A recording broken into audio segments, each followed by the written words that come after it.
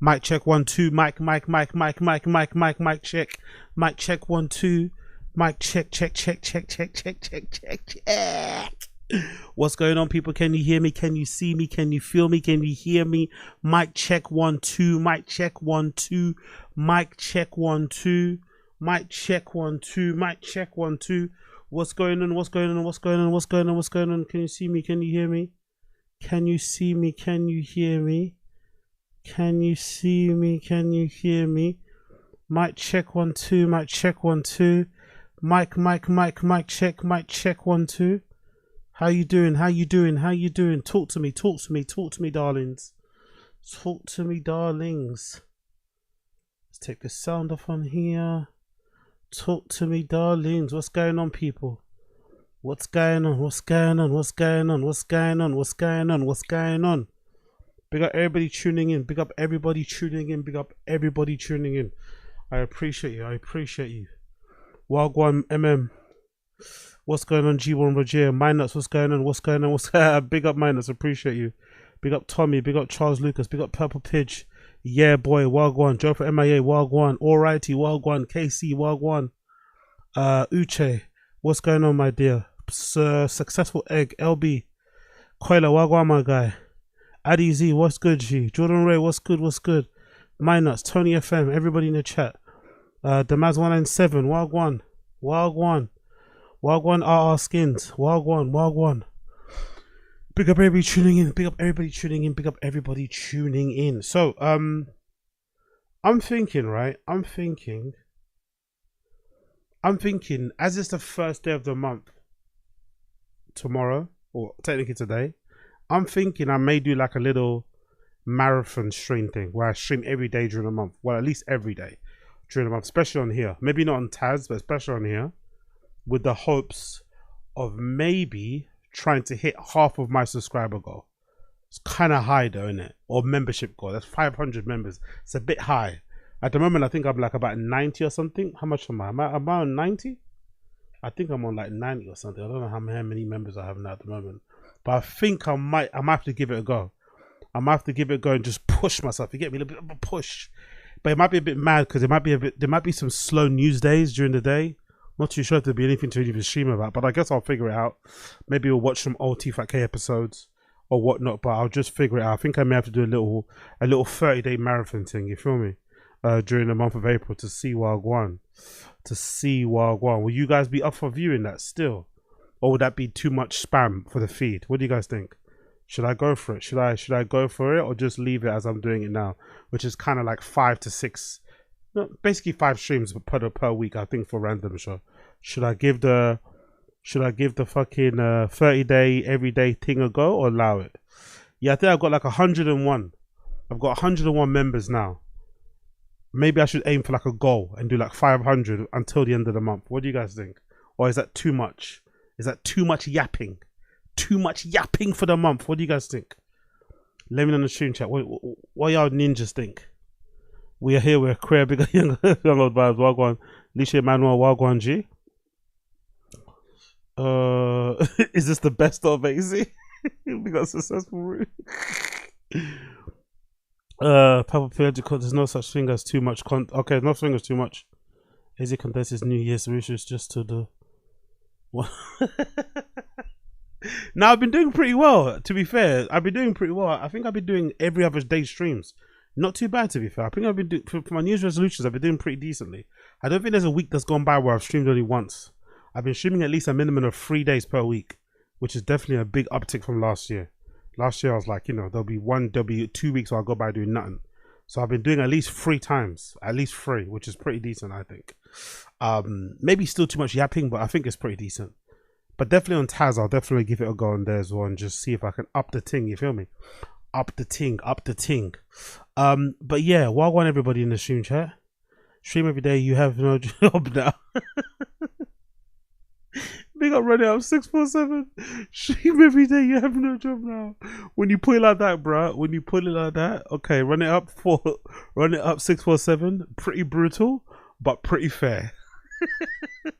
Good analysis, thank you. I needed that. Nice and direct. Nigga, just do it, man. You got nothing else to do. Okay, cool. Big up Brian Laura, Wagwan, Abe Martinez, Wagwan, my G. Big up Young Old Vibes, appreciate it. Big up Uche, we slurping on that content all the way. The way Chin slurps on Gas Station X. Hey yo, big up Uche, hey yo. That's a big AO slurping on the content. Got your tongue out looking up and shit, innit? Eh? Tongue out looking up at the content, you know? Give it to me. Bloody. To be fair though, that's what we're all like, innit? With our favorite content creators, that's what we're all like. We're all fucking Bonnie Blue to our favorite content creators, innit? Let's be real. We're all Bonnie Blue to our favorite content creators. We just taking it. Whatever they can give us, we slurping it up. Big up the slurpers, myself included. You get me? Big up the slurpers. We out here. We're slurping.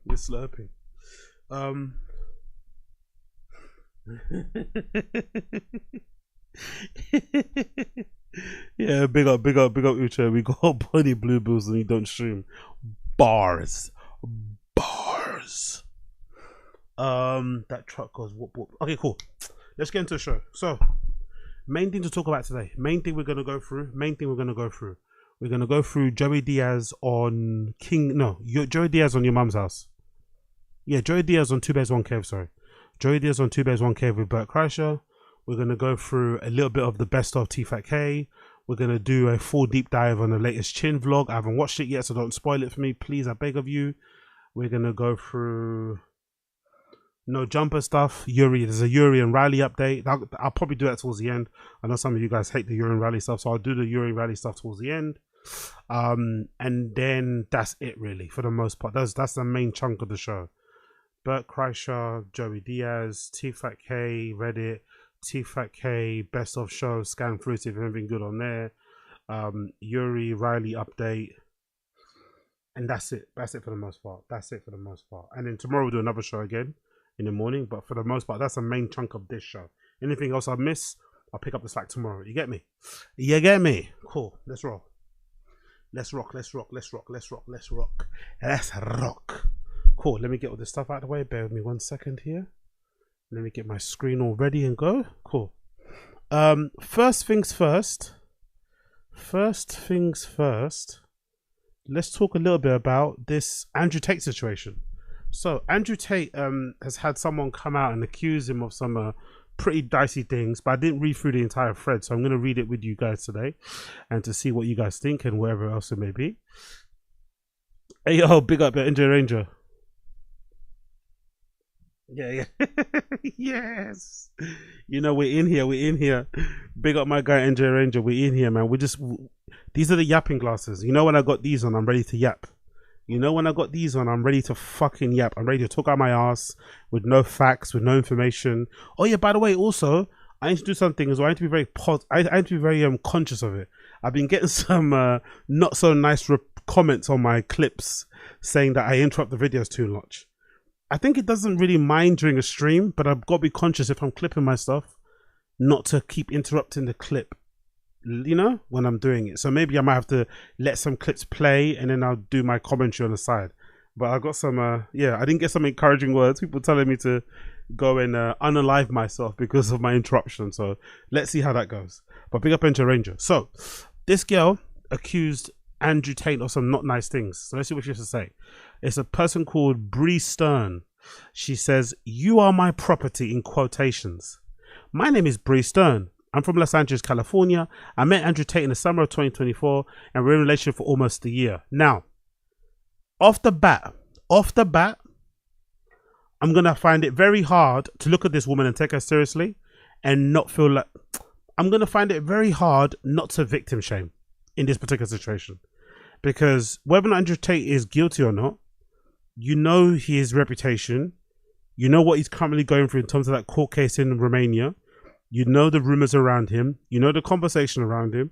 If you're an adult woman with all her, you know, capabilities intact, and you willingly get into a relationship with someone like Andrew Tate, and he does something to you, I don't know how much I can give a shit. I'm not going to lie. as bad as that may sound, as toxic as they may sound, you know me, you know how I give it up when it comes to, you know, essay and all that sort. I don't stand for that shit at all. But there's sometimes you have to just look at the person and think, yo, you're a bit of a dummy. You're a bit of a dummy. If in 20, it's not like you got in a relationship with this guy in like 2019, 2018, 2015, 2024, when he's been all over the news as a documented abuser and shit. And who knows if it's true or not. But the things about him should make any woman have a bit of pause. It should make you think, maybe this is not the guy I should make my boyfriend. Maybe this is not the guy I should move in with. Maybe. So off the bat, I'm looking at her a little bit like, but we continue. We met because he never needed models for his crypto coin. No, sorry. We met because he needed models for his crypto coins and promised to help me save my crypto coin dollar sister. So she's promoting a crypto coin. Nice to know. We spent as much time together as we could, but when we weren't physically together, we're in communication every day. So she's showing a video image of herself, I guess, with some bruises, I'm assuming. Are those bruises? I don't know what she's trying to show. I can't see if she's actually bruised. Okay, yeah, I see her face is red. Okay, so she's a bit red on the side of her face, but I don't know if she's red because she got hit or because she took off her makeup. I don't know. But I guess she's trying to show us that she got some sort of, she got physically assaulted on the face somewhere, I'm assuming. Let's scroll down. He was my best friend. I also hate this line. I'm not going to lie. Maybe this is my toxicity coming out. But I hate that whenever people get together, this is the line that they say. Oh, I married my best friend. But is that your best friend or just your boyfriend? Or just your fiance? Like, what is this lexicon? What is this new thing that everyone does? Everyone that they get together with is their best friend. No, they ain't. You just met them last year. How are they your best friend? Yes, you might be in love with them. Yes, there might be somebody you're going to spend your rest of your life with. But right now, is that your best friend? Come on, man. Like, everyone wants to make their thing into some sort of like Disney fucking story. Whatever. Anyway, I stood by his side, unwavering. We made plans to live together. First in Romania, then in Miami, and once to travel to America. Cool. He wanted to start a new life together once we arrived in the US. He wanted to have his children and always told me we would be together forever. Andrew told me he loved me every day and I was very much in love with him. Okay, so far so good. Despite the fact that he has hurt me so badly, I still love him. And maybe that's Stockholm Syndrome, I don't know. Huh? Despite the fact that he has hurt me so badly, I still love him. So why are you coming to the internet with this then? If there's no feelings there, and this is some sort of domestic or something, why are you coming to the internet? Why are you involved in the internet in your relationship? Just sort it out behind closed doors. Anyway, she uploads a text message. The text message says, I'm assuming Andrew's in the blue. No, I'm assuming Andrew's in the grey. She says to Andrew, I'm glad you texted me. I was having anxiety. Anxious little lady over here. He says to her, you need to be hit. Why? I don't like it. What did I do? You deserve it. Why? But this is also out of context. This is a cropped image. I'm not going to lie. This could be out of context. This could be something they do. This could be part of their banter. I don't know. What's the application they're using to talk, by the way? Doesn't look like iMessage to me. Is that like an Android thing? Is that WhatsApp? Is that Signal? I don't know. But again, I can't take much from this text messages because we don't see the full thing. But cool. We scroll down. The last time I saw Andrew was on March 11th, 2025 at the Beverly Hills Hotel. The last words he said to me before I left the hotel was, shut the fuck up, bitch. You will never backtalk me. You are my property. I don't know. Again, I don't know if I'm allowed to care or not. Because I don't really. I'm not going to lie. Because this is something that he'd say. He sounds like he'd say. You got into a relationship with him. It turned ugly. Like, do you know what I mean? Anyway, the text says as follows. If you're mine, why wouldn't I be able to hit you? Okay. So he's telling her, if you're mine, why wouldn't I be able to hit you? Okay. Interesting relationship. She says back to him, you scared me with what you said. He says, are you scared of me? She says, physical violence for me is a huge no. I don't even like it when you hit me during sex. It scares me. Okay. She made it very clear she was scared. Well, she didn't make it clear in the beginning, I'm assuming, because that's why he kept hitting her. or especially during sex and shit. Now she's trying to make it clear that she doesn't like being hit. Cool. He's saying the things that I would imagine Andrew Tate to say, so I'm not surprised. And yeah, man, that's their exchange. It continues on. Due to the events that transpired in the early hours of that day, as well as his final degrading words, something just clicked. I finally recognized that someone who truly loved me wouldn't say those things to me or hurt me repeatedly the way that he did. I think for the first time I realized the gravity of the situation. Okay. I guess maybe if you're in a abusive relationship, it can be hard to kind of snap out of it. So it's easier if it is for me to stand here and say she should have done this, should have done that. Maybe when you're in it, it's completely different. But still, getting with somebody like Andrew Tate in 2024, I don't know. You know, I don't have any sympathy or empathy for that whatsoever. I don't really give a fuck. But hey, she's saying to him, "I want an update. What happens next?" She sends a selfie of herself in bed. I guess making a kissy face. "Why are you being mean in the other chat?" He says to her, "Because I want to beat the fuck out of you. You will give me a child this year, bitch." Oh, okay. That's an interesting riz. She says to him, "Why do you want to beat me? It's 12:30 a.m. and I'm in the room. I sleep soon." He says to her, "What's the point in having you? If I don't beat you and impregnate you, you should be thankful." Okay. Sounds like a good guy to me. Sounds like a hell of a catch. What a charming gentleman. The kind of guy that you'd want to introduce. The kind of guy you'd be happy if your sister brought back home, huh? Jesus Christ. Okay, cool. She continues, "It wasn't a joke or an internet facade or facade.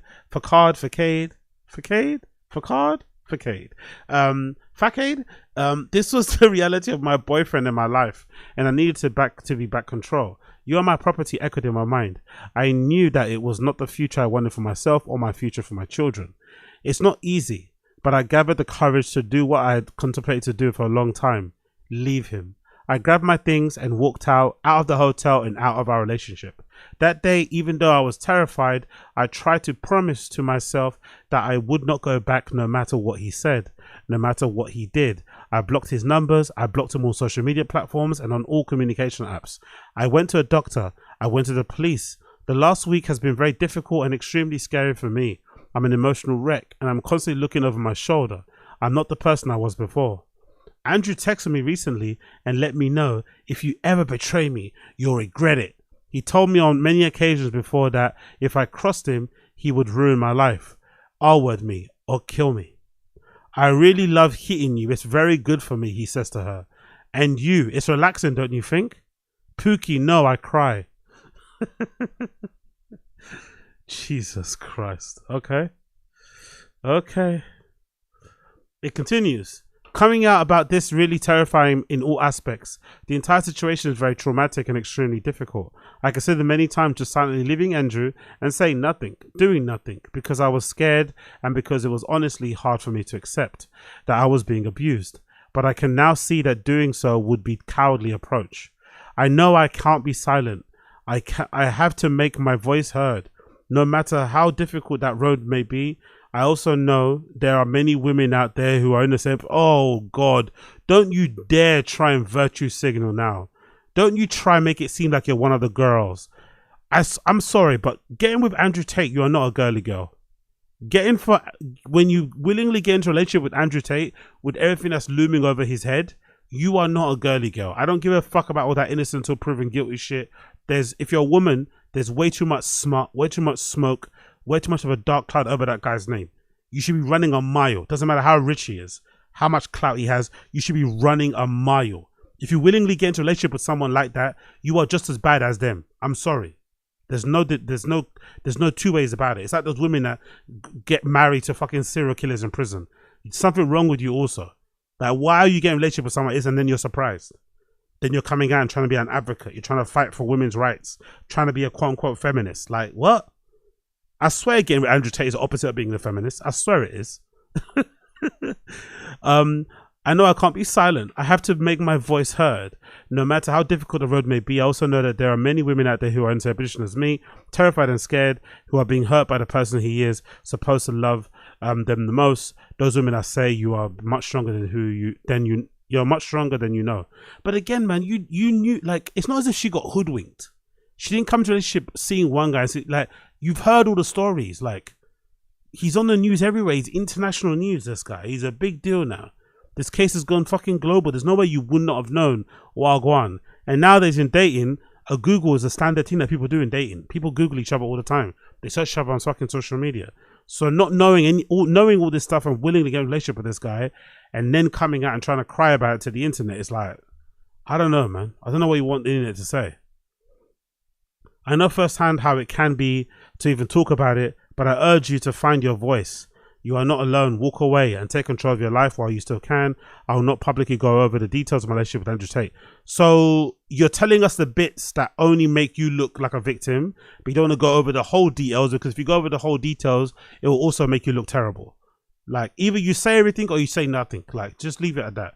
And most people, most sensible women out there, wouldn't get into a relationship with this guy in the first place. They don't need to avoid this and do that. They just wouldn't get in a relationship with him in the first place. That's the missing part. I know he and his followers will insult me and attack me.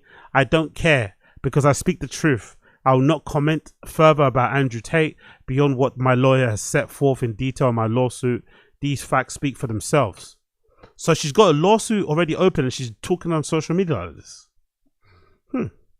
What lawyer would agree to that? That's a bit weird, but hey. And that's her. More pictures, I guess, of her face where she's all red in the side of her cheeks. Yeah, look, it's not good to see people getting abused and beaten up, so sympathy goes out there for being physically assaulted and shit. But I don't know, man. I don't know. Apart from that, you know, Godspeed in that, I guess. Godspeed. Godspeed, but hey, you fucked around and found out in a way. In my personal opinion, she fucked around and found out. And hopefully she get a good resolution from it, but I don't know what you want from me.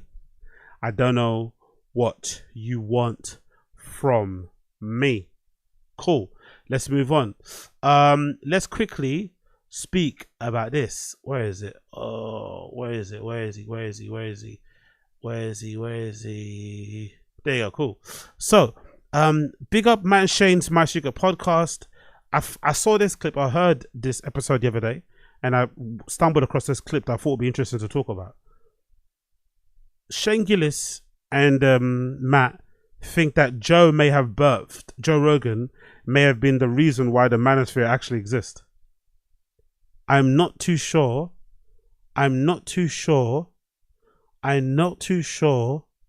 what you guys think about that. I'm not too sure. But listen to this, because it's really interesting analysis. But let's hear what they have to say.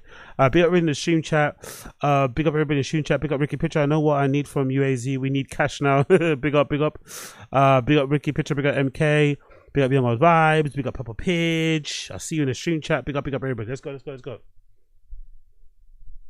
Whoops. Hold on. Let me put the volume on. My bad. Let me put the volume on. Let's go. To get like super hard, like stim. It's probably like a stim fap thing. Maybe. He's taking like fucking Molly and no, meth. I don't take drugs anymore. I stopped smoking weed 5 months ago. Are you totally straight edge? No, I drank here. I shouldn't have, but now I'm back to not drinking again. This was a lot. What was the thing that sparked this? What sparked your like? I wanted to raise my tea. But what brought it to your attention? My doctor saying I had the tea of a young lady. What? He was like, "Are you a 12-year-old girl?" Every single dude I've ever talked to is like, "Yeah, I have no testosterone." I was 339 was my testosterone number. I don't even know what that means. I'm telling you, no idea whoever the big T salesmen are, It was Joe Rogan. they're making fucking money. I've never talked to one guy that's got this T check. Yo, big up, I Ricky. started the manosphere. Big up Ricky Pitcher. Yeah, big up Ricky Pitcher. Big up Ricky Pitcher. That isn't like, Dude, I was it was talking about so this low. on the podcast. That's why I'm tired all the time. It's like, no, you're just getting old. Yeah, you're you're fucking old. tired. I was talking I about agree. it I've on never- the podcast, and then Tony Hinchcliffe was like, he's like, I'm going to set you up with my tea guy. I was like, it's okay, Tony. I'm not taking your testosterone. These are types of jokes that Lucio Gomez should be telling on stage. We've seen this stand up before. It's fucking garbage, but these are types of jokes Lucio Gomez should be telling on stage. Close your eyes and open your mouth. I'm going to give it to you. What are your plans though? What are you trying to get your T up to? You want to be more aggressive. I want to be more horny. I want to jerk off more You're on the flights. horniest, angriest guy I've ever met. Stop. You have too much tea. No, I don't. The doctor was lying, dude. Yeah. I've never met someone with more tea. No, You're high tea for screaming sure. and Dude, coming constantly. That's all you do. That's all you do. Dude, chill out with the tea. It's all. Yeah, big up Ranger. Yeah, you see that, right? You see that, yeah? You see that. You see that Call of Duty fucking shit there, right? You know what's funny? You know who I think of when I see this crate? Quavo and Sweetie. Do you remember when Quavo and Sweetie were going out and they had that viral video of like Quavo and Sweetie arguing in the lift? And Quavo's got his stuff. I think he's leaving her. And they're both fighting over this crate. I guess she was trying to keep it or like, you know, hold on to it so he wouldn't leave. And they're, you know, fighting over it in the lift. Whenever I see that, that's what I think of. Quavo and Sweetie. It's so random, but that's main memory in my head. All you do. If there's a Mucinex commercial for Yo, tea. big up Austin Casey. Rocky Picture started the Manosphere. I was there when he did it. big up Austin Casey. I appreciate you. We're gonna get to the bottom of this by the end of this clip. We'll get to the bottom of who started the Manosphere. You'd be the mucus guy. I would not have you pegged for low T. Did you like, you know, all this Not stuff low. about- It was so for I'm turning 43 next week. It was the lower end of average for my age. Yeah, but did you like sleep bad the night before? All that? I know that stuff affects it. Maybe. I don't know. I mean, it was, you know. Well, it can't hurt you if you're just taking like maca and stuff. I'm taking Tongat Ali. That's my. Tongat Ali's nice too. Yeah. That's my shit. How did it work on you? I think so. I'm getting my teeth tested on April 3rd. So we'll see if I've raised my testosterone levels. Nice. I feel like nobody ever thought about this stuff ever before. No, for People sure. were mostly fine. Yeah. You know what I mean? Like It was too much information. We know too much. We were all good. But before we had social media and we can communicate, we used to be able to talk to 6 people. Nobody was comparing tea. Nobody was talking about any you of don't this even know stuff. what it was. I didn't even know, like, and also I think it's like kind of a gift from God that it drops off as you get older. That's the last thing you need. Yeah. Is to have like high T and be like fucking 50. It's just like you're setting yourself up for the most potent disaster ever. The thing with it, it's like, I think it's the Manosphere podcasts have really fucked a lot of people up. Yeah. But it all does stem from Rogan. But he was being original. Yeah, he was the You know what I first one mean? to do He's it. just like, now those were his interests, and he got so popular that it's every dude in America's fucking interest. That's a fair point. Is like, I love jujitsu, tea, Space is fucking tea. nuts. Whoa. Now it's I've been on the space train since a young man. I used to read Space astronomy. rules. Yeah, I used to astronomy. I used to read astronomy all the time. Dudes. I think there is some truth to that. Don't get me wrong. There is some truth to what they're saying. But I also think they're missing a huge component of the Manosphere thing that Joe Rogan may have been responsible for. He was telling people, especially men, that was like the optimal way to live. That's where the whole, because I think I got into Rogan after I got into Tim Ferriss. So I got into like how that human optimization thing through Tim Ferriss, who wrote the book The 4-Hour Work Week and The 4-Hour Body. He's got his own podcast as well that he does, blah blah blah. And he was into that sort of, so that's what was happening in the tech world. A lot of dudes who are kind of like very early into the whole like longevity thing, health thing, everything else maybe, right? Loads of other different things and different types of protocols. And the one thing what Rogan did in the beginning was that he wasn't just sharing his interests. I think there was a point where he started to act as if like, you're not a real man unless you do jiu-jitsu, you don't have to fight. You're not a real man unless you can lift heavy things. You're not a real man unless you're into jiu-jitsu. Like, he started to make that a requirement for being a dude, you know? A requirement for being an alpha, which made people think that that was the only way to be an alpha, right? It's to fight, fuck girls, drive fast cars, and I don't know, lift heavy weights, when it's really strange because, you know, being a man is it's Powerful bunch. Yeah, big up Ninja Ranger. It's weird how all the knights, ancient warriors and leaders of men that these chodas try to supposedly emulate had zero way of measuring their tea. Thoughtful face emoji, thoughtful face emoji, thoughtful face emoji. Powerful bunch. Big up, big picture. Stephen Hawking needed tea.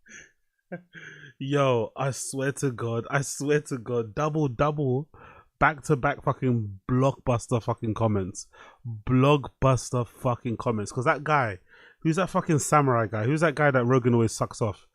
It's a book about the way of the samurai or whatever. All those type of dudes. He didn't measure his tea, did he? He didn't fucking measure his tea, did he? Eh? Like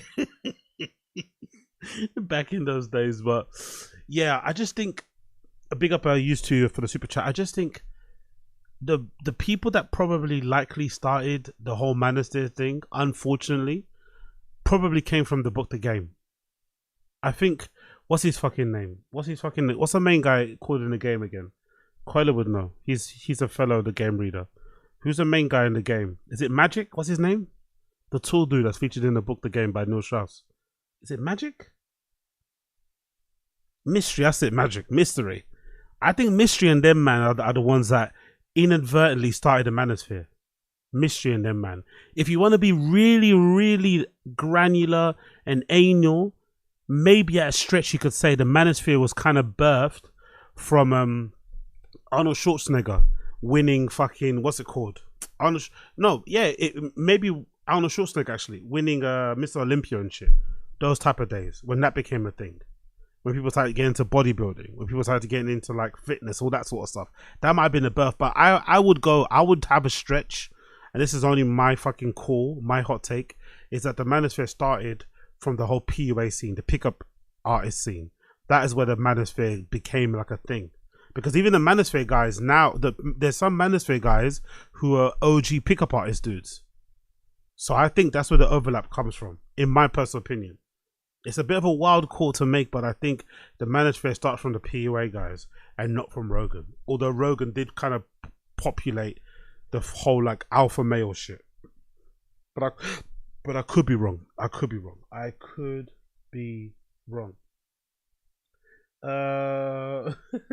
Big up AOJ. Yeah, I'd love a moisturizer fucking connect. Actually, in case you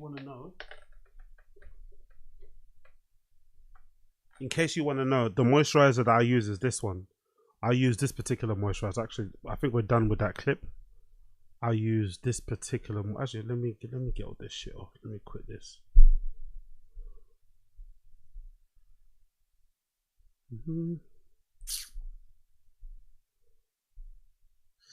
Come on,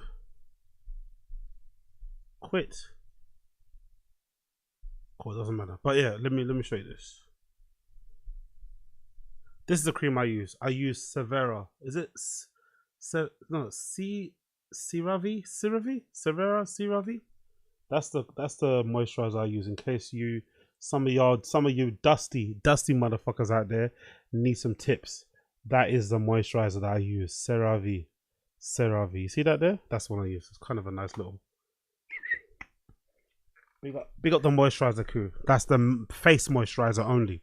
I have different body stuff, but I'm not going to share that because I'm greedy. Cool. Let's jump over to some Johnny Somali content before we continue on. Let's go over some Johnny Somali content. Big up everybody tuning in. Appreciate you. Smash the like button. Don't be stingy. Also, we're at 1,000 subscribers. Yay. Big up everybody that subscribed. I appreciate all of you. Thank you for the subscriber gang out there. You guys are fucking legends. Let's fucking go. Johnny Somali commits multiple new crimes. Huge meltdown. By the way, this guy obviously is, he's definitely going to get a lot of prison time. He's definitely feeling it at the moment. So he's kind of crashing out live on stream, which is good for us. We've got content to watch. And people like 15 Minutes of Shame do a good job of compiling some of his, crash outs during the time. So let's check this out and see what Johnny Somali's been doing recently.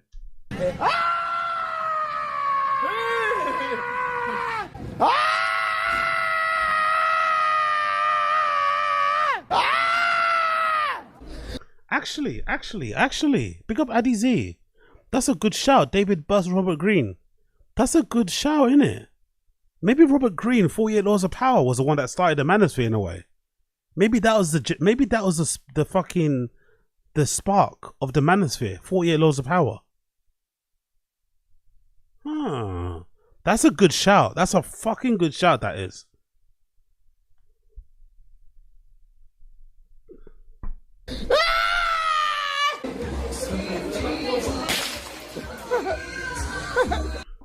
Yeah, I've heard I think Seduction came before, didn't it? I think Seduction, but I think he was known more for 48 Laws of Power. I've got one of his other ones. I've got the big one. I think it's like how to persuade people or something. Is it persuasion? I forgot which one I've got. I've got a really fat Robert Greene book. He's actually a really good writer, I'm not gonna lie. But I think he was most known for the 48 Laws of Power. Then people went back and started to go into his bibliography and seeing all the shit that he wrote over the years. But he's quite incredible. I like him.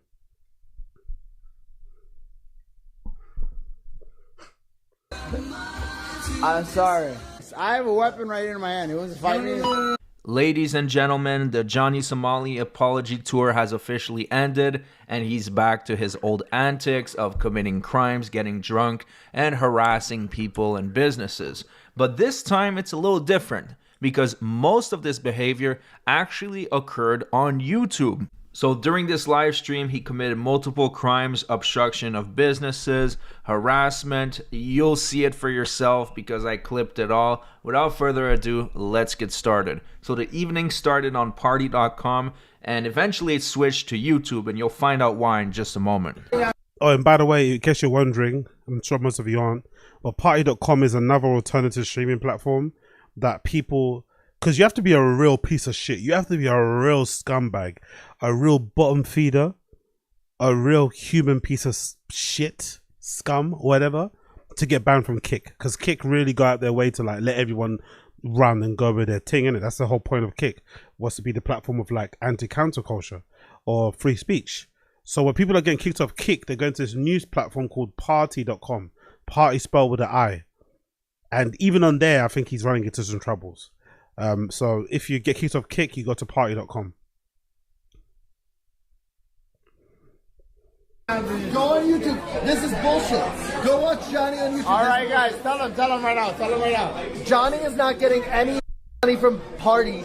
Brian Gallagher is a loser who mines crypto on people's phones and is a scammer and is going to lose his whole company because of me, because I'm going to take him the down. Brian Gallagher, ban Mr. Beast from your platform, Brian Gallagher. Brian Gallagher, if you can hear this, Brian Gallagher, I hate you, Brian Gallagher. You're a loser.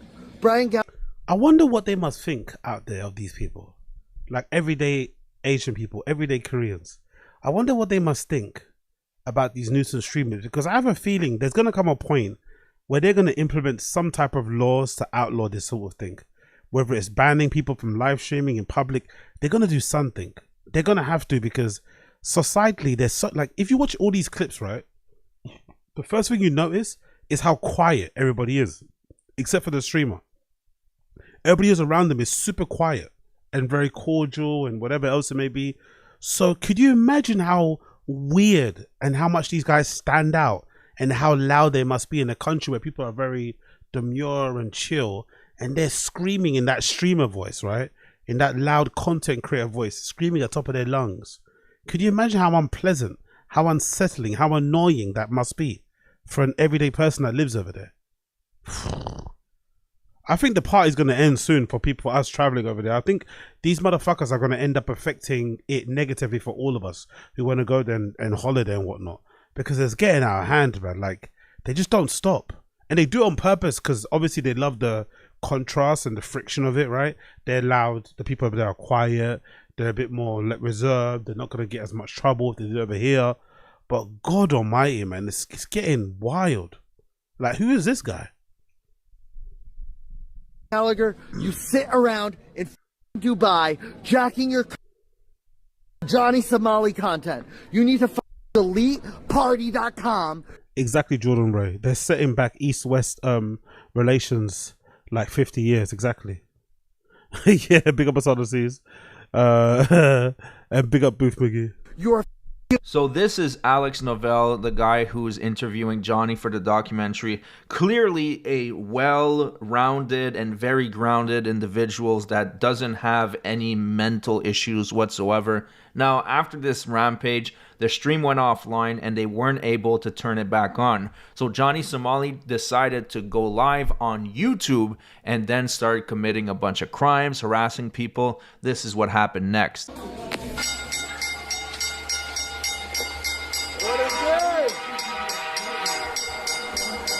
Is that his TTS? Is that his TTS notification? That is utterly obnoxious. Oh my god. That's his TTS notification. Oh my god. A steam train. Oh my fucking god. On full volume. Wow.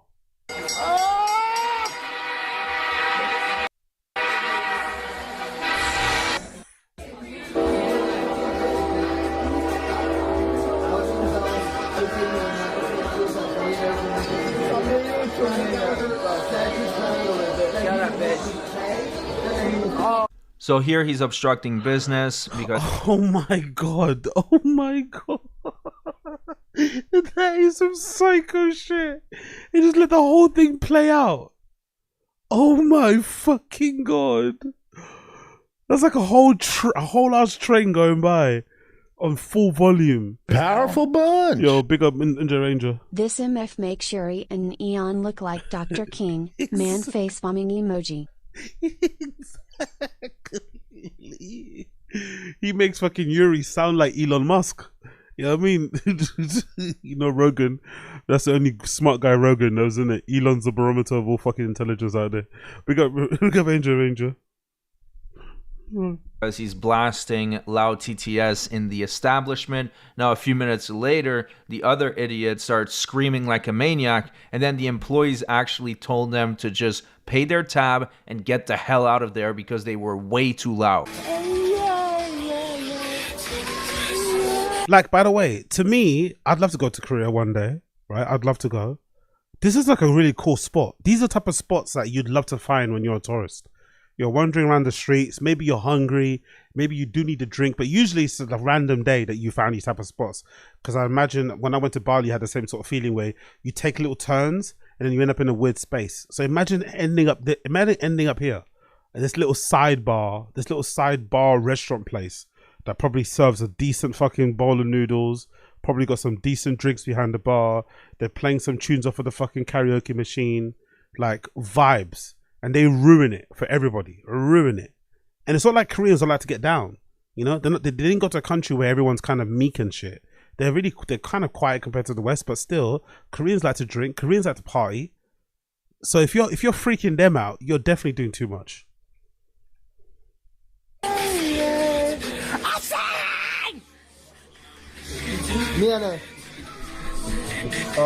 Big up Brian Lauro. Nah, go to 7-Eleven and get a boiled egg and a glizzy. It's fucking hilarious. Big up Joe for MIA. I went to Seoul last year and it was amazing. Cool side streets and alleys, with awesome food and drinks. Love it. Love to hear it, brother.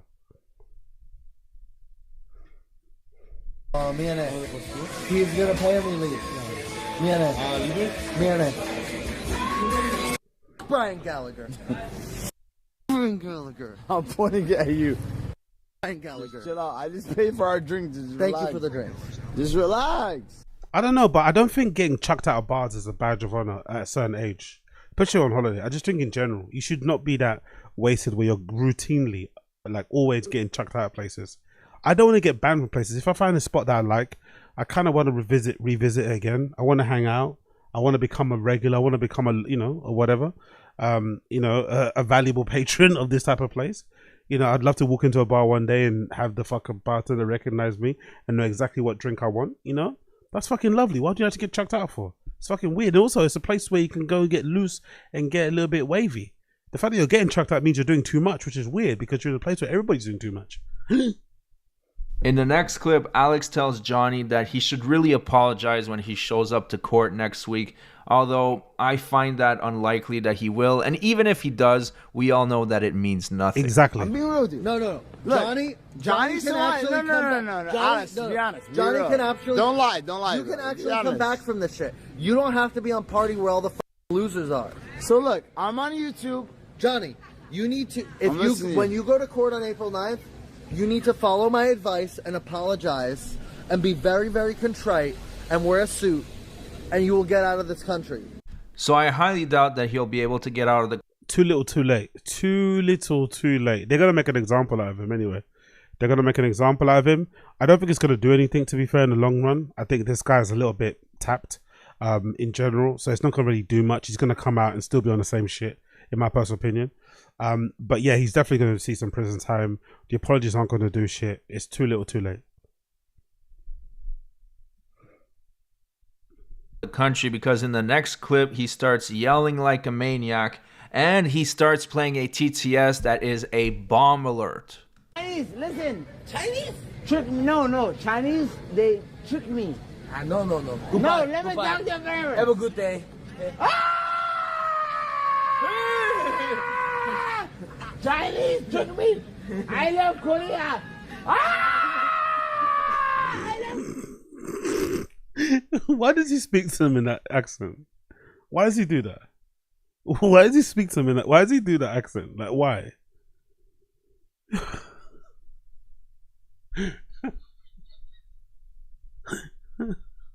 I swear there's something wrong with this kid. There's something wrong with this kid. Korea! China! I don't know about you, but when I'm away somewhere, like, it's not like I'm on my best behavior, but I am kind of. I can't remember the last time when I've been on holiday somewhere, and even in my own country, I can't remember the last time I've been on the street screaming like this. I can't remember the last time that I've been on the streets that's just screaming at the top of my lungs. It's such a weird instinct. It's such a weird thing to do. Like, the guy is not there in the head. He's not all there in the head. I swear to God he isn't. I'm actually surprised he didn't go with the defense of being a little bit mentally impaired in terms of his defense. I think that maybe that might have worked, because he probably could argue that. He probably could have seen a psychiatrist or something and gotten some kind of letter that would prove that, you know, there's something wrong with him. Because this isn't a normal person. Like, this isn't normal.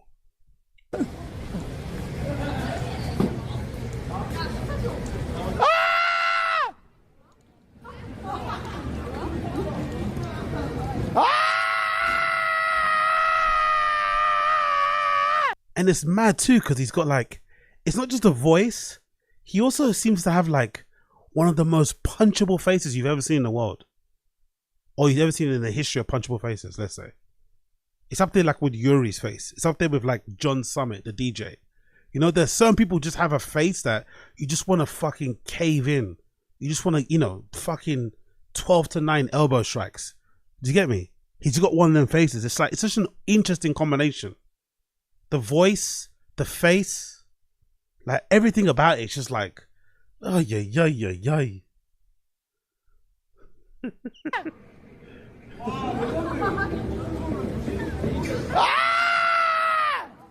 Johnny Somali. Johnny Somali. Oh yeah, big up Coil. That's a good point. Big up Coil. That's a very good point. Can't use that defensive. The court don't take it. Yeah, I think I heard. Maybe who did I hear it from? I think I might have heard it from one of those streamers. They said something like, in Korea, the whole mental health thing isn't as big of a thing as it is here in the West. Like, especially as the defense. It's not something you can kind of like lean on, you know? Yeah, I think I read it somewhere. I think I might have read it or heard it somewhere from some sort of streamer. I'm not too sure. Maybe it was Legal Mantel. I'm not too sure. Somebody said it. Johnny Somali. You know me? Johnny Somali. Oh, whoa. Flip the camera, dude. Hey, Johnny, I have more 6 okay. Yeah, Johnny, I have more 6 for you. Okay? No. Okay. That's America. Bigo.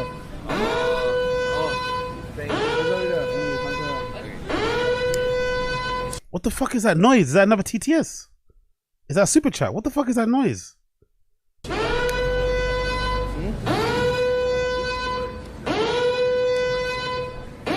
Oh yeah, big up.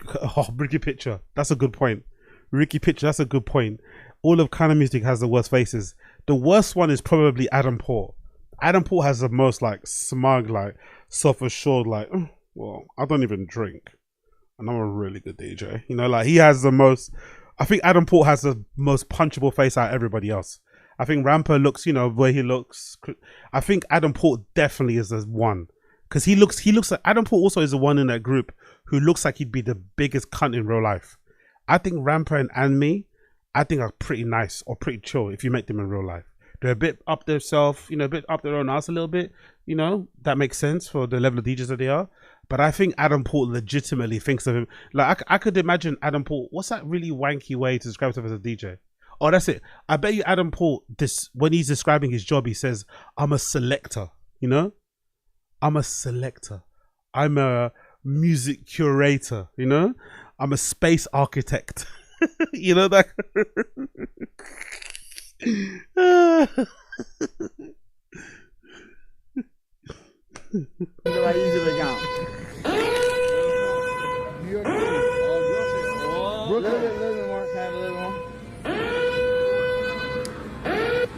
So I don't know about in South Korea, but in America, if you yell like a maniac in the middle of the streets, you might get hit with disorderly conduct. Now, when it comes to the bomb threat, that could instill fear in people, so you might be looking at a charge for that. Now, in the next clip, he started actually harassing people. He went up to someone, put his hands on him, even though the guy didn't want to. He put his arm around the guy's neck. Jesus and Christ. Yeah, just being a total piece of crap for no reason. Said you How make are you? $0 What's up? on party. What's your name? No, he said no. Johnny, come on. Ramsey, come on. Leave him be. Me. So in the next clip, he continued. Even his friend that was screaming and being a bit of a cunt. So Johnny Somali, even in the group of monks, even surrounded in a group of cunts, he is a top cunt. That's a talent, isn't it? Even amongst other cunts, he is a top cunt. Wow. Continues to scream like an idiot, and then he accidentally drops a bottle in the restaurant, which obviously he smashed it on purpose just to get more attention on his live stream, and they got kicked out of that restaurant as well.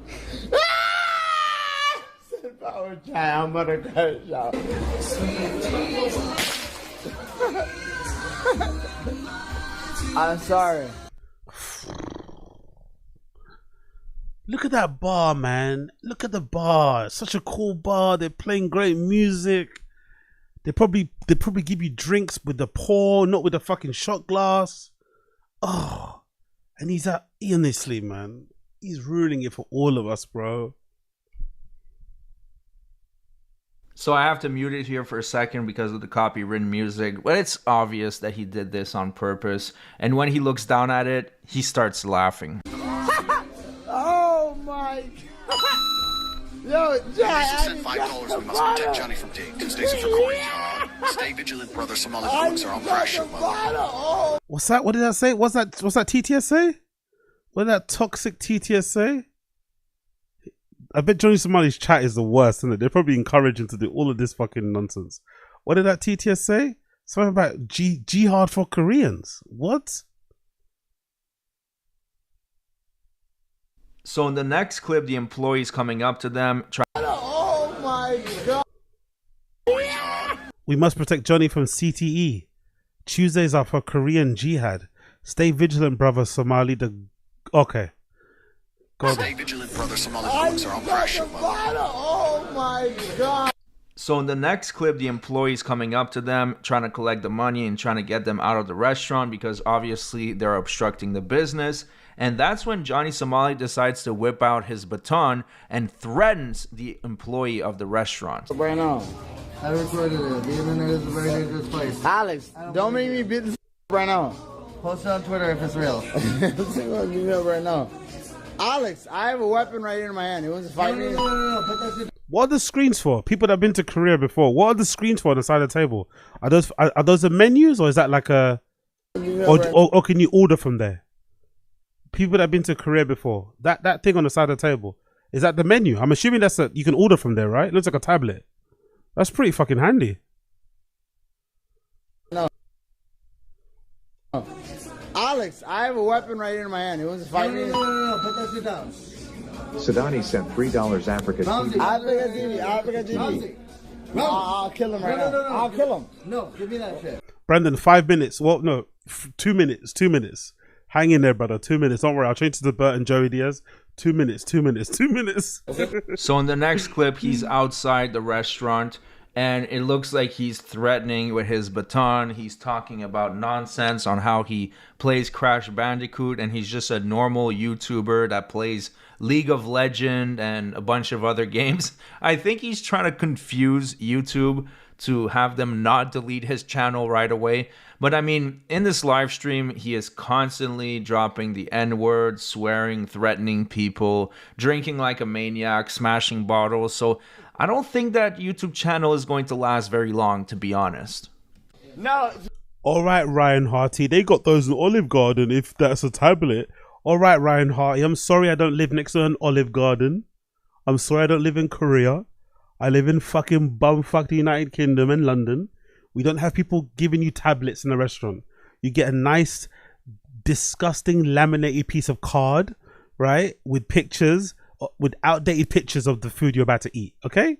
So forgive me for being impressed when I see a Wi-Fi connected tablet on the table that you can easily select your fucking delicious foods to eat, all right? Forgive me for being impressed. I live in the fucking slums, okay? Please. It's because the Jewish pussy is purple. It's because the Jewish pussy is purple. You try the bottom? Yeah, big up Ricky Pitcher. Yes. We'll probably play some DSP towards the end of the show. No, they dropped the body, they dropped the bottle because the Jewish pussy is purple. No, because the Jewish pussy is purple. Because the Jewish pussy is purple. That's why you... I feel like when I go to Korea, I want to find these places and I want to give these guys big fat tips and use my translate app and just say, hey, I know this has nothing to do with me. This guy's not even from the same country that I'm from. But I just want to let you guys know we're not all the same. You know? Powerful bunch. Yo, big up Young Advisor. Appreciate you. Oz doesn't even have a watch he uses as a sundial. Yeah. Judging by how late I appear on the streams, I probably do use a sundial, innit? Boom. Roasted myself. Shut the bottle, shut the... No, that's why you... So as you guys saw this... Okay, we'll leave it there. I've got fucking Brendan in the stream chat threatening to unalive himself, and a few other of you guys in the stream chat going crazy.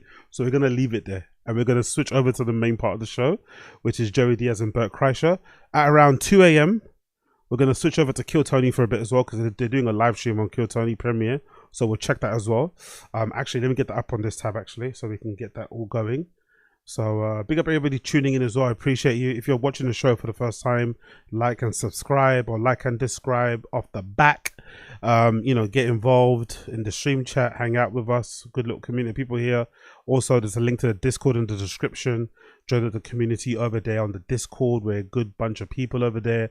It's building up nicely. Good bits of communication and whatever else happens in there, and fun times. So join.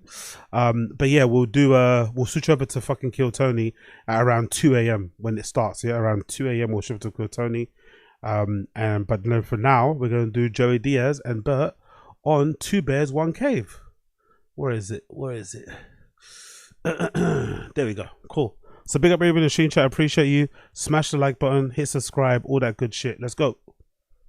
I was doing stand-up, but I wasn't having fun. It was a business. And that's a horrible way to do stand-up. It's about 2 minutes to 1 a.m.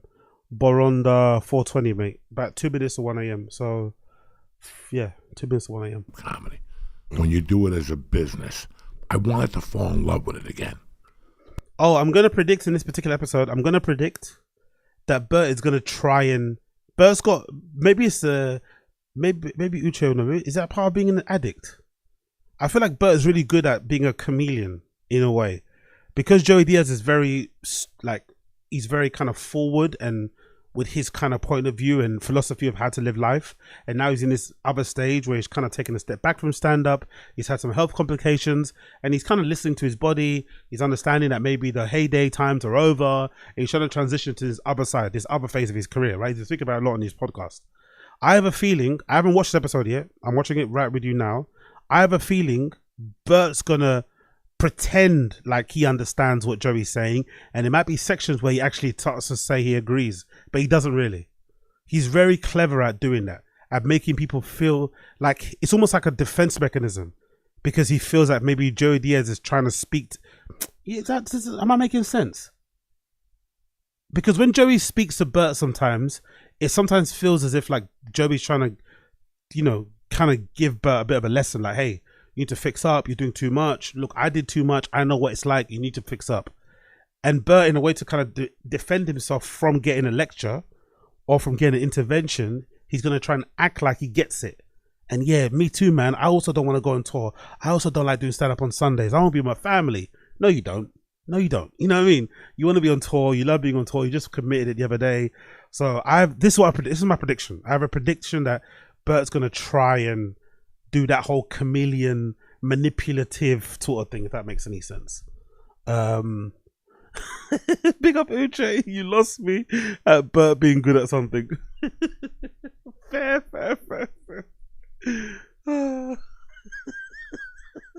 That's funny. Falling in love with it naturally from this, and it's not about the money. It's not about, yeah, exactly, Koila. I wish exactly about the gig. It's you driving to the shittiest open mic on a Tuesday, and getting on stage. That's what you always want to do. We forgot all that. Look at what's going on in the comedian world now. We're not comedians anymore. We're talking about politics. Facts. We're talking about this. We're having arguments with other people. Facts. At the end of the day, that's not what we got into this for. It's absolute. I definitely did not. I wonder what they did get into it for. I think most comedians got into it or got into stand-up to be famous. My personal opinion. I don't think a lot of them really care about being good stand-ups. I think they realized that it was a good way. It was it was maybe the easiest way out of all of the entertainment things that exist. Like it's probably quite hard to be a director, equipment, money, all that sort of shit, talent. It's also pretty hard to be a actor. The amount of years you need to put into it sometimes doesn't really matter. If you do go to acting school, sometimes you're just not going to be good. There's loads of jobs where it's pretty hard in, and maybe even in front of the camera. I'm just thinking about other things. It's just really difficult to do. So the only other thing that you can do, especially if you don't play an instrument, you can't sing and you can't dance, stand-up is a good way to kind of be famous without having all those other talents and skills. So they all got into it to be famous. Then podcasting comes along and boom, another way to become famous. And now you put stand-up to the side, which is probably why a lot of podcast comedians find it so easy to do so many podcasts, because they don't really give a fuck about stand-up. Stand-up was just a way to get in front of people's faces.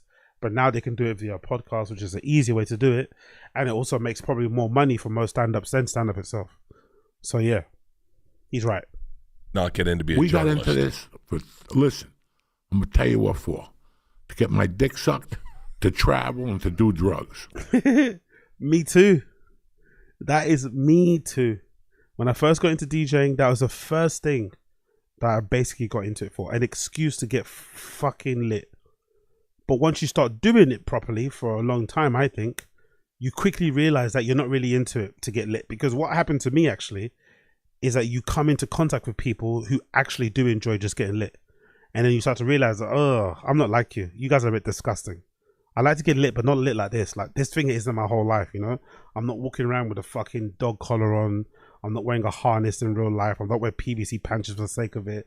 Do you know what I mean? I'm not fucking, whatever. I'm not wearing makeup every day. Like, it's not that deep for me. I like the music, I like to DJ, but it's not an entire fucking lifestyle. And also, sometimes it's also fun just to go out completely sober. But I'd imagine for these stand-up comedians, it must be odd, innit? To become to be like a middle-aged man who becomes famous, it can be really difficult to like not give in to all those vices and urges. It can be probably quite difficult. I got married. That was the end of getting your dick sucked. You got a girlfriend, you move in, you can't get your dick sucked. That's part of going on the road. Oh, well, I could still do drugs. Okay? And then one day you stop doing drugs. And you're like, what am I doing? I'm coming out here because I used to do the road to do drugs. Yeah. I got a wife. She doesn't want to see me coked up. So I would hold off all week and then go off when I went to Houston or been there, done that, got the t-shirt. Or anywhere I went. Yeah. So the fun went out of it. I just wanted, after the pandemic, I'm like, thank God this happened. Thank God. I don't want to do nothing. They kept calling me, let's set up the dates for July. Call me when it's over. Okay? I'm like Green Day. Call me when it's over, whatever the fuck it is. I don't want to. And now I love it again. And I love it to the point where at night I have to go, Joey, you're not going to the city. Yeah. You're not.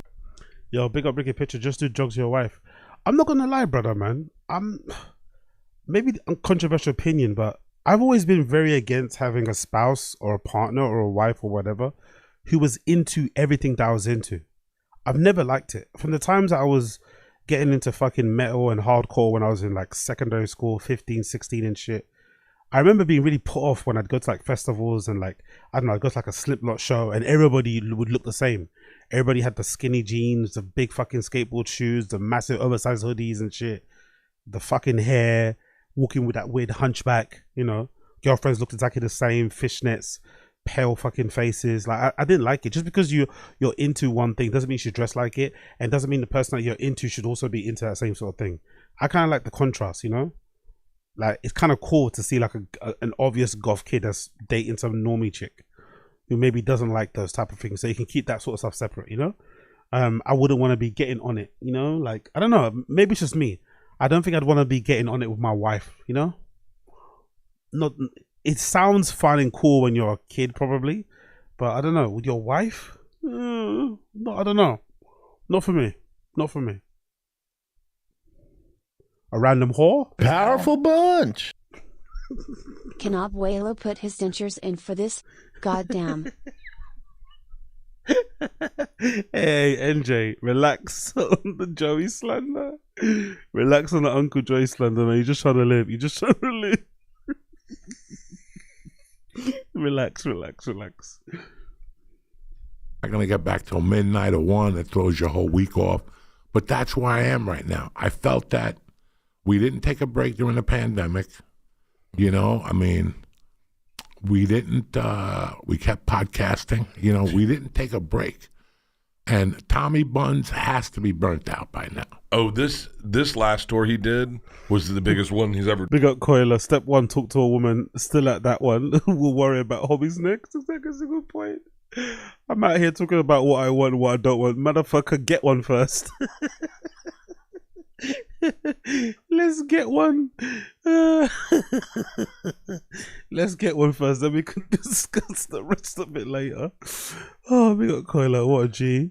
We're done, and I think it's all arenas, and I know him.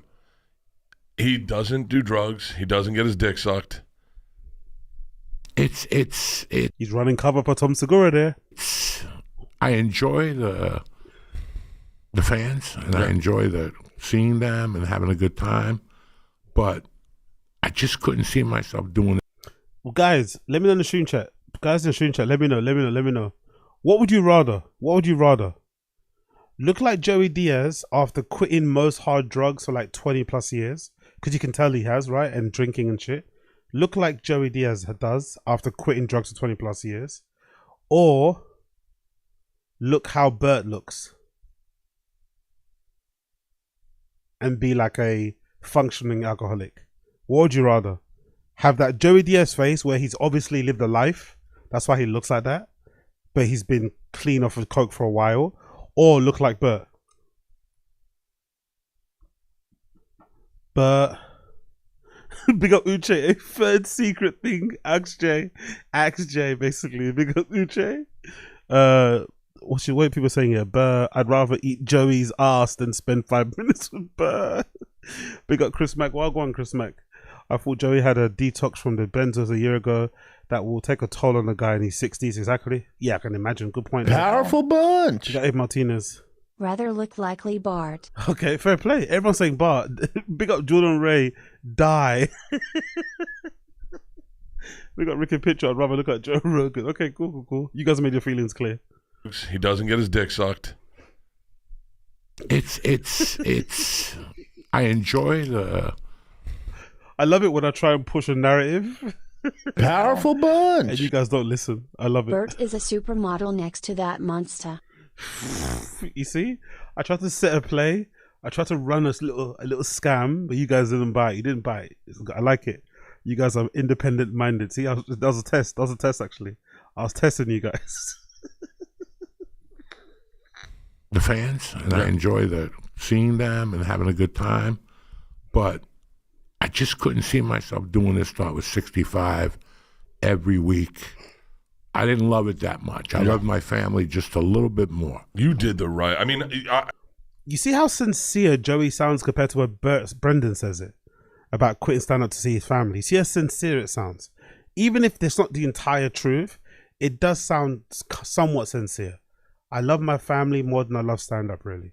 I noticed I wasn't really in it for that. I mean, like, because I think he said it, to be fair. I think he noticed when he wasn't the same as everybody else, when everybody else was still trying to save stand-up or still trying to do gigs and stuff during the height of the pandemic, when we were all scared, when we all believed what Fauci was saying, when we were all worried, when we saw those numbers going up every day of people dying.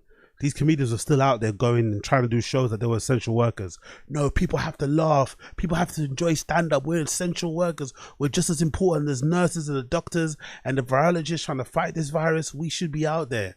And I think that's when Joey realized, I'm not like these guys, man. I don't need stand-up that much. Do you know what I mean? I'm not that self-absorbed, you know? Because that's a moment where it kind of turned for me a little bit. I'm not going to lie. Because I know, you know, my lifestyle kind of took a big dent. I'm sure some of you guys did when it comes to going out. And I remember seeing these guys, all the Playgrave DJs. I thought to myself, like, why the fuck do you motherfuckers deserve to go out and put on shows and have a good time when we have to all sit inside? Like, what the fuck? Go fuck yourself. I'm not gonna lie.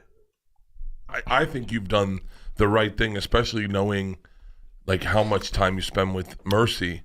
And I look back and I go, man, I was gone all the fucking girls' childhood. All of it. I saw them. By the way, he doesn't care about this. He always mentions this he does this thing as well. I don't know what this is called when it comes to lying, but he does these things where he says things that people want to hear to make himself sound like a normal, well-adjusted human being. But really and truly, he doesn't care that Powerful bunch. Yo, big up at Assad Aziz, appreciate you. You don't understand how hard it is to be funny while loving your family. It's impossible. The only one who can do it is the powerful Joe Rogan, and even he needs a stool for assistance. That first line, you don't understand how hard it is to be funny while loving your family. Big up Assad Aziz. No, I was saying, right? Bert does this thing where like he tries to say things that he knows people want to hear to make himself sound normal, but really he doesn't give a fuck that he wasn't there for his kids' childhood and growing up. He doesn't give a fuck. I think in his head he believes he's got those old-fashioned ideas of like, yeah, I go make the money, Leanne looks after the kids and raises them. That's the arrangement we have. He doesn't give a fuck. If he could do it again, he'd do it again in terms of touring and not being around there for the kids for sure. He doesn't give a single fuck. Tuesday and Wednesday, Monday night, Tuesday, Wednesday, until I started canceling Sundays. When did you? Great point, Coiler. Exactly. He wasn't there for his kids growing up, but somehow his kids are his whole act. Because I think if you go back to his stand-up special, which I think I might do for my Patreon, actually. I haven't done it in a while. I know I keep fucking mentioning it, but I'm not sure I'm going to do it. I think the next series after I finish Rogan will be Bert. Will be Is Bert Kreischer Funny series. I'm going to go through all these stand-up specials, which would be fucking brutal. But I think you could probably get an idea on their entire childhood and growing up if you watch Bert Kreischer specials. He probably gives you an insight into how they were as kids in every fucking special. When do you think you loved it the most? When was the most favorite time in stand-up for you? When I was dead broke. Yeah. And why is that? Why is it when you're the poorest you are, it's the most fun? Every night's an adventure. Yeah. You got $3 in your pocket and 2 comedy sets. One you're going to pick up $45 at. Let's see where the night takes me. Yeah. Some nights you're home at 1 and you're fucking depressed because you ate 2 bags of dick. But some nights you got the $45 in your pocket. You're at some girl's house at 4 in the morning. Everybody's snorting coke. And you're like, this is great. Yeah. This is great. I could do this forever. You know, we all had the best fun. I'm not going to lie. I can't remember the last time I've been to an afters. They give me the ick now. Can somebody, do you guys in the stream chat, have you been to an afters lately? I can't remember the last time I've been to one. And a proper afters. They give me the ick now. I can't imagine ever being. I'd rather go out, have a good time, and just go back to sleep. And I'm not into this whole like going to some random person's house and staying up until like fucking 10 a.m. You know, it's not really my vibe anymore at all. Zero. When we were struggling. Yeah. That was the best. When you barely made the gig, when you don't have money to get the plane ticket that got canceled. Remember, if you got canceled in those days, you were kind of fucked.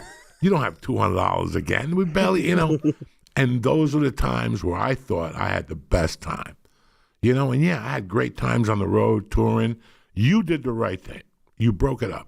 You said you have the best idea in comedy. Fucking hell, big up Young Old Vibes. Last time I went to an afters, it got shut up never again, yeah? That would be your sign, innit? That would be a sign for sure. Big up Young Old Vibes. It was the best festival in comedy, the thing on the road with the buses and stuff. Yeah. That's a great idea. That was brilliant because it took you off of the A markets. It put you in C markets that people never think of going to these towns. Brandon, Mississippi. You went to all these places. You went to a place in Tennessee that I considered the best place I've ever been to. Where was that? The first year we were in Tennessee one night, and I thought, I loved that town because of that. The hotel people were nice. Everybody knew you in town. You know, we were there for like a day and a half, and we were already talking to people. I met a great girl down there, ended up having a kid. We ate mushrooms together. Fucking, you know, that was fun because you have no pressure on you. Yeah. You have no pressure on you. It's 20 minutes. I could do 20 minutes in my sleep. And I don't really care if they sell tickets. So what's that? So what's his kid's name? Joey Diaz? Mercy, right? So Mercy was conceived at a fucking Bert Kreischer tour. On a Bert Kreischer tour. I don't know if I'd want to know that if I was a kid. I don't know. I don't think I'd want to know that. I'm not going to lie. I don't think I'd want to know that. Yeah. You know, when you're doing comedy, it's maintaining the material, writing material, and then your agents are calling you. Hey, Brandon, Mississippi, you're not selling tickets down there. This, that. You have so much going. Yeah. So much inner stress that you don't even feel. You're like, I've been doing this for years. But no, it's inner stress. You're selling tickets. Put this up. This guy wants you to play there. Hey, when you go there, they want you to stop over here and get a sweatshirt and take a picture. You know, it's never ending. Sounds like such a hard, backbreaking job, innit? Taking pictures, flying places where people pay for your tickets, going on stage and telling fucking dick jokes to a crowd of people who usually want to see you. What a horrible, backbreaking job. The stress. These guys, man. It's never ending being a comic. You know, it never ends. It never ends. And once you... Hardest job in the world, mate. You do have a wife and a kid. You know, I always liked those guys that you were on the road with in the beginning, and it was their third week on the road. And you're calling your wife, and you're like, I'm with Bert Kreischer. We're drinking. We're playing golf. And she's like, motherfucker, I'm over here putting a diaper on one kid, and the other kid's yelling, and you're fucking playing golf with Bert Kreischer, you know? Yeah. Like, I think women always, like, when they go to work, women are, oh, my God, you're so lucky. He must be so fun to have him around, and he must be so fun. That shit lasts a year. Women think that shit's cute for a fucking year, and then they're like, bitch, you know, I'm over here cleaning the bathroom, and you're in Miami with Joe Rogan jumping up and down. Go fuck yourself, you know? Women can't. They can't after a while. Those earliest days with Rogan. Yo, big up Abe Martinez. I'm on my 4th train of the day. Getting to my job to work underground, but this guy wants to complain. Yeah, man, it's hardest job in the world, man. Hardest job in the world. No job is harder than being a stand-up comedian, my friend. No job is harder. Rogan must have been a fucking blast. They were a blast. Eddie Bravo just traveling with you guys? Eddie Bravo, Tate, Joe, Duncan, and me. God. And Redman in a van. Joe not knowing where he's going in the van. You know. Yeah. Why are we doing this, Joe? Put the fucking thing. I know where I'm going. Arguments, the whole thing. But he took good care of it. Yeah, Joe Rogan looks like the type of person that wouldn't want to use the GPS. I hate those type of people, by the way. I hate them. I hate them with all my heart. The type of people that you go on holidays with that go out of their way to not use a GPS because they want to look like a local. They want to feel like they're always in control of their surroundings. They know where they are at all times. They hate getting their phone out to look for... Just look at the fucking map. That's what the fucking app is there on their phone to use. Or if you get the map out, they get angry if you get it out. No, I know where we're going. I know where we're going. No, you don't. We're all visiting this country for the first fucking time. Like, I can never be mad at that guy. Yeah. Like, I get mad at him for a minute sometimes. He says something stupid on the UFC or something, and I'm like, what the fuck, Joe? And then I go, that guy, you know, he created this comedy environment for us that was tremendous. He was paying us great. We were eating like fucking kings. You know, we were sponsored by Fogo de Chao. Okay? I love Fogo de Chao. We were sponsored by Fogo de Chao for like 3 years. Every town we landed in, we went to Fogo de Chao. On the arm, and then Joe would get shots that were like $400. Yeah. For all of us. And then on the way in the car, you go, you just did a $400 shot. You're like, fuck. Fuck, Joe. Thank you. And that's when Joe just discovered weed. Yes. And we made him smoke weed, and Duncan had the fucking dummy with him in the hotel, that's right. Nemo, Duncan and he used to used to scare do the the shit dummy. out of me. And Ari's always been crazy. You know, Ari's just fucking Ari. Ari is, he's a comic in his own world. Like now he wants to go to Europe. It's his last tour. Yeah. He's just, and gotta be on. Yeah, I'll definitely try and see Ari Shafir when he comes over here in Europe. I'll definitely try and give that guy a little check out, see what the hype's all about. And if he pisses me off, I'll rush the stage and say it's for Kobe. Honestly, these guys are doing it right. Yeah. I was doing it wrong. I was doing it too seriously. I got to stick to that material. Now I watch everybody doing arenas and they're talking to the audience. Everybody's talking to the fucking audience. I'm up there working hard. I can't write for shit. And everybody's talking to the audience in the arena. I was raised not to talk to the audience in a fucking arena or a big show. These guys are like, hey, what do you do for a living? I'm like, God damn it. In an arena. I'm like, God damn it. That's so true. I'm glad he said that, by the way, because I've been very consistent with my hate for fucking crowd work. I've always hated it. I will always continue to hate it because I think it's the laziest version of stand-up, and I also think it just, you know, already for an art form that not a lot of us respect, already hold in high esteem. Then you're gonna go on stage and start saying, "Hey, what do you do for a job? Are you here together? Are you like what? What? No, don't use the crowd for your material. Go on there with your material already written, which means you've spent time writing it, which also means you spent time, you know, kind of crafting it and honing it and whatever, getting it to a place where it needs to be by doing various other spots, and then present it on the stage. Or just do what some comedians do, where you're trying out new material every time you go on the stage on a real risky thing. But do something. Have some fucking skin in the game. Don't just get on there asking the audience for questions and shit.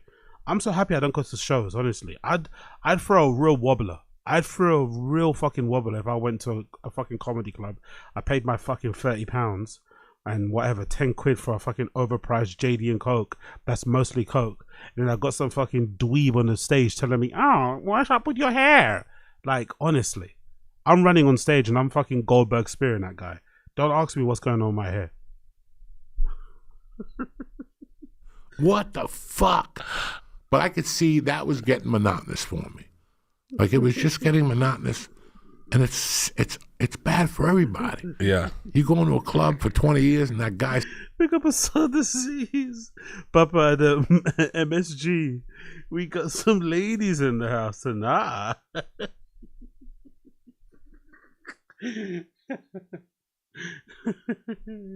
New York, I love you.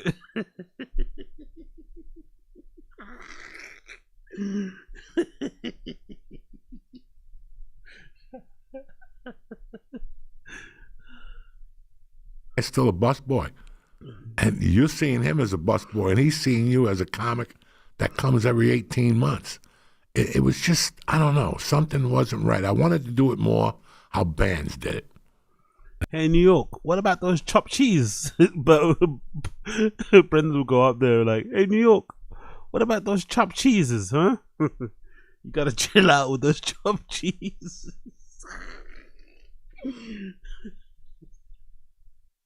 A Mexican chopped cheese with salsa on top. Oh, I'd fucking love that. Yeah, how's that? You guys work hard. When you go on a tour, it's 10 months. Yeah. Listen, once that 10 months end and you say goodbye to your fellas and you go home, it's over. Yeah. There's no videos. There's no nothing. There's no look at me. Shut it down. It just and we all see. When I got to LA in '97, everybody had your manager had a plan for you. So Bert, you're gonna go on the road from January to April, or every week, Bert. Shut your fucking mouth. And then I got you a show. You're gonna shoot from May to July. There's 11 episodes. You're gonna shoot 7. You're not gonna make much money your first year, but you're gonna shoot 7 episodes. And then while those things are in the tank, you're going to go to the Comedy Store every night till your ass turns green. And you're going to do a spot till you get an hour. Then we're going to shoot a special. We're going to put that in the tank, and that TV show comes out. The special will come out, and you're back on the road in January. Yeah. There was always a plan. There's no more plan. There's no plan. There's no plan no more. You're going to go on the road. You're going to go on the road till you're fucking old and gray. And I didn't like that. Yeah. If you're like me and you like cramming in a workout, and that's the way I'm. Yeah, complaining about. But what would you prefer, though? If you're a stand-up comedian, I understand what he said before. The prior way where they'd get you on this like non-stop content rotation is brutal. Nowadays, TV shows don't really run that way anymore, or there's not really a lot of comedians that are really, really good for TV shows anyway. So that's not really the name of the game. And a lot of them are getting started or launched and then they get fucking cancelled. But I think what comedians have now is a far better fucking setup. They all have the ability to become millionaires, multi-millionaires off of just podcasting alone, which is just sitting down on your asses like I'm doing right now, which is a pretty decent way to make a living. And I think although they probably get pushed to tour more by their managers and shit, or by their agents, you still get to call the shots more. They have way more leverage. They have way more of an opportunity to say fuck you to their agent or manager, you know, or just stop returning their calls. And every time that they, you know, every clip goes viral, it kind of increases their stock and gives them way more bargaining points and way more leverage too when it comes to the negotiation. So even though that first option of being on the road consistently, then doing a spots at the Comedy Store, then having a TV show, then maybe doing radio, then being in a movie, all that stuff is exhausting. I think nowadays comedians don't have to work as hard, but inherently they're more lazy, and I feel like they're more entitled, you know? They don't have to work as hard at all. Like they get given, like, look at Bert. Bert got given, there was no reason why Bert should have got a movie. Nothing about Bert tells you that he'd make a good movie. He had a good story that was largely fake about the machine story, but there's no reason why he should have got that movie. The only reason why he got that movie is because he's got a really popular podcast, a couple of them. So the movie studio saw those numbers, and for whatever reason, some people in the world feel like YouTube numbers constitute to, like, I don't know, box office receipt tickets and shit. I don't get that. Or like real life people going to see movies. It's just strange. They thought those numbers could relate to it, and obviously it didn't pan out, mostly because the movie was terrible. But those type of things are only happening now because of their success online. So even though they still have to tour as much. They probably tour much more than they did in the past. They don't have to do as much work, I don't feel like, overall. But they're still way more lazy and way more entitled nowadays than when they were in the past. But hey, what do I know? Let's get past this fucking ad and let's continue on. And then in about half an hour, we'll switch over to Kill Tony and see what they're saying over there for a bit. And then we can switch back to TFATK and then a bit of this, a bit of that, and then some chin towards the end. Jesus Christ, look at Tom. Let's skip ahead, let's skip ahead, let's skip ahead, skip ahead. Let's skip ahead, let's skip ahead, let's skip ahead. Okay, cool, there you go. I didn't like that. I was trying to figure out, listen, I love Led Zeppelin, and not just because of their music, I love their style, how they did it. Yeah. They never did a TV show. They refused. They never did BERT, whatever show at night on Fridays. What was that guy's name? He had Carson? Merv Griffin? No. There was a show when I was growing up, Midnight Special, and Don Kirsh's rock concert. Yeah. There were all these, USA had one. They never did that. Their manager never allowed them to do a TV performance of anything. It was you look at Led Zeppelin, you're like, they were just a bunch of wackos. No, they weren't.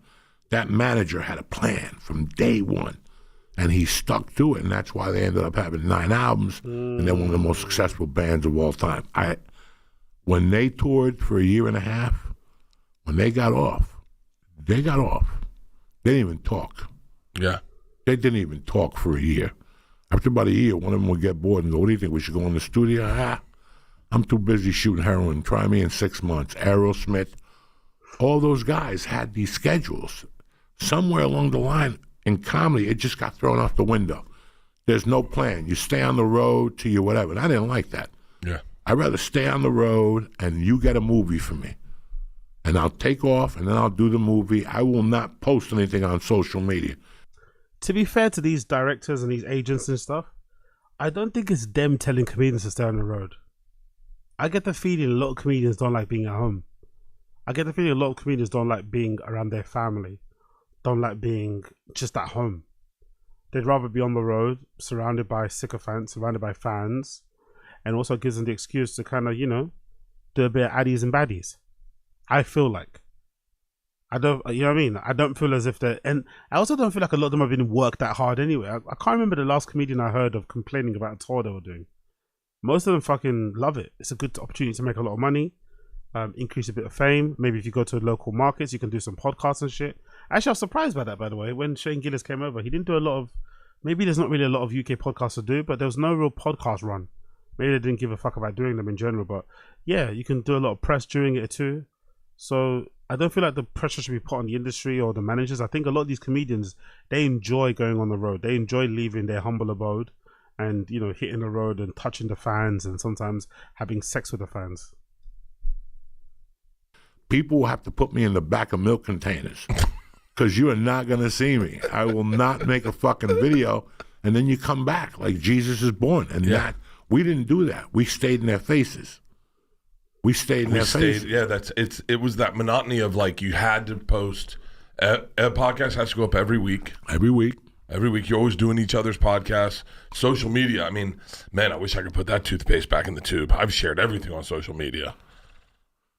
I mean, what haven't we shared on social? I tweet once a week now, maybe twice a week, because I know you're in competition with these people that don't stop tweeting all God. I look at like young dudes that are putting out content on Instagram. I've slowed down on Instagram, but right now I'm losing my mind because I'm promoting the special and I'm in New York and I'm overexposed and I'm on everyone's podcast. You're not overexposed. You love it, man. Again, he's doing that thing where he's trying to make Joey Diaz feel like they're the same people, like they agree on a lot of things. He's not overexposed. Bert loves this. He fucking loves this. He's absolutely lying through his fucking teeth. If he could get on more podcasts, he'd get on them. The more, the merrier. This is a huge lie. Yes, I see it coming. I'm sick of seeing his fucking face, and I'm like, me too. Get me the fuck. I'm gonna take another break while like this summer. I'm gonna dip out for a sec. No tour this summer. No tour this summer. We were supposed to do. He's lying.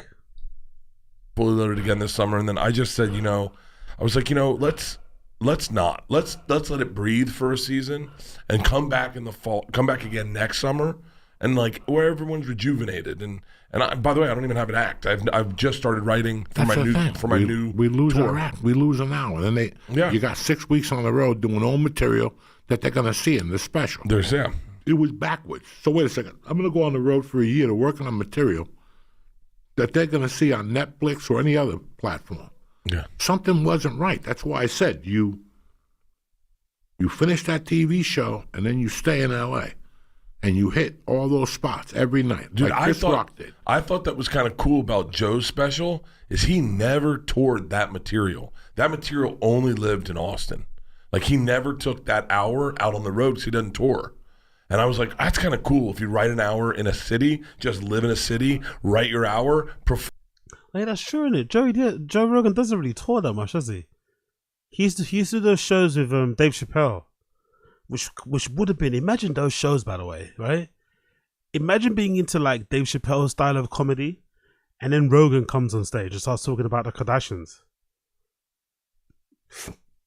That's got to be a bit of a contrast, isn't it? Like, that's got to be a bit of a contrast. Form it, and the whole world sees it for the first time on Netflix. But yeah, I took this hour that's on Netflix now. I took it, on a huge, fucking huge arena tour, and I got to do. Here's the thing that gets complicated. This is the thing that is once you start making money, you start making other people money. So you got bus drivers who count on you. You have crew of 18 who count on you. You have a production manager who counts on you. A tour Powerful manager who counts bunch. Yeah, big up Enjoy Ranger. Maybe that material should have stayed in Austin. That's a good point. That also could be argued. Big up Enjoy Ranger. I love how Bert's trying to make it seem like when he goes on tour, it's somehow altruistic. It's some sort of egalitarian thing, right? He's looking after the people. Like, I'm not really going on tour for me. I'm going on tour so I can like feed my team. put some money in the pocket of my driver. Like, he got all these. Fuck off, man. Honestly, this guy, he's self-serving. He's trying to act like he's doing this for the people. I go on tour for you guys, I don't go on tour for me. I go on tour for the team. An assistant that counts on you. And then you go to do your next tour and you had hired all these people and everyone is looking for work.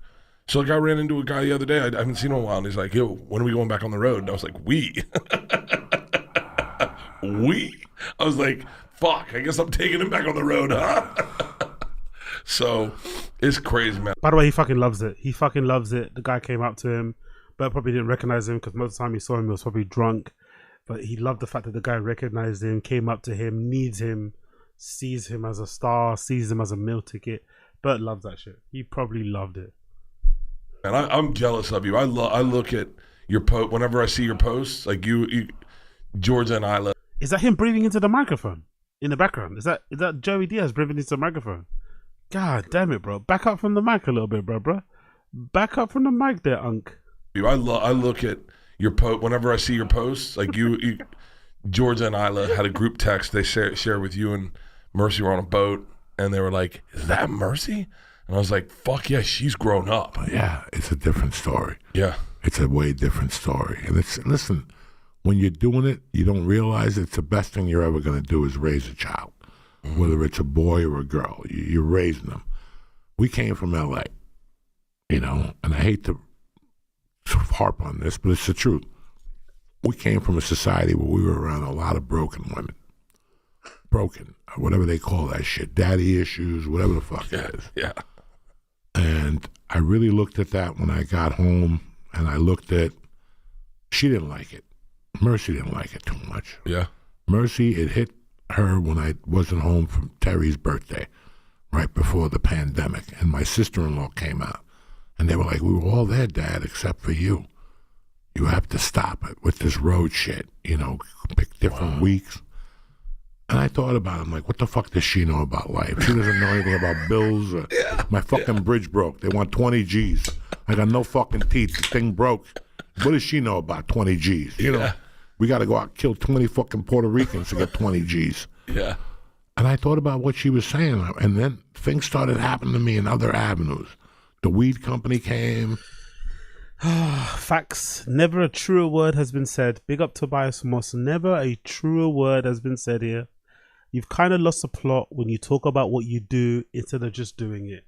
Amen. Amen. Amen. Yeah. I got signed by DraftKings. There was all these opportunities. I said, Joey, this is your chance. The universe is giving you a chance to regroup your life and figure out how to work it as a dad. Because we didn't plan on being dads. It just happened. Yeah. And now we're getting busier than ever. Now, nobody wants you to do all this shit, but we have to do it. Yeah. It's my fucking job, And people have no idea that once you're in it, you're in it. The reason why I'm not at the level I was as a comic 5 years ago is because I'm not in it no more. If I get on stage twice a week, it's a lot. Yeah. I was at a point where I was doing, we do 15 sets a week without even knowing. Without even thinking. You walk into a place and like, you want to get up? Yeah. And all that shows. All that shows everywhere. It shows everywhere. And I could tell sometimes. That's probably why so many comedians are terrible, because they don't do enough sets. Like, think about it. Like, the only people I can think of who really talk about comedy and getting up, and I believe them, but they're also not that great. Legion of Skanks guys, right? A lot of them talk about it because I think they film some of their podcasts or a lot of the Gas Digital stuff at that club. I forgot what it's called in New York. A lot of the East Coast guys in general. Mark Norman does. Joe List does. You hear sometimes Chris Stefano do. Yanis Pappas. But not really a lot of comedians actually speak about stand-up, They're just, they're talking about politics and shit. They're talking about other sort of like, cultural zeitgeist shit. Culture war type shit. Relationship shit. Gender war shit. Like, you don't really hear them talking about stand-up or doing spots really and truly anymore, which I think is not a coincidence, because they're probably podding a lot more than they are actually being on stage, which probably might explain why most stand-up specials are so terrible. Sometimes I struggle on stage, and that's because I don't have what I had available to me in LA. The thing I did was, when I left LA, that I didn't know I had done, Bert, is I actually kissed my career goodbye. You think? When I went, right before we left, I went to the store one day by myself. Yeah. And I just sat on the stairs. There was nobody there. Town was locked up for COVID. And I just sat there and I realized what the fuck had happened the last 23 years. Like, what the fuck happened? One minute we're up here starving, Ralphie May. We're fucking chipping in to get a turkey. And the next thing you know, you're pulling up to the store and there's 10 Lamborghinis out there. Yeah. And you're like, what? How did this even... Brendan Schaub. Blame Brendan Schaub. I wonder if you can draw like a through line between the death of the Comedy Store and Rogan and that embracing Brendan. I wonder if you can draw a through line between that. Because there's always a bit of a boys club. I think Bobby Lee spoke about how the Comedy Store was a bit of a boys club, which is why I think in the beginning he always felt like Rogan didn't like him because he wasn't like an alpha. He didn't like jiu-jitsu. You know how Bobby Lee's built weird. He seems very feminine and very kind of, whatever. So you could imagine someone like that wouldn't probably be Rogan's favorite person in the world. So I wonder if there's some sort of correlation between the death of the Comedy Store and Brendan Schaub being embraced by Rogan in that. Even happened? It's so wild from what I knew stand-up to be when I started. I was listening to a conversation in the hallway between a group of comics who were explaining why it was more cost-effective to fly in a helicopter from LAX to the Valley and I was like, wait, what are we, like, we're taking helicopters places? I was like... Why is Bert acting as if like he worked as a fucking busboy somewhere or as a waiter? Bro, you come from money. Your dad probably had a private jet. Like, let's allow this like working class, middle class cosplay shit. You've been in helicopters before. Come on, let's chill. Dude, I've heard stories in this, like talking about tour buses and private jets, and you're like, dude, it's so bizarre. So listen, the Stones don't travel at 80. They travel first class. They don't even stay together. They bring a fucking doctor with them on the road. Yeah. He's shooting them with testosterone. He's giving them gummies. When you could travel like that, how would you travel? I'd have somebody pull me in a cart.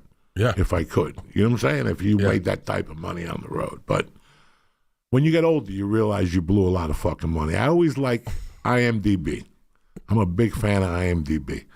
I'm a big fan of going to IMDb when somebody's rocking and rolling and seeing all the people they're paying. Attorney, publicist, this, that. It's like a row of 8 or 9 people. Yeah. And then when the show ends, give it about a month, and they get that reality call from the accountant saying, hey, let me tell you something.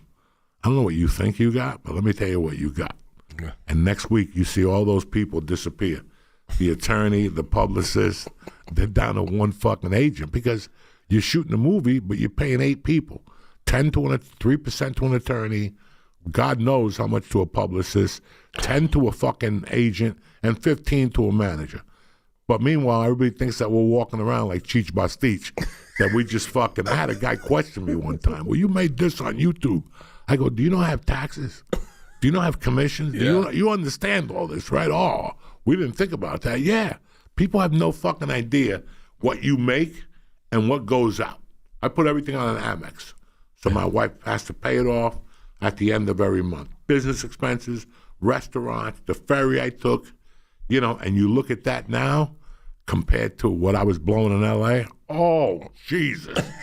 Holy shit. 3 weeks a month, first class tickets. Yeah. This, that, Yeah, big up Chris Mack. Apropos of nothing, I wish they'd bring back the Concorde. It feels like for all of our vaunted technology and progress, we've gone backwards in that regard. Yeah, for sure. I'm actually surprised they haven't tried to explore electric planes as well in that regard. I think there's a company though. There's a startup. I think it's called like Boom Supersonic or Supersonic Boom. One of those. Or maybe it's just called Boom. There's a startup at the moment trying to relaunch Concords. They have. I think they've got a lot of funding at the moment. I don't know if I think they've made an engine. I don't think they've made a full prototype yet. But they're trying to bring Concords back. But yeah, that would be fucking sick. There was actually a plan for fucking Elon Musk's what you call it, SpaceX. You know the what's it fucking called? The fucking what's it called? The BFR, big fucking rocket. What's it called now? Forgot what the name of it's called anyway. But when that rocket first got introduced, part of the plan was it to be a Earth to Earth travel. So part of it was that they would do that same sort of like launch where it kind of gets caught by those chopsticks and it would land in the ocean somewhere. And the idea behind that was to have people travel from like, you know, places like, I don't know, New York to Singapore in like an hour or something. That was part of it.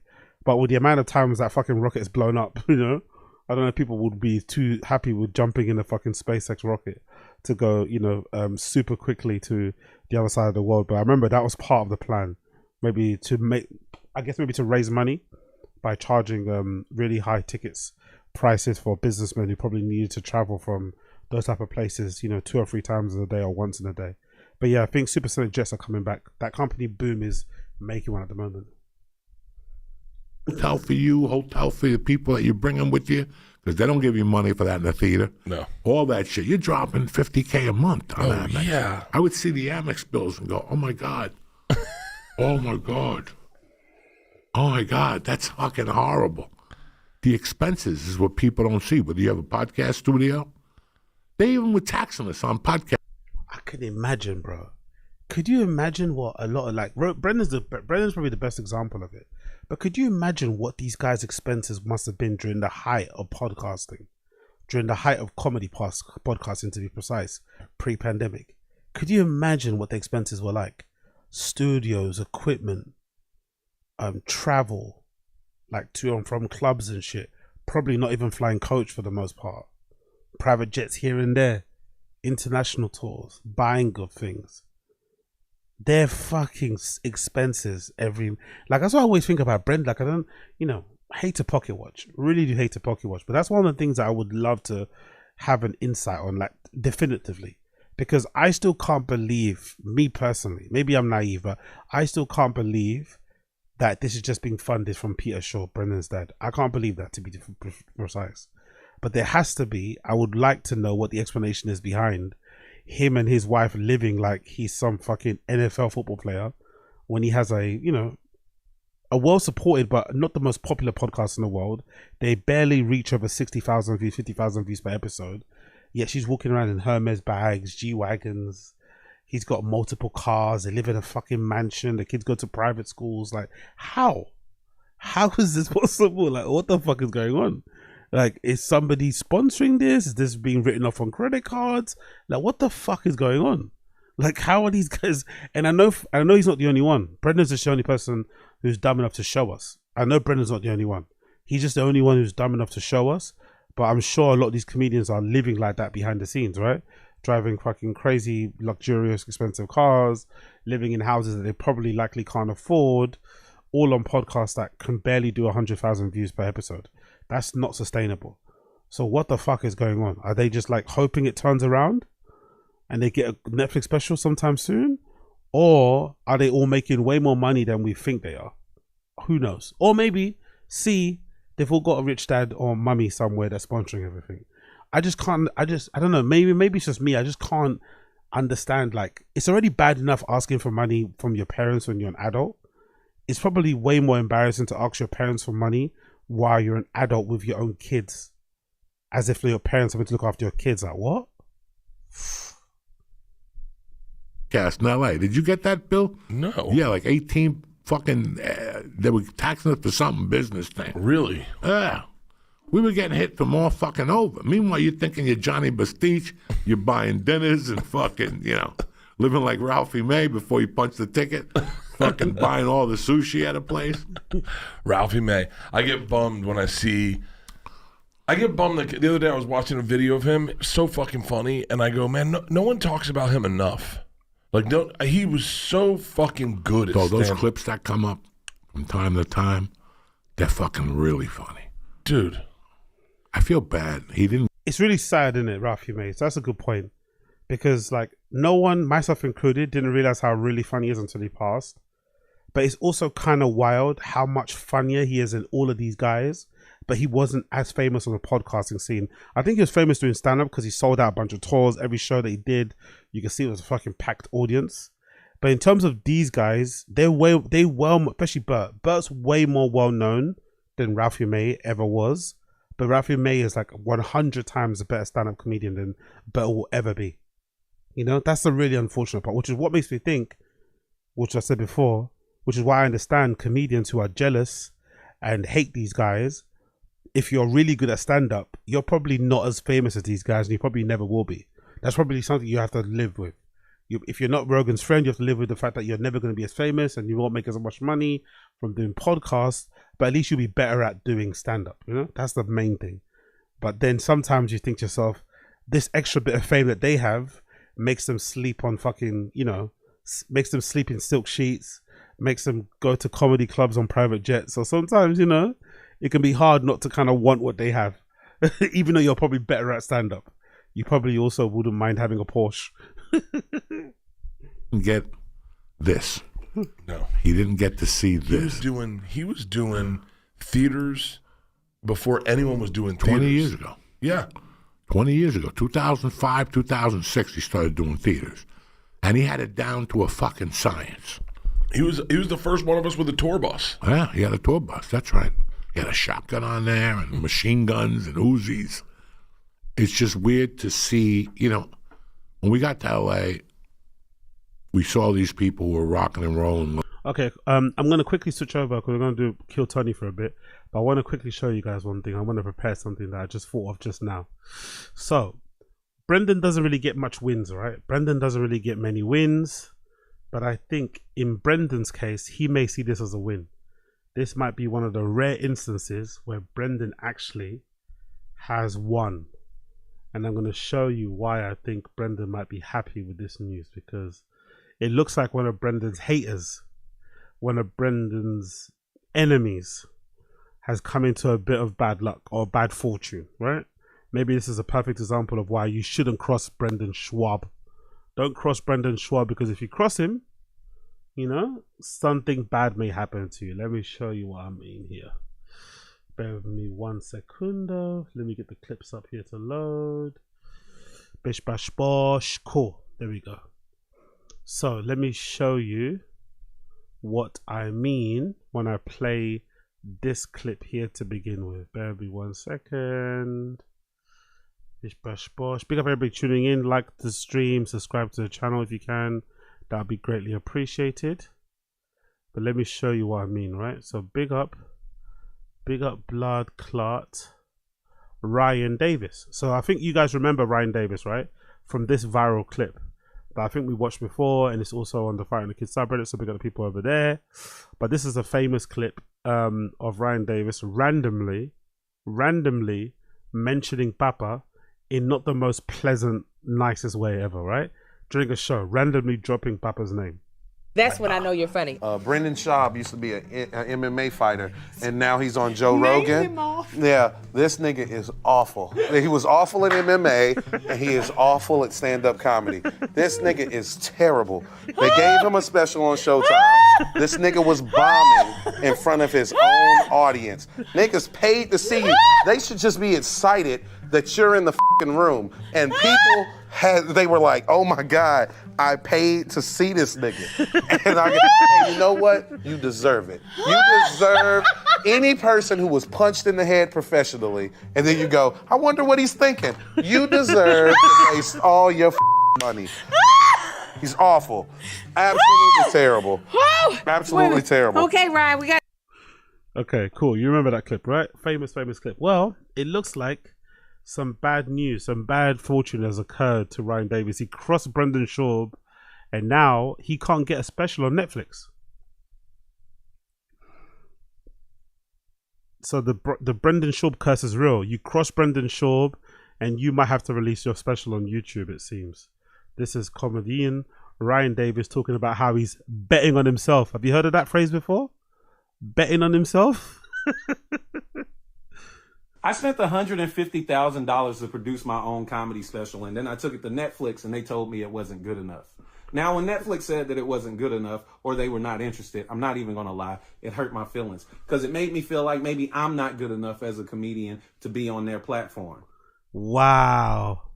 How the mighty have fallen, eh?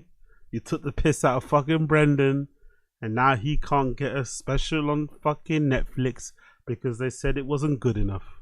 I wonder if he feels bad for Brendan now. I wonder if he understands the plight of Brendan Schaub. I wonder.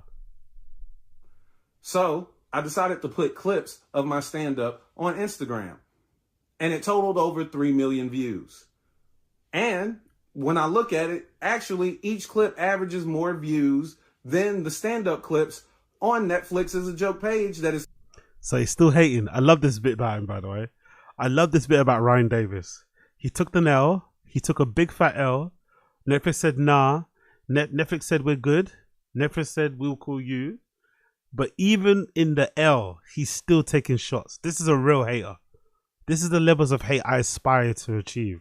Even when he's taking an L, he's still finding, like, he's falling back. Like, he just got knocked out and he's, you know, he's closing his eyes rolling back into his head, but he's still swinging as he's fucking falling to the ground. He's still fucking swinging. He's still fucking going for it, you know? I love it. It's 3 times more popular than mine. Now, I know some of you are like, well, you know, it looks like your videos did good views, but they don't do 1 million. At least some of the ones on Netflix do 1 million. I get that, but that's only because I didn't include the one that did like 3.5 million views. I wasn't trying to flex. I'm just telling you it was doing very well. In fact, I wanted to see if there was some Instagram bias, and I took it to TikTok, and it did over 4.5 million views. Now, that led me to believe that people actually do want to see my special.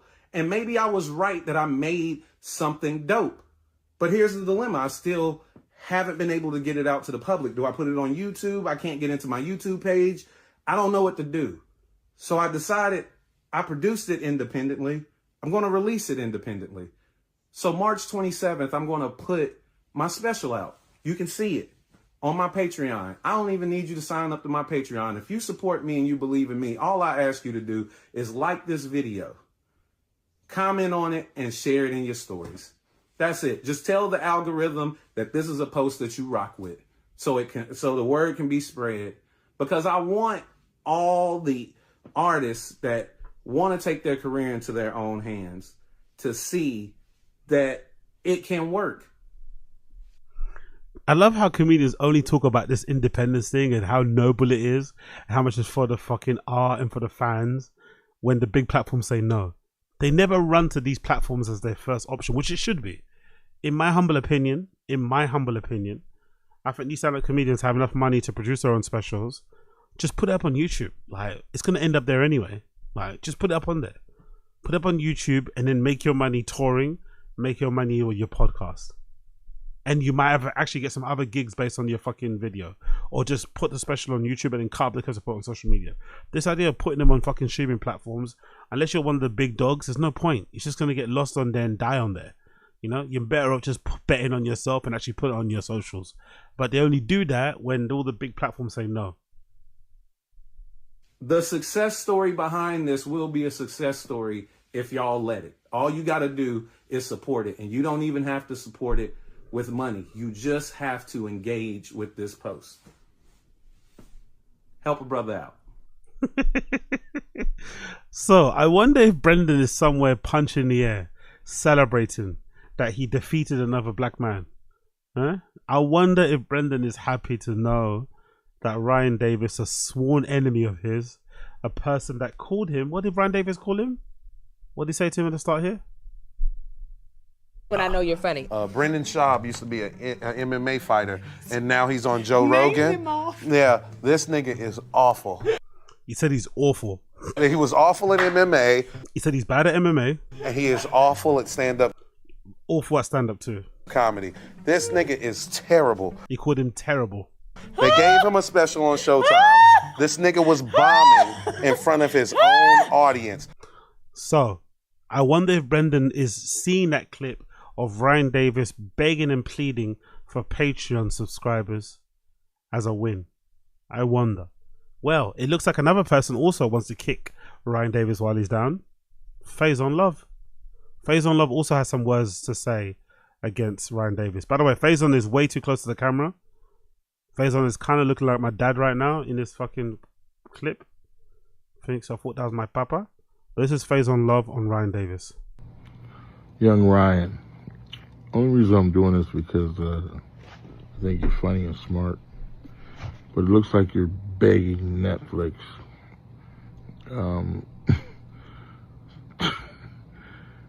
Listen,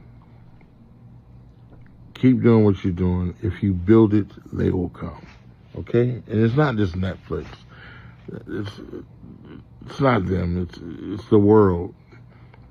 The world is what you want. Your audience is building. Netflix wants your audience, so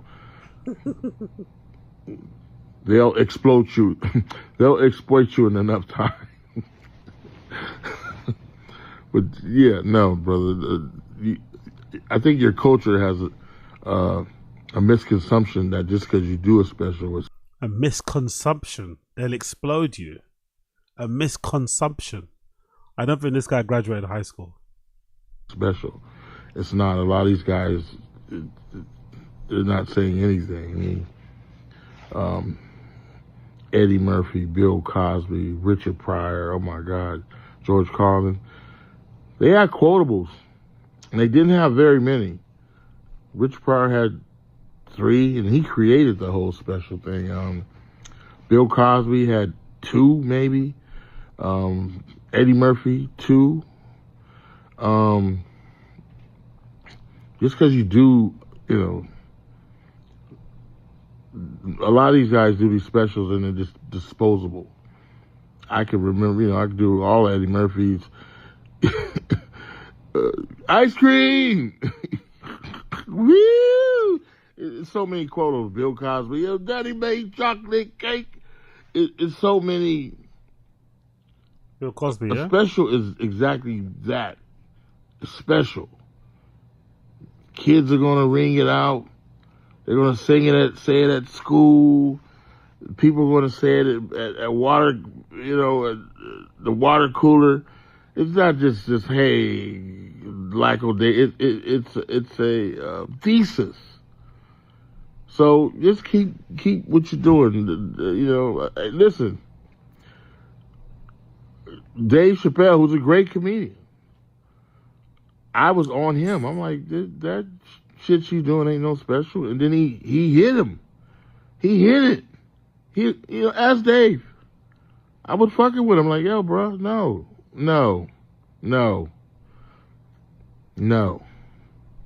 Anyway, that's it basically. Big up Ryan Davis. Unfortunately, he had to release his special on Patreon, but hopefully it works out for him. And he does get a Netflix deal sometime soon. For the bag, innit? I think he wants it for the bag. I don't really think he cares about being on there as a validation thing. He probably just wants it for the bag. I'm assuming that Netflix is a big deal still for a comedian, so I get it. Anyway, let's check out Kill Tony. A bit of Kill Tony. Let's do a bit of Kill Tony. Let's see what Kill Tony's saying. Big everybody tuning in. Appreciate you. We'll do a little bit of this one. Kill Tony 713 featuring Sam Talent and Ian Edwards, fellow Manchester United supporter Ian Edwards. Big up everybody in the stream chat tuning in. Big up everybody locked in. Look at everybody tuning in. Big up everybody locked in. This is actually the beginning of a 30-day stream going forward. I'm probably going to change the counter down below and do one of those fucking streamer counter things. So we're going to do a little marathon 30-day stream back to back to see if we can get this membership up where it needs to be. So lock in. We're going to do a show today. We're going to do a show tomorrow and so on and so forth. So let's see what we're doing. We got everybody tuning in. Appreciate you.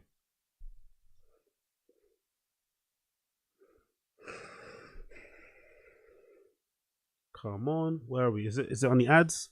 Is it on the intro? We're about 2 minutes after. .com. Use the passcode KILL2025 for Madison Square Garden. Let's get rid of the chat on here. Don't want to see this. Don't care. Tickets. We'll see you in Nashville. We'll see you in London. Tickets for those available at TonyHinchcliffe.com. We'll see you soon. There's a Kill Tony in London, really?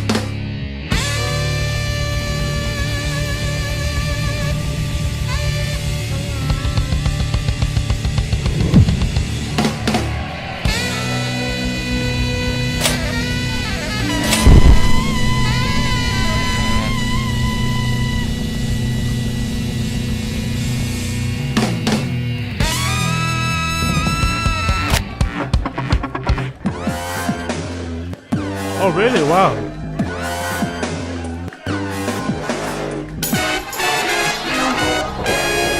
Hey, this is Rogan coming to you live from the Comedy Mothership for a brand new episode of Kill Tony. Get it for Tony. It's clear.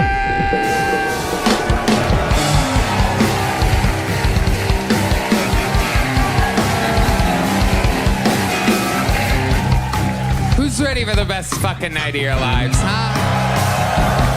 That fucking voice, man. That fucking voice. Damn band in the land, huh? Have you ever seen anything like that before? Raul Vallejo, Fernando Castillo, Carlos Sosa, Michael Gonzalez, Nachos Belgrande. That is Big Mike on the drums, Matt Mueling on the electric guitar, and D Madness on the bass tonight, ladies and gentlemen. Oh my goodness. Before we get started, here's a little bit more from the amazing sponsors that made it all possible. Quickly make a coffee, quickly make a coffee.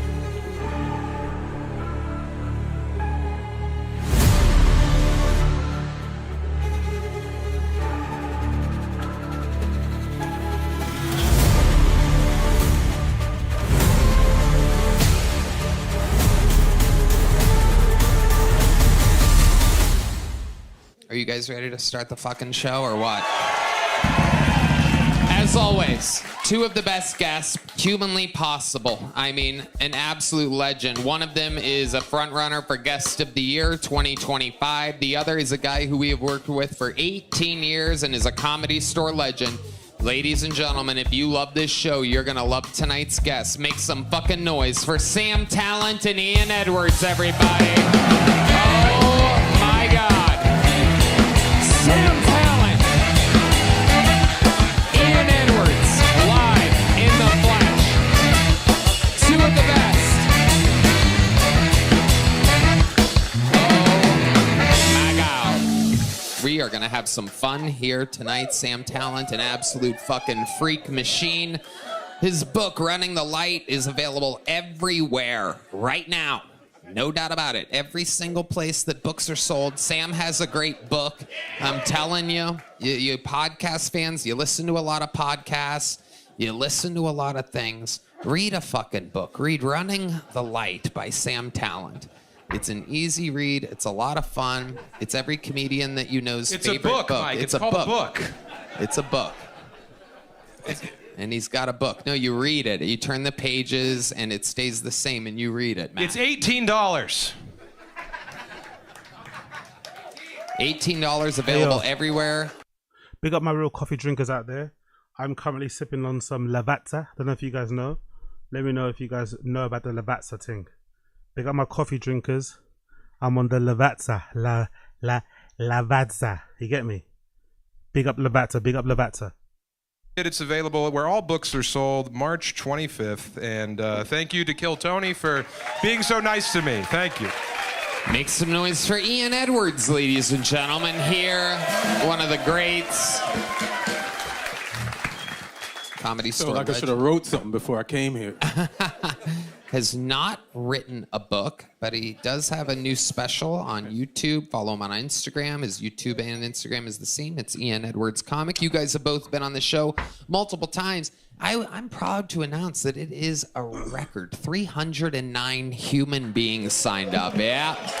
All you gotta do, kids, make your own show. Do it every single Monday for 12 years. Make a big Netflix announcement, and you too will be bigger than ever. 309 humans, just absolute crackheads hoping to get up. Big up Koila. Super Discord says the book is sucks. I've actually got the book. You know what? Actually, yeah, that's what I'm good because I'm struggling to fucking think about this for Patreon. I'll probably do a little chapter, every episode chapter thing on Patreon. Yeah, I'll break it up because I actually got the book. I bought it a while back. I think I got it somewhere stacked over here. I'll do a little fucking book reading on the Patreon.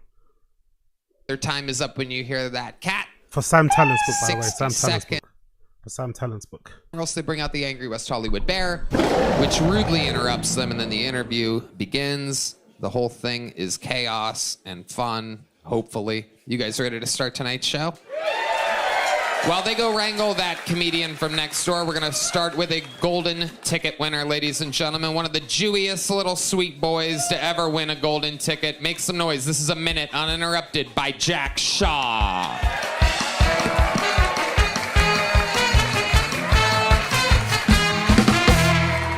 Hey, guys. I'm voice. very happy I just got an acting manager. I've always wanted to be an actor, and I don't love the types of auditions that they're sending me out for. The first audition I ever got was for a college student who gets the shit kicked out of him. And I don't know if you know how acting works, but a casting director saw my face and said, this kid is perfect to have the shit kicked out of him. And then my favorite audition I got was for creepy 80s porn projectionist, which I fucking nailed. And then most recently I went out for dumb guy number 2, who is sensitive to sound and cannot make eye contact. So I think my type is fucking autistic, and turns out I did well because I got a callback for that role, and it was down to me and a guy named Trevor who was like severely autistic. And somehow I got the part, guys. So thank you guys so much. There you go, A Minute from Jack Shaw. Brutal. Into it, Jack. You were able to get an acting manager? Yeah. Wow. How were you able to do that? Through my comedy manager. And what's your comedy manager's name? Matt Sadikian. Sadikian. That's me. I got a nice Iranian. That's not a real name. Sadikian? Yeah. Is that Armenian? I think he's Iranian. Uh-oh. I'm guessing that's a problem for you. Yeah. Is he Jewish? Yeah. No. Really? You have a non-Jewish, someone like you as a non-Jewish. And how about your acting manager? Is that Jewish? Yes. Okay, there you go. Right on schedule. Gotta control the game somehow. Interesting. You look like an anti-Semitic puppet, dude. What's going on in your pocket? What's in there, man? I'm playing with my penis, dude. Oh, okay. All right. I gotta be comfortable somehow, Sam. Game respects game. Yes. Playing with your little dreidel down there. Absolutely adorable. If you spin it, I'll come. Okay, all right. So you're really an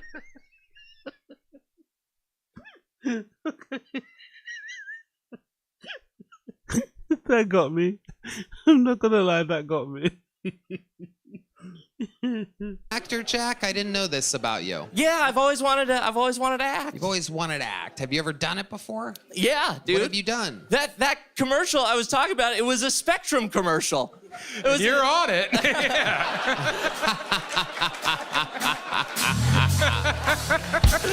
That is amazing. Absolutely incredible. And what'd you do on the commercial? I had a line. Jesus fucking Christ, you people. LOL at that, by the way. Imagine Tony Hinchcliffe taking a piss out someone's voice and the way that it sounds. Pot kettle black much, my friend?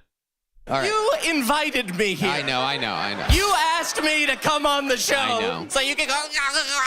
I know. We do that sometimes. We invite you people on trains and such. You might know. We take a free ride, dude. I know. So what'd you do on the commercial? I said, is that a metaphor? That's it. Well, I'm sold. We should have said, we're on the spectrum. Okay, all right. Shouldn't have said that, man.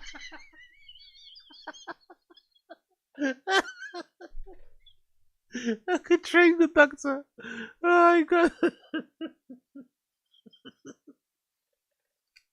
I'm sorry, but he's getting me. Where?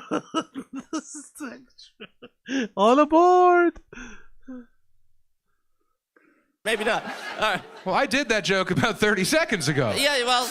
They loved it. You were right there. Yep. You gotta get your hand off your little fucking hidden cock. How about other acting things? What else have you done acting-wise, Jack? I played a lawyer, of course, on a Hulu. I did a Hulu show. That's coming out. That's pretty cool, I guess. What do you do in that? What's your big scene in that? I say, I'm defending an orphan. I like how he points towards Tony Hinchcliffe like he's an orphan. Guess what? That orphan's going to jail. And we lost the case.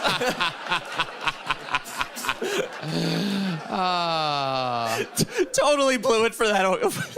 Wow. In a dream world, what kind of acting gig would you like to have? Oh, I really want to be in Star Wars. Really? What kind of character do you think you could play in Star Wars? I would like to be some sort of a Jewish Jedi. Wow. That's redundant, man. Wow. You'll get killed faster than the black guy. I'm an ally, dude. There's no allies in space. All right. A Jewish war. Jedi. I can't really picture you doing that. Yoda. This is not the price you're looking for. Yeah. 2 for 1 you will sell me this at. 20% discount. We'll be taking all of this land.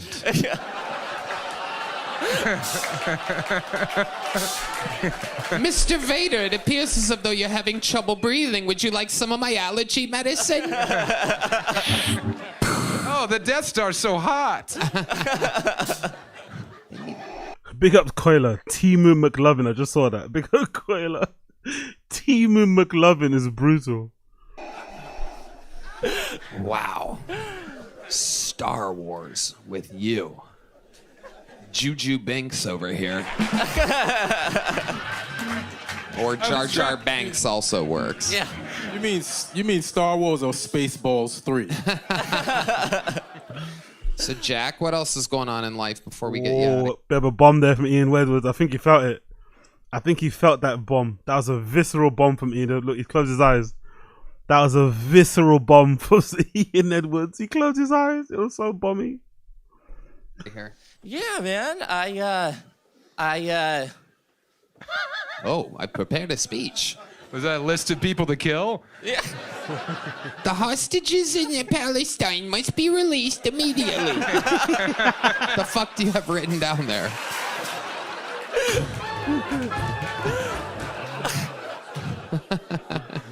It's been long enough. What type of people holds on to hostages for this long?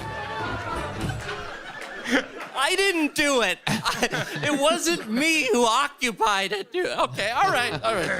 All right, the show has begun. Jack, thank you so much. Thank it you, has guys. started with the stylings of Jack Shaw, ladies and gentlemen, and now we move on to the bucket. Funny material, funny material. Star Wars, we're talking Star Wars. Ooh, Wow, is that Bonnie Blue? Is that Bonnie Blue? Ladies and gentlemen, nothing better to... Oh, I thought it was Bonnie Blue. That'd be fucking sick. I thought that was Bonnie Blue. They should get Bonnie Blue at London show. Just scrub the memory of Jack Shaw to your mind than the lovely Heidi, everybody. Just the opposite of Jack Shaw. A strong Germanic woman.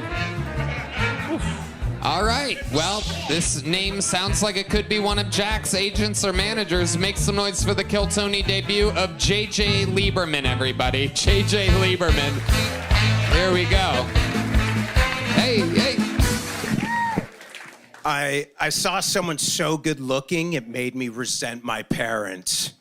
You'll get that if you're ugly. You see someone hot and then you think about your parents, you're like, you idiots had to fuck each other? They made a lateral move and I'm like, well, here I am. I'm the one who has to suffer.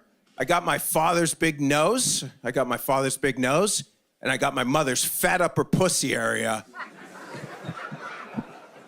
I hide the fupa well, ladies, so... I do a lot of gay shit, and I don't mean gay like when a man says he doesn't eat meat. That's gay as fuck. I mean, I suck dick. And I just want to clear it up. I don't want you thinking I'm a vegan. And it throws people off when I say that because I've got this energy of a high school football coach with multiple DUIs. And people are like, you're into guys? Oh my God, I machine gun through twink asshole. No twinks in here? But I do it all. I'm not gay. Like, I hook up with dudes. I hook up with chicks. I've hooked up with a trans person, which makes the most sense if you're going to do dudes and chicks. Why choose between steak and lobster when you're getting surf and turf at the same price? All right, JJ. This guy's definitely posted a picture of his dick on Reddit. This guy has definitely posted a picture of his dick on Reddit. This guy is definitely posted a picture of his whole entire piece, cock and balls, fully erect, on Reddit. Hey, Lieberman, a lot of information in a little under a minute. Absolutely incredible. Welcome, JJ. This is your first time on the show, correct? Hey, yo, big up Vovak Rivbas. Fantastic analysis. Podcasters doing comedy in front of podcaster judges is a brilliant observation of what this was, of what this is in general, right? Brilliant.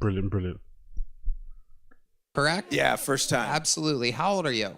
I'm 44. How long you been doing stand-up? This is going to be my 13th year. Oh my god. You see what I mean about this show that makes me scared? He's a 13-year comic. He's been doing stand-up comedy for 13 years. Wow. And he's so terrible. He got over that magic 10-year number. God almighty. 13 years.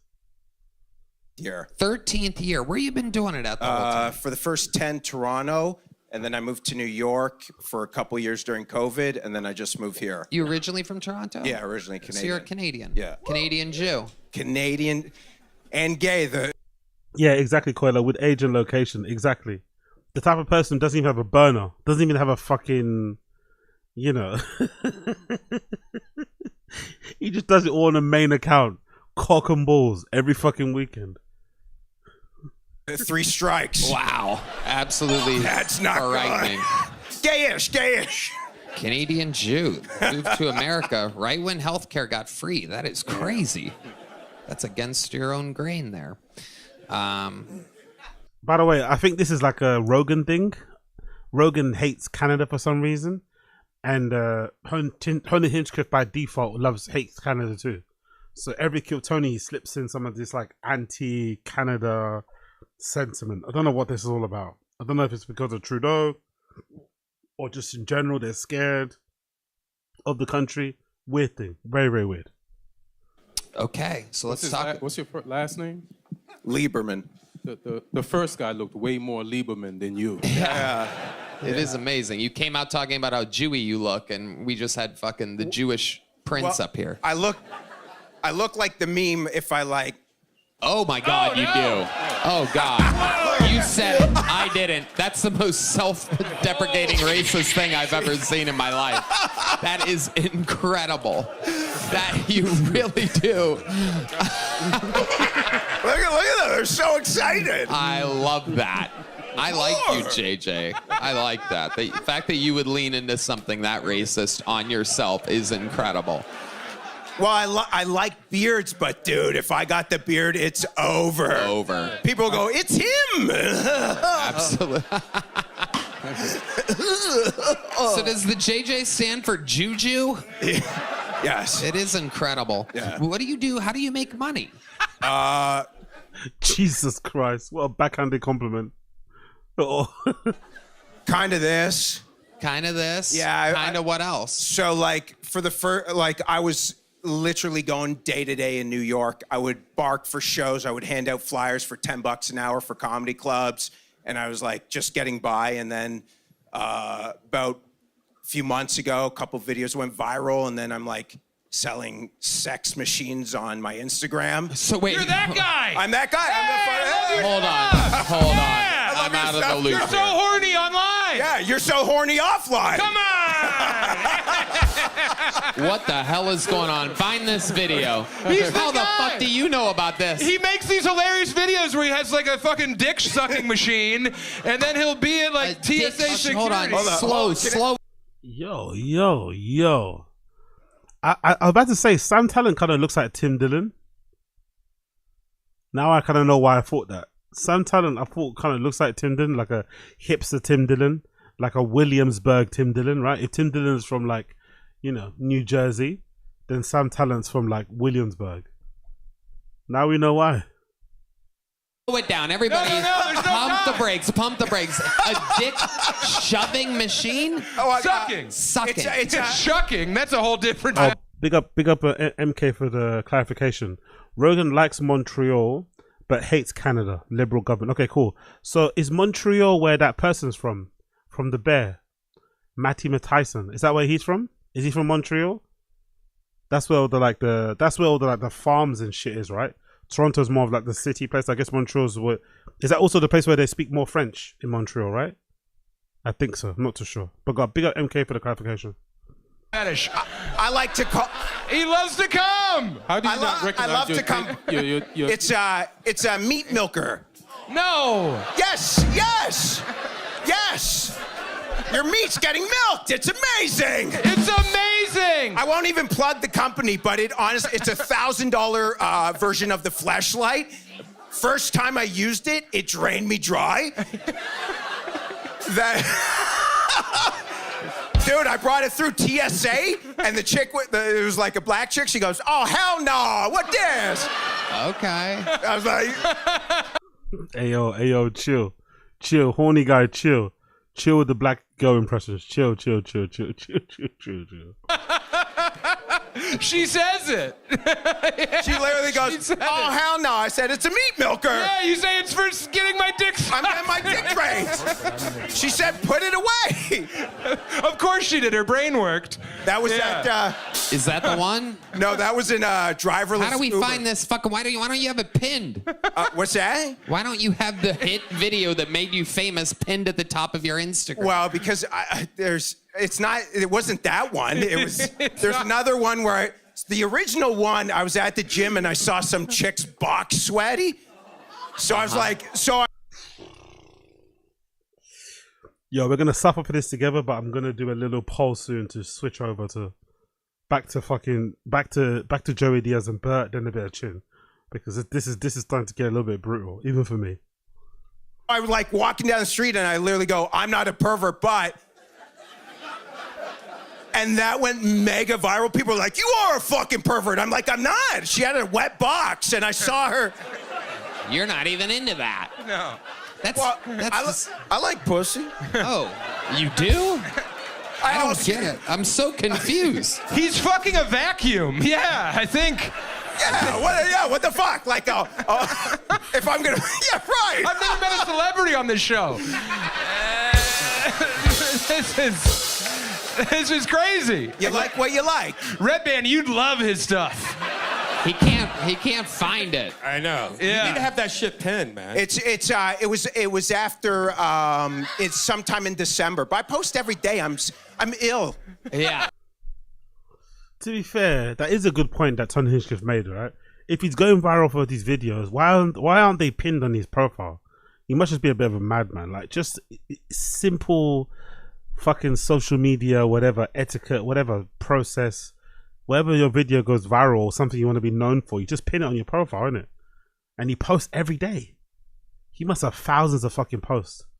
I don't know what's his name? I don't even know what his name is, but I actually don't want to look at it. Don't want to look for it? I don't want to look for it. Fuck it. No, we could tell. I'm ill. We could tell. They didn't like the gay shit at first. I don't like it ever here. At first, it always hurts a little bit. Can't wait till this guy inevitably ends himself during autoerotic asphyxiation. Big up, Asad Aziz.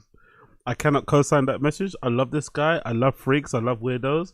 So more. I want more. Big up, Asad Aziz. And then you get used to it. Well, this little piglet was laughing when I said I was into everything. Sir, someone's going to kill you if you keep calling Texans in the front row piglets. That dude ain't killing nobody. Look at him. Look at him. You spend just enough time in Canada to forget that guns exist, huh? Incredible. That little guy couldn't hurt anybody. I love it. JJ, what do you do for fun when you're not making content or doing stand-up? I know what he does. Oh, wow, okay. Sam? To be honest with you, like, it goes, like, really deep. Like, I have a huge... Enough about your asshole already. What else? I don't get fucked. I'm a man, but... Okay. What else other than stand-up and content? So this is the woman thing. Like, I have a huge lactation fetish.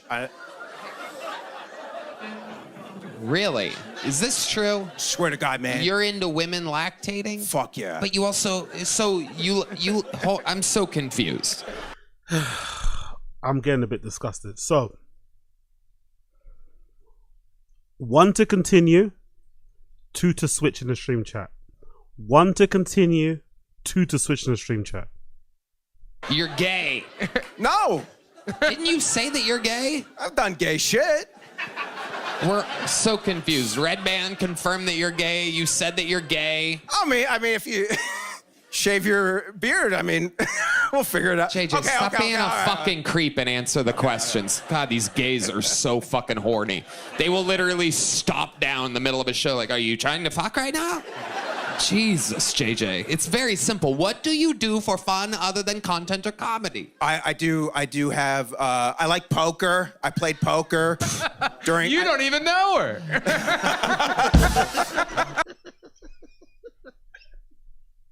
I'm sorry, I like that. Big up Talent. I played in the World Series of Poker main event. Really? During COVID, so we were locked down in Canada. And I had nothing to do, so basically I studied poker every day, and I would run it through the AI simulation, The Sims, and I just started making money playing cards, and I love playing poker, and I moved to Vegas for a few months before New York kind of opened up, and I was playing poker every day in the casinos, making money. Played in the main event. Let's go back to lactating tits for a second. So when did you figure out that you're into this? How does this happen? I'm guessing very early. Okay, cool. Honestly, Sam Talent's killing it today. He's killing it today. But we're gonna leave it there. We're gonna leave it there because he's kind of grossing me out. I'm not gonna lie. He's kind of grossing me out. So let's switch a little bit to Joey Diaz and Bert, and then we'll do Chin. Okay. Actually, let's take a break. Let's go to Fire and the Kid Reddit. Fuck it. Let's switch up and let's go to the Fire and the Kid Reddit.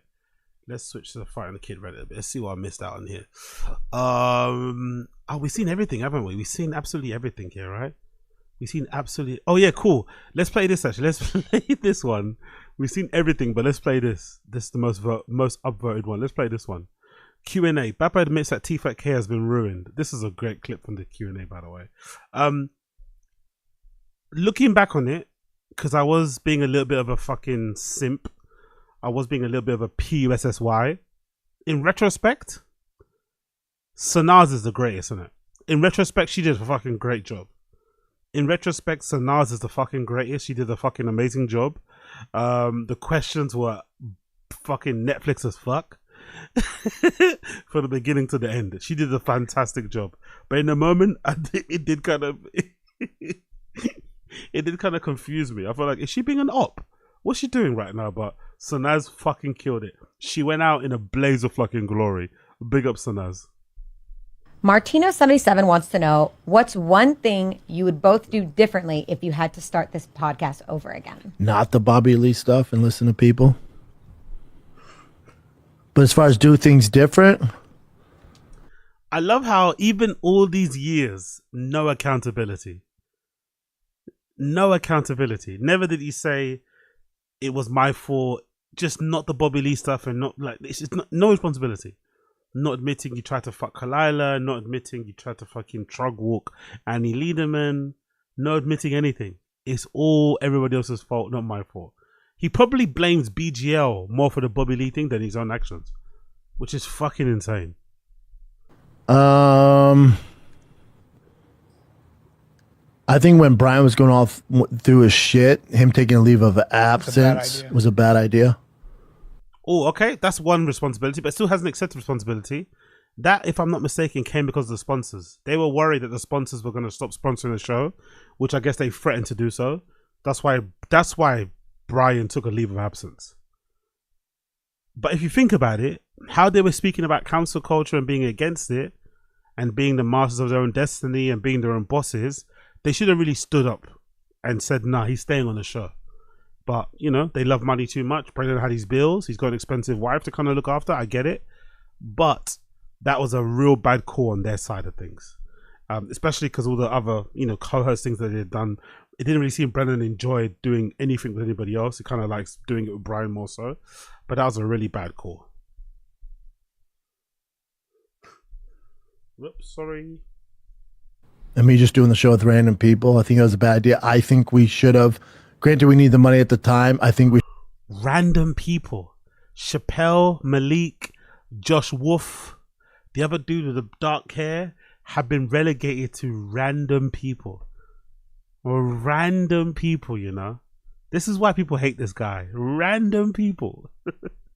We should have put our foot down.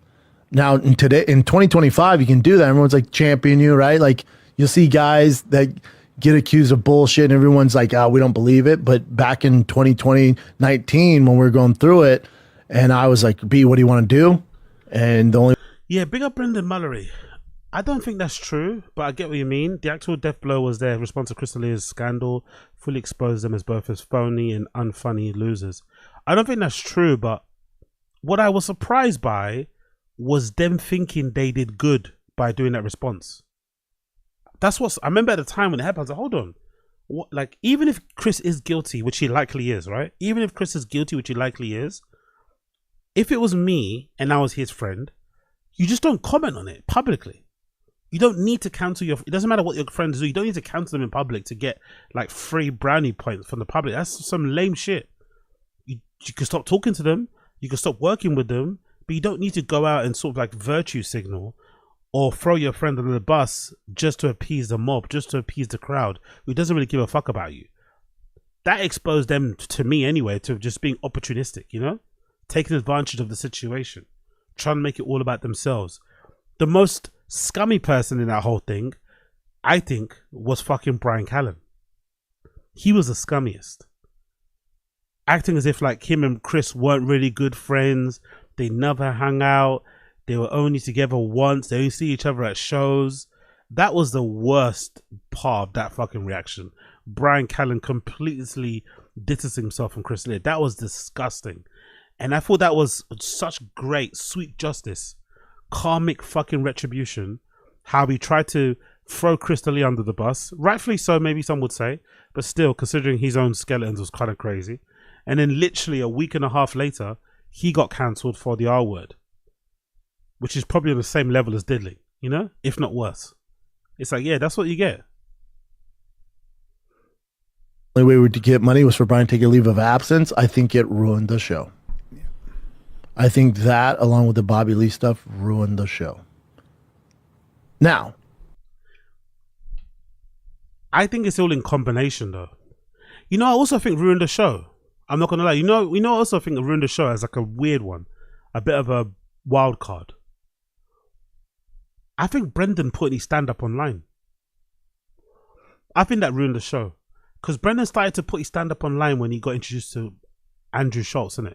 When Andrew Schultz was doing the whole like YouTube thing with the clips and shit, and he started, you know, talking about gaming the system, Netflix special, all this sort of stuff. I think that's when he started to feel like he should be on social media with his stand up more and should be trying to promote himself more that way. I think that was what maybe killed the show when people started to see how bad he actually was at stand up. Then the trolling began about how he's not funny. Then him trying to defend himself. Then obviously when he defends himself, he comes across horrible. Because, you know, deep down he's a bit of a horrible dude anyway. That's what I think kind of contributed to the negative sentiment around him.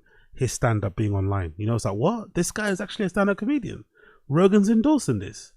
This guy's got a special on Showtime. His friends are all defending him. It made everyone look bad. As soon as his special went up online, as soon as his stand-up clip went online, everyone looked bad. Because, hold on, you're defending this guy. And you're out here talking about stand-up being the highest form of fucking entertainment, and you're waxing lyrical about a comedy store, and this is the dude that you're defending. This dude. I do think there's a place for us to come back, whatever that means, you know? But I would do this show for free. I love seeing Brian. I love you guys. I would. I love this fake humility thing. I would know you wouldn't do it for free. Your literal wife wouldn't allow you to do it for free. Your literal wife would not allow you to do it for free. And I think those kids too, unfortunately for him, they've had a taste of the good stuff, right? They've got Balenciaga hoodies and Jordans. I'm not too sure those kids will be too happy wearing Payless shoes. I'm not too sure those kids will be happy wearing clothes from Zoomies. So he has to keep doing the show in order to keep the lights on. But there's no way he does the show for free. No way. We'll do it for free. Yeah. Bri? Same thing. Love I that. think you said it well. Deuces Macchiato. He didn't say anything well, by the way. I think you said it was fucking hilarious. Let's scroll up. What else do you want to see here? What's this? To the haters. Deuces Macchiato. 33 Vader wants to know, how do you guys always keep positive, especially when any hate is thrown your way? Because that's a real nervous laugh, isn't it? I never noticed that at the beginning, by the way. That's a real nervous laugh, and it's mostly aimed at Brendan. Brendan's sticking his tongue out like that. I don't know if it's because he's a redact, nervous twitch, but that's an interesting way to kind of, you know, deal with some of your tension. Because at the end of the day, when hate's thrown our way, I always laugh at this. I'm like, you know what I do all day? I spend, and this is all I've ever done, I spend all day trying to figure out ways to make people laugh. And then I do a podcast. I don't know what I'm doing that's causing, like, if you hate me, I don't know what to tell you. Could people maybe hate you because they believe the rumors that you might have been an R-word back in the day? Or they believe the allegations? I love how these guys have no conception, no idea, no understanding. This is like a common low-cow trait, by the way. No self-awareness. They can't hate you because of the things that you've been accused of. They can't hate you for the things that you said. They can't hate you for the things that you may have done. It's just this like nonsensical thing. It doesn't make any sense. How could you hate me? I'm fucking Brian Callen. How could you hate me? I'm Brian Callen. It's like, bro, it's pretty easy to hate you, you know? If people believe what they want to believe. And the fact that you're friends with Brendan. There might be some people out there that just hate Brian Callen simply for the fact that he's best friends with Brendan Schaub. And they think he enables him. They think he protects him. They think he cucks out for him. You know? Maybe that's a part of it. Maybe you're allowed to hate somebody just for that reason alone. It's like, all I do is want to make people laugh. It's like, is it though? I've heard some victims maybe say other things. I've always tried to treat people well. I think if you asked anybody I've ever worked with, anyone I've ever been around, they would tell you that I'm a pretty nice guy who does his best. I take care of my family, and First family will disagree. he's the same fucking way every time. Don't point. No. Just talk for yourself. I hate this thing as well. Just speak for yourself. Let him defend himself. Talk for yourself. Brendan, in terms of like doing things that people don't like, for them to hate him, has probably done way more things than Brian, let's say. But they're both on this, you know, they both have done things or have been accused of things that would make the regular person not like them. So the fact that he's trying to lump Brendan into this is fucking hilarious. Somebody meets him, they go, hey, he's really nice. Yeah, I know. You know what he hates? He hates even hurting people's feelings. But you know, what are we supposed to? Like, what are we supposed to do? You hate us? Also, name somebody that's not like anybody that, and we're not celebrities, but like anyone doing anything of fake humility. I love the fake humility. Remember when he used to be really hot shit? He used to always compare himself to LeBron James and Drake. LeBron James, Drake, they get hate, so I get hate. It makes sense. It's like, you're not on the same level as LeBron or Drake, ever. You've never been, actually. So, what are you talking about? No, like, hate's just what you sign up for. I don't know too many people that, like, just focus on that. If all we did is focus on that, we wouldn't be here. Yeah, I don't read comments, good or bad. Hair? Not here. Hair? How do you say hair instead of here? If all we did is focus on that, we wouldn't be here. I don't know too many people that, like, just focus on that. If all we did is focus on that, we wouldn't be here. If all we did is focus on that, we wouldn't be here. If all we did is focus on that, we wouldn't be here. If all we did is focus on that, we wouldn't be here. If all we did is focus on that, we wouldn't be here. Yeah, I don't read comments, good or bad. That's the thing. I never good comments, bad comments. I don't read because they give you the same power. Oh, shut up, bro. Why are you on social media then, man? Honestly, you're not better than anybody else. Get off your social media if you don't want to read fucking comments. Shut the fuck up. No one believes you. I don't read comments, good or bad. Shut up. You put weight in that, you can't win with the internet. But I think for the most part, I get love and I don't get a lot of hate. But I just come to the territory. And sometimes people are just fucking with you anyway. Sometimes it's fun to hate on somebody. Sometimes it's fun to kick somebody around. It's such a waste of time, though. It's just such a waste. Like some of the people that edit these videos of these reaction videos, or the downfall of Shane Gillis or Andrew Schultz or Brendan Schaub. It's like, buddy, clearly you have editing skills. If you just focus on it, you'd have a career, dude. There's a big career in hating, by the way. Have you seen some of these numbers that these guys get? There's a lot of money that comes into. It's actually a pretty fulfilling job to fucking expose how unfunny some of these guys are. A lot of people are having fun with it. A lot of people find it their calling. A lot of people find it like it's their life's work, to call out some of these shitty comedians. But I love this. I love this patronizing shit. After this, we're gonna do chin. We're gonna do chin. We're gonna do chin after this. Would you guys like to also do the Chris D'Elia special? You want to watch that? Should we react to the Chris D'Elia? I just see it now. It's grow or die. Should we do the Chris D'Elia? Oh, actually no. I'll save Chris D'Elia for tomorrow. I'll save it for tomorrow. I'll save it for tomorrow. We'll do chin after this. I'll save Chris D'Elia for tomorrow. Like if you did something creative where you weren't, just giving an opinion on somebody else's talent, like, dude, you could fucking do this, man. I'd like them to work. They have for more me. skill, I'll skill than I do. I'll hire you. Okay. Let's do Rogan, Papa Gordo support Russia over Canada. Where's that at? I don't know. See if Jamie could find it.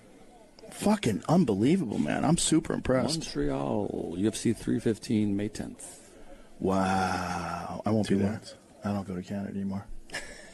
I don't. No, nor should you. No, discipline. Yeah, I'd rather go to Russia. Yeah, fuck yeah.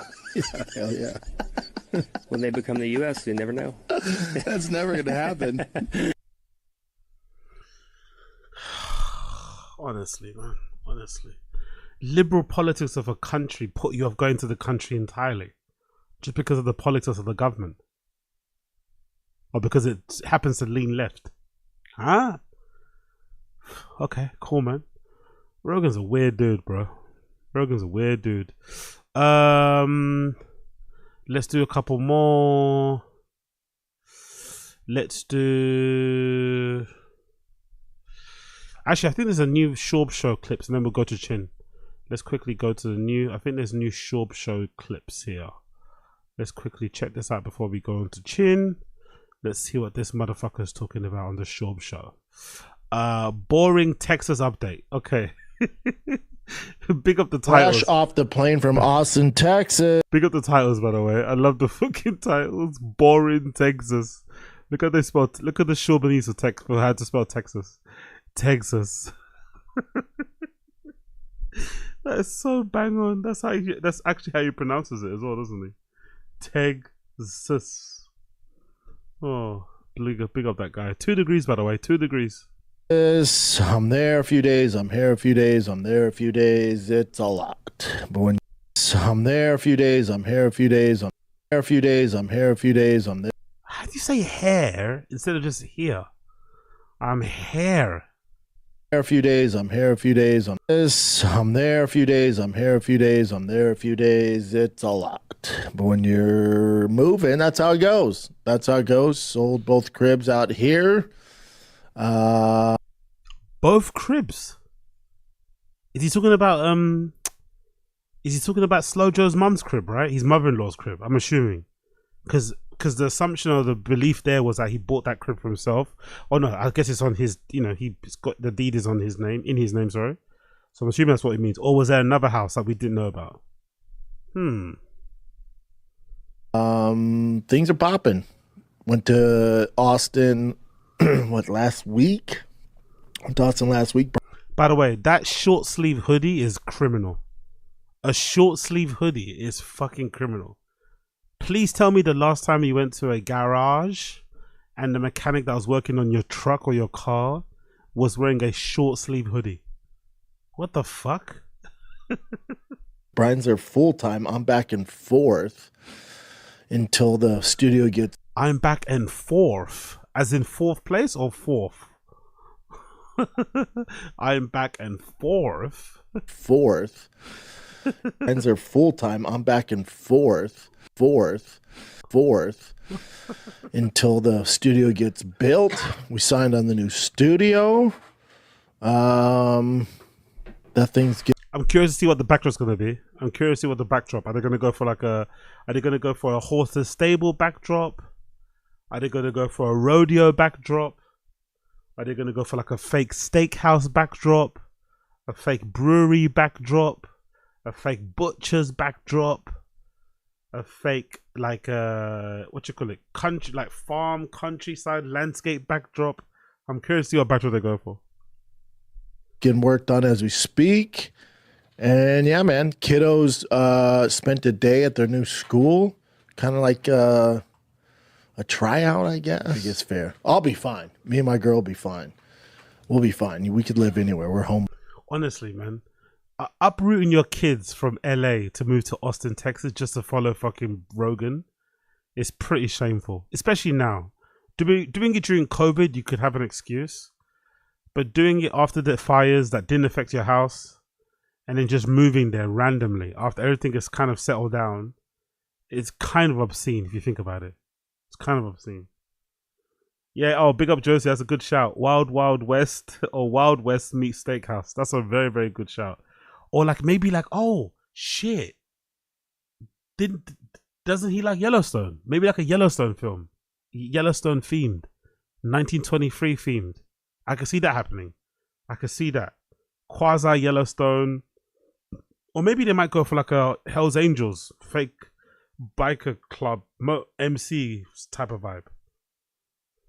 Bodies. But the kiddos, it's just when you're yanking them out of schools, my biggest fear now, the box I need to check is baseball. Because the closest friends I have in LA are the baseball dads. My son's closest friends are the teammates on his travel team. And you remember for the longest time, how much might it change? Do you remember when his kid first got into baseball, he was acting like the parents are all weird and nerds and they were lame. He was very against even trying to be friends with them. It's almost like he loved these kids there and left. He felt like he was above them because he was doing stand-up comedy. Now he quit stand-up. He noticed that, he didn't have any other friends to speak to. So now all of a sudden they're his closest friends. I remember there was a time when he was looking down at those fucking baseball parents, treating them like normies and regular civilians. They don't get stand-up comedy. Funny. Leaving all that once that the season ends here. Yeah, Coiler remembers. Exactly. Coiler remembers. He big time a dad when he asked him about the podcast. Yeah, you remember, innit? Yeah, exactly. Because he did some of those streams. I remember he was not the fondest of those baseball dads. Now look at him. Some of my best friends. Fucking wanker. End of May. So I gotta there's so many programs out there. You just gotta find the right one. A lot of them are just basically factories, just collecting a check. They're not about development, the player and all that, which you don't want. Just cash grabs, So would it actually matter though if your kid's not trying to be professional? Like, just wanted to be a part of a team. He's so all over the place, isn't it? One day he's like, I just want my kids to have fun and have a good time. Next minute he wants to put his kid through like a fucking proper, professional pathway training camp thing. It's like, bro, let the kid play, man. Like, any sport, just for the fun of it. If something pops off and it gets serious, you can decide then. You don't have to fucking... He's putting way too much thought and detail or way too much time and attention into choosing this team. It shouldn't really be that deep, to be honest. Travel ball is different than when we were kids. It's just a money play for a lot of these organizations. So you got to find the right one who actually cares about the kid, cares about them getting better. Not that winning should be the only thing that matters, but developing the kid. Okay, developing the kid. What for you? Honestly, man. He probably needed to have daughters so he could chill out. He's living way vicariously through this Tiger kid, isn't it? He's living way too much through him. All these unfulfilled dreams, aspirations, he's trying to challenge it through him. Let the kid play and have fun, man. God damn. Anyway, who knows? Maybe Tiger's the one pushing Brennan to do that for him. Maybe Tiger's also a beast. Let's continue. Nicotine pouch couch stash. Well, I bet they're cool now. Grown men. I bet they're fine. Yeah, this is the most disgusting bit. Don't you have cans that you could just like pop stuff in? That's what you used to do back in the day with cigarettes and stuff, right? Just drink the can of drink you have, finish it, and then just use that as like a default bin. Why does he have to stash stuff into the couch? Okay. This is a little up. He for sure doesn't pick it up after the fact, though. did on Tapuria. I bet You they're know, slow like, now. Grown men. I bet they're fine. Just unnecessary and disgusting. I know it's your studio. You can do what you want. Liberal, woke, cuck, whatever I come across as. Just put it on the top of the rim of the tin. Have a bit of paper. Put it there or something. Do you really need to stick it in the side of the couch? Really? This is a little up. So nasty. Just unnecessary. Like, oh yeah. Anyway, whatever. Maybe I'm the PUSSY. When you wake up and realize that you're married to a Mexican, okay, we don't care about that one. Bappa on Kane's sentence, judge should be found. What? So the judge should have been like, yeah, no time served, and the discipline for that pedophile that molested your kid over 100 times, little boy, changed his life forever, changed the trajectory of his life forever. That kid's scarred for life. Okay, well now your penalty is you have to spend 30 minutes in a room alone with Cain Velasquez, you and your father. And whatever happens in there, happens. I'd say, Cain, don't kill anybody. You kill somebody, we're talking about a different penalty. But do what you need to do. That's how this should have ended.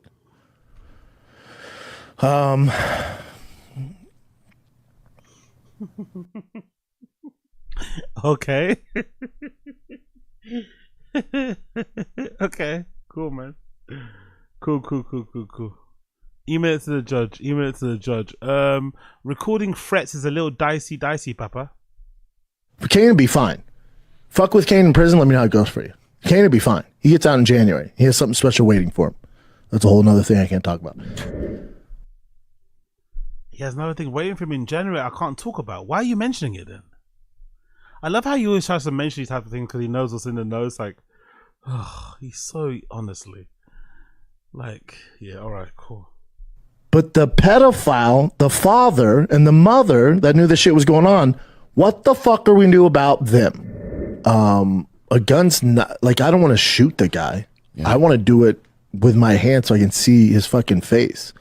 Like, my whole thing would be like, oh, I'm going to recreate that scene from fucking Game of Thrones where the mountain takes his fingers and crushes his face in. Like, that's what I want to do. I want to inflict pain. Shot's too easy. Shooting's too easy. That's not what we do. I understand the sentiment, but I also feel like Brendan's doing that thing that he does where, like, he uses these opportunities to send, like, veiled threats to the trolls and to the channels and to the Reddits and stuff. I feel like this is a very thinly veiled threat, not to a aspiring PDF. It's more so aimed to people like myself and others way bigger who are covering him and maybe saying not the like. This is aimed towards the uniques of the world. This isn't aimed towards, you know, PDFs. I think so. That royal piece of shit should be dealt with. And prison isn't good enough. So what are we going to do? What are y'all going to do? It's California. They give leniency on these fucking child molesters. Do they though? Or is this just a right-wing talking point? Does California actually give leniency to child predators? I don't know about that, bro. They might send him 20 years and you go, okay, he's gone for 20. He'll be out in 3, maybe 2. What are we going to do? Oh, is that a threat? Yeah, it is.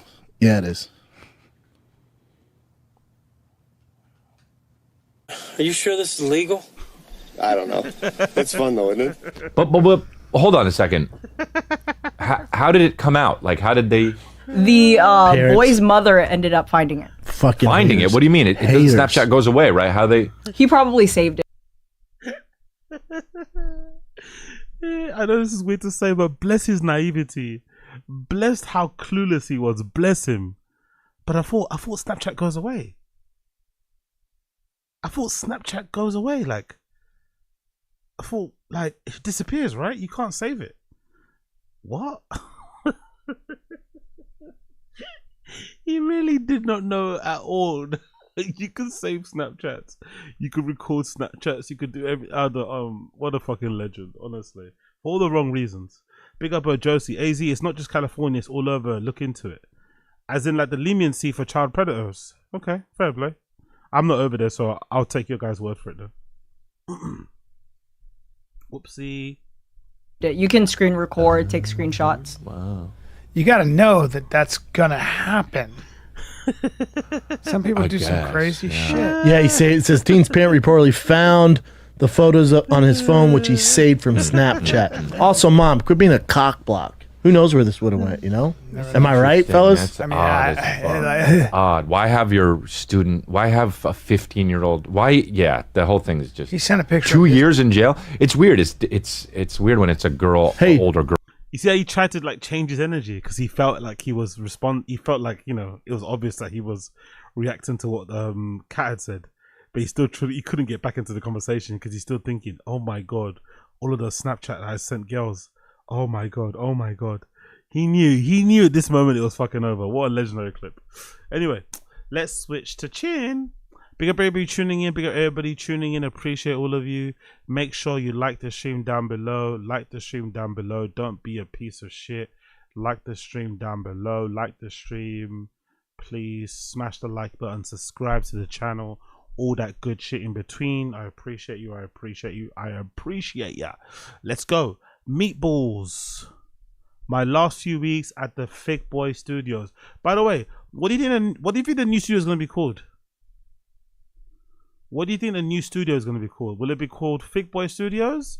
Because we don't really have Thick Boy anymore, and Thick Boy doesn't exist. Thick Boy, the merch site is gone. He doesn't really talk about Thick Boy lifestyle. Brendan did Ozempic and got really skinny, so he doesn't really live by the Thick Boy edict or anything along those kind of lines. So I wonder, is he going to keep the name? Is he going to change the name? If he does change it, will it be like DFAG Studios? You know, is that possible? DFAG Studios? What else will it be? I wonder what the new studio name is going to be called. I wonder. It's outstanding. It's so legit Italian. Is it really? It's so. Of course, they're eating off paper plates. By the way, Americans and eating off paper plates. Why? I don't get you guys, man. I don't get you guys. Unless you're at a wake, you shouldn't be eating off paper plates. As a grown adult, you should not be eating off paper plates. He took a huge bite, this guy. All right, let's see. That's really good.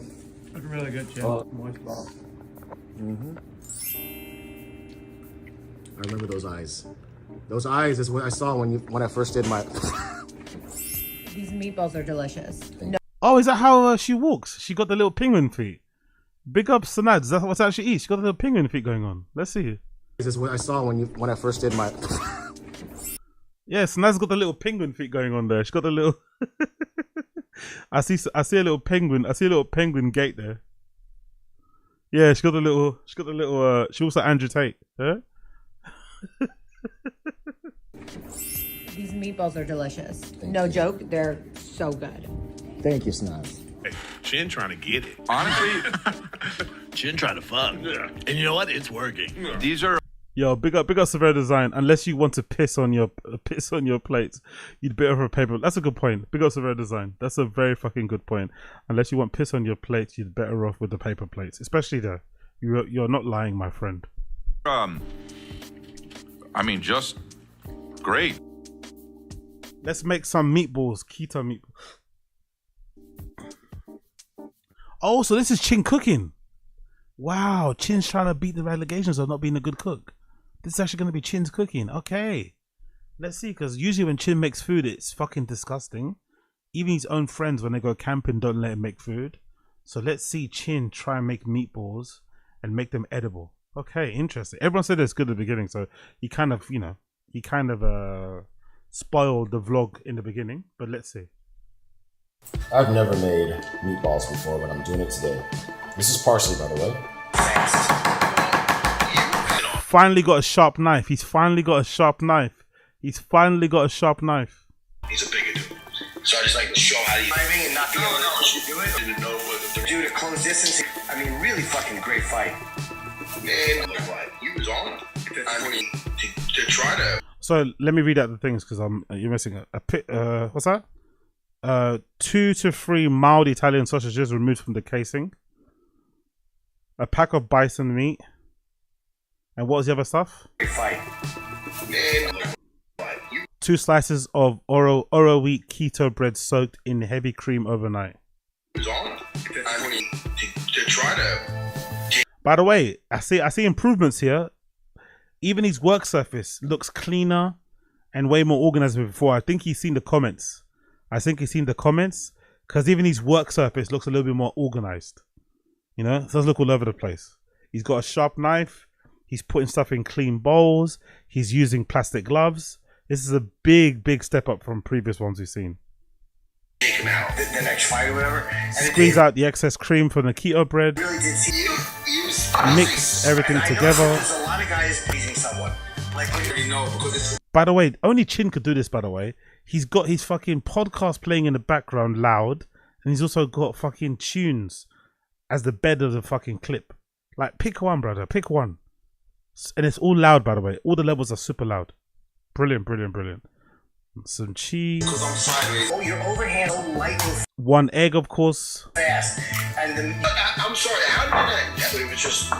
It went to the count. You're kind of slowly. You end up having to cut the weight from next time. I didn't have to do that at all. It felt like I did my line. Freshly ground peppercorn, I use a lot. It looked almost like he had it was good. To be fair, it looks good. So far, so good. Going for a guillotine. He didn't have it for a second. Yeah, he didn't really go for it. Maybe the size is too big though. I'd probably make them a bit smaller. They're fucking massive, the meatballs. You could probably make probably half them in size. They're probably a little bit too big for me. But they look pretty good. I'm not gonna lie, this looks pretty fucking good. Olive oil spray to coat the cooking sheet so then bells don't stick. Maybe cover the balls in olive oil a little bit. That would also help. But hey, so far so good still. 400 degrees in the oven for 15 minutes, then flip over and do another for 10 minutes.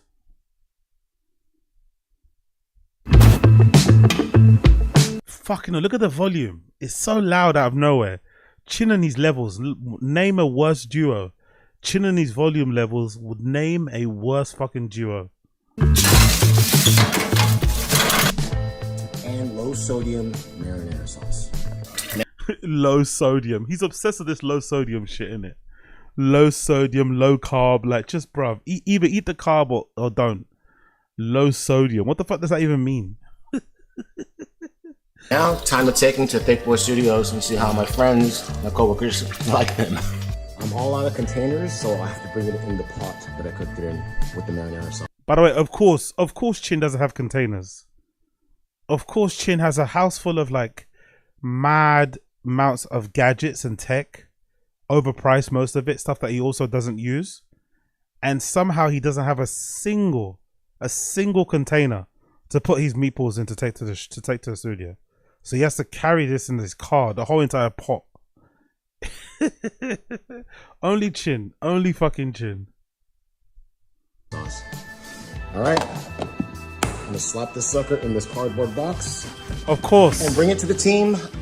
Of course. This is the biggest test because Casey is the parm meatball guy. I'm the meatball guy. Yeah. So we'll see, and I'm gonna be brutally honest with you. Okay. Well, you don't have to be that honest. I'm gonna be. That's the sink, hey? That's the infamous sink that Brendan pisses all over. Ugh. Yeah, maybe Severo Design is right about the plates. Maybe you do want a paper plate. Imagine all the piss splashback. Could you imagine all the piss splashback that has been on there? God almighty. The amount of urine that has been spread all over that place. Ooh. Brutally honest, because I don't fuck around when it comes to meatballs and tomato sauce. Oh, you got the big ones. Yeah. How I like to do my meatball. You like to quarter them up, huh? You know, I've never flip over, you fat fuck. I've never made meatballs, but I've eaten over 1 million meatballs. Yeah. He has a chart in his room that's counting his meatball intake. Mm-hmm. He took a huge bite, this guy. All right, let's see. That's really good. That's really good, Jim. I told you I was going to be brutally honest. Yeah. Where do I get some? It's right there in that pot. You're using a fork to do the sauce. Why? I didn't want to ruin another. Just drizzle it. This is a test. Can you cut it with a plastic fork? Oh yes. I'm making a test. I'm making a test.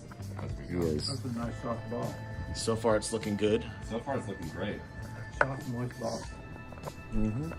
To be fair, from the eye, it does look good. The sauce looks good as well. So I think for once, Chin actually made something edible.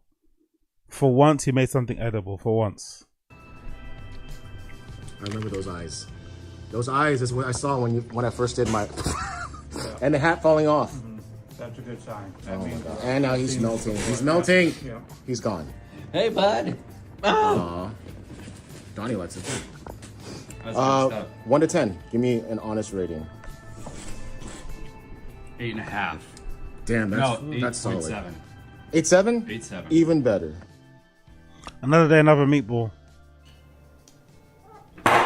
Oh, see, you got good reviews. He's making more now. You got good reviews, so here he is back making more. This is the sauce I use. It's a marinara, low sodium from Silver Palette. I'm just gonna make these guys swim inside this. Kind of toss and turn them for a little bit.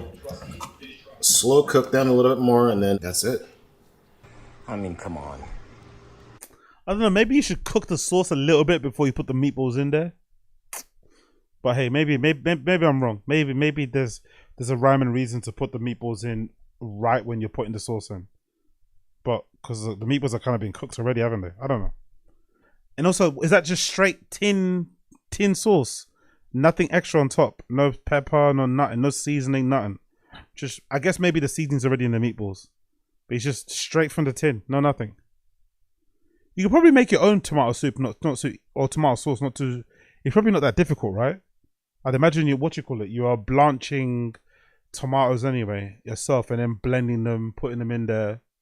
Yeah, probably won't be that too difficult to make your own tomato sauce. I say this as somebody that's never made it.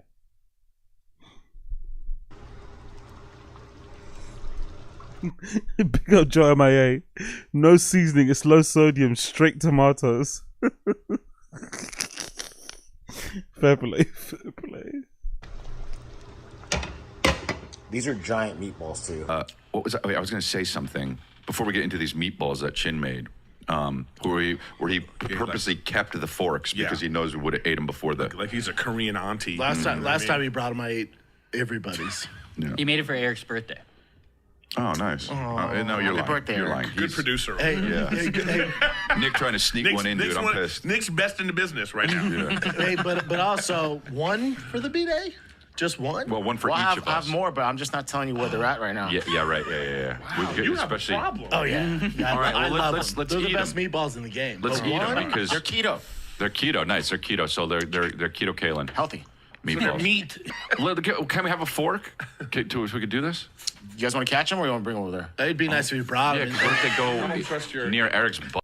Is Chin redacted? Do you want to catch them? You want to throw them forks? Plastic or not? Like, just get up and give it to them, you fucking nods. Not at all. I don't want your Asian skills to kill us by accident. Then they do the flashback to him practicing. One of them's like a sample from Costco. You know what I'm So saying? they're twist offs. They're not the pop off twist Okay, off. thanks for telling us. You're welcome. Oh, wow. I was about to embarrass the shit out of I myself. know. Yeah, he's so fancy with the twist. Hell yeah, bro. So what's your meatball process, Chin? That's bison meat, Italian Nick is the best in sausage, the biz, mild, huh? low sodium, No, it's parsley, the best meatball you've ever had. Parmesan, garlic powder. And then you just make it a ball? Like it's Make it a 30 ball. minutes. Chin's loving this, isn't it? Chin's absolutely loving this. He's loving this. He's absolutely loving this, man.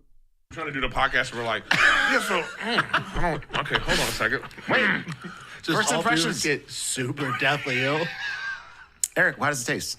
It's really, really good. Thank you. Because meatballs are usually dry. Well, but All right, Chin, relax, Chin. Let them say it first. Chin, chill. Eric, how's it taste? Eric, how's it taste? Eric, you're fat. What do you think? is it? So it's really, really good. But you said it's keto, so it's like different than a normal so meatball? instead of using regular bread, I used the best tasting keto bread that I found. Because And meatballs it have bread took in me them, right? forever. Yeah, man. Yeah. And there's That was funny from Chris. Forever. Yeah, man. Yeah. And there's It's really good. I mean, it's. What's bread? I mean, you have to. So this is like a. So it's a sandwich. Sorry, guys. There's egg in there. There's bread. But I mean, it's keto, so it's like zero. Like, literally, each piece of bread is like 1 carb, and I only put 3 pieces keto. in there. What makes something keto? The bread, low carb. We're like in very, ketosis very low right now. carb. It's essentially like you're eating meat, but there's more ingredients than meat in there. Pause. Damn. Yeah. And low. Man, this is good. Low sodium marinara. Hey, Chin trying to get it. Honestly, Chin trying to fuck. Yeah. And you know what? It's working. Yeah. these are, I mean, just great. There's nothing. This is top notch. Not too salty, right? No, it's just top notch. Chin should start just a meatball store. Can you not do it in your ad voice though, so he can really believe you? The funny thing about this is, it's absolutely top notch. I give it a 10 out of 10. Light rain today in LA. Let's take a break here. We got Chin's master meatballs. Meatballs. Of course, Brendan's gonna fucking kill the joke and beat it into the ground and completely miss the point and bomb. Chin's meatballs. 10 out of 10 says Crystal. They're keto friendly for those fat fucks out there. Yeah. Looking for a healthy Means you're meatball. low in carbs. Ketosis. So what did you say about my meatballs? Next day. These meatballs are delicious. No joke, they're so good. Thank you, Snaz. And let's see Brian take a bite of this. How do you like them? This is outstanding. Brian's sitting down at the table like a real boomer, by the way. Brian's sitting down at the table like a boomer. My dad sits like this at tables, by the way. I'm sure some of your guys' dads sit like this too. My dad sits exactly the same way at tables. On tables, sorry. Or at the table. Not at the table, not on the table, at the table. Yeah. That's a boomer way to sit on the table.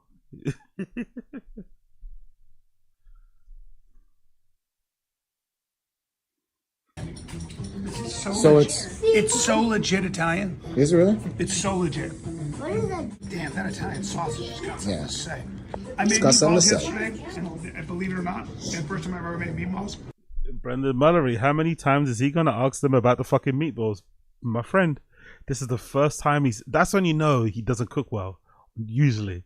Because he's really, really, really going hard with the asking. This is the first time he's ever been proud of what he's cooked and been willing enough to bring it to the fucking studio. He knows. That's why it's the only half decent thing he's made. So that's why he's really pushing it with the fucking validation, right? I love it. I fucking love it. And they weren't close to this. Thank you, Brian. Visiting our guy Ryan from CEO of True Classic. True Classic. So maybe this is the brand. Everyone was thinking it's O'Reilly Auto Parts, but maybe True Classic is actually the reason why Slow Joe has a fucking Birkin and a G-Wagon, and Brendan keeps buying new trucks and building new trucks and shit. Maybe True Classic are the one that are really putting the big bucks in the pockets of TFATK and Brendan and Brian. You never know. Wow. What up, Ryan? Ryan has always invited the team and to drop to the headquarters to pick up whatever we want. Do you mind if I do a little vloggy thing? Chin is such a weirdo. So Chin goes to this guy's head office, his studio, his headquarters of his company, and he's recording before he asks if he can record. He doesn't ask first, hey, can I record? Can I do a little vlog? He's already recording as he walks into the studio. Brilliant. Gotta love Chin, innit? Gotta love fucking Chin. He comes into your house and he's like, hey, do you mind if I'm recording? He's already recording. Yes, I mind, you fucking cunt. You go first. I always felt weird about getting free stuff, but Brian is such a good dude and kept inviting, so I said today's the day. Just whatever. Wow, there's a lot of stuff here. Chin didn't even ask for a tour. Chin didn't even ask for a tour of the studio or the headquarters. He went straight to the free section. Holy moly. Plus, I love their clothing so much that I still personally bought sweatshirts and joggers online, even after Ryan said not to. Okay.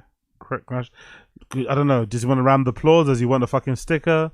Does he want an open top parade for him or something here? I don't know.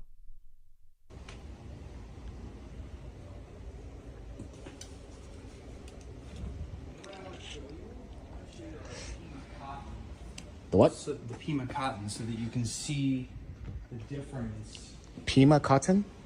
Yeah. Are you a medium? I'm a large.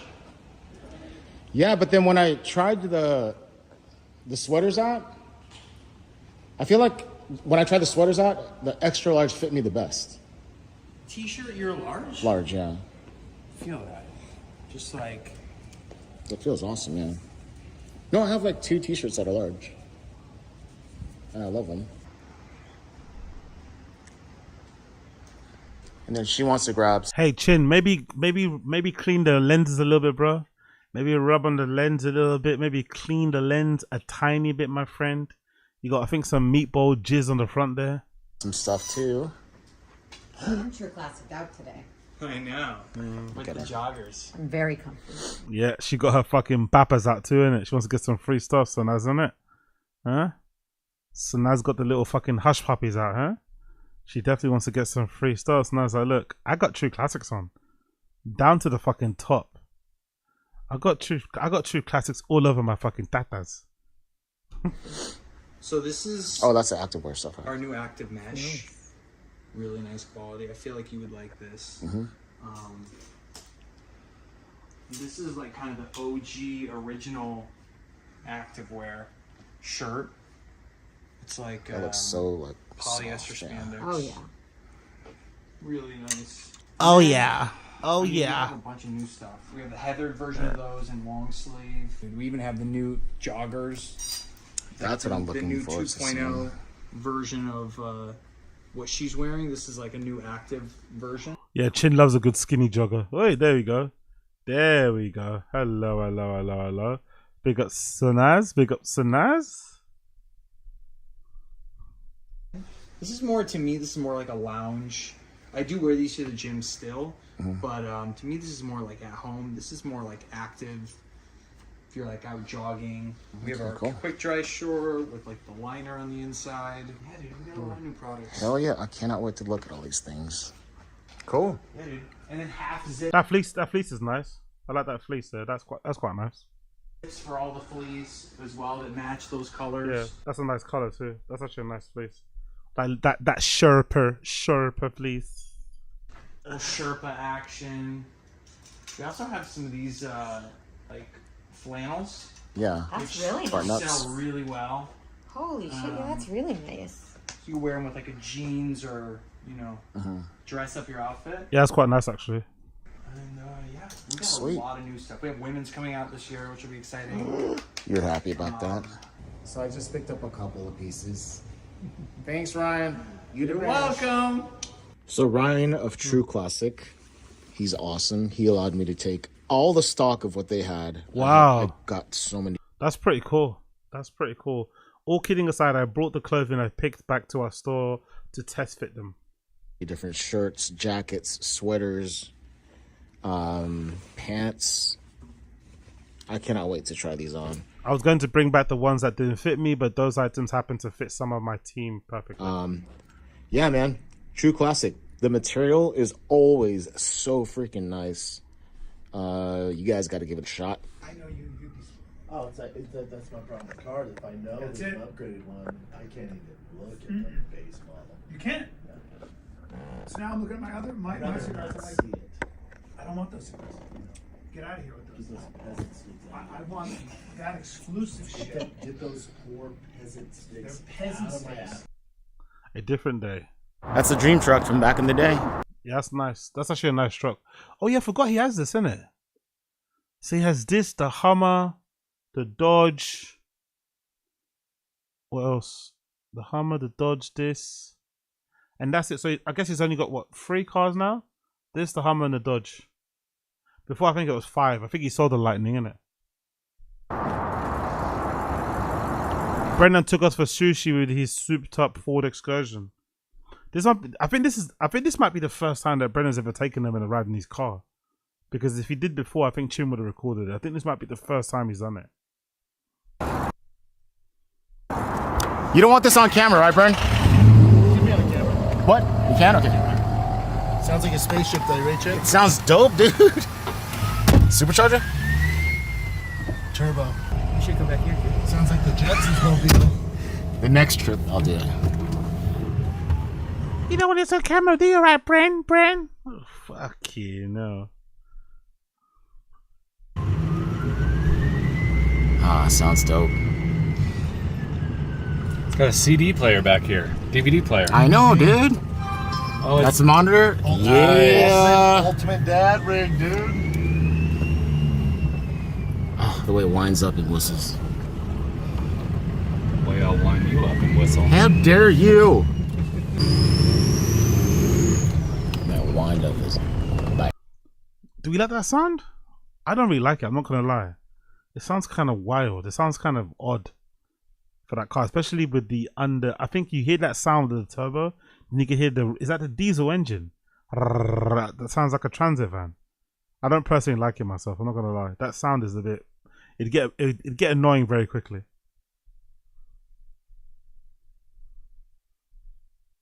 Badass.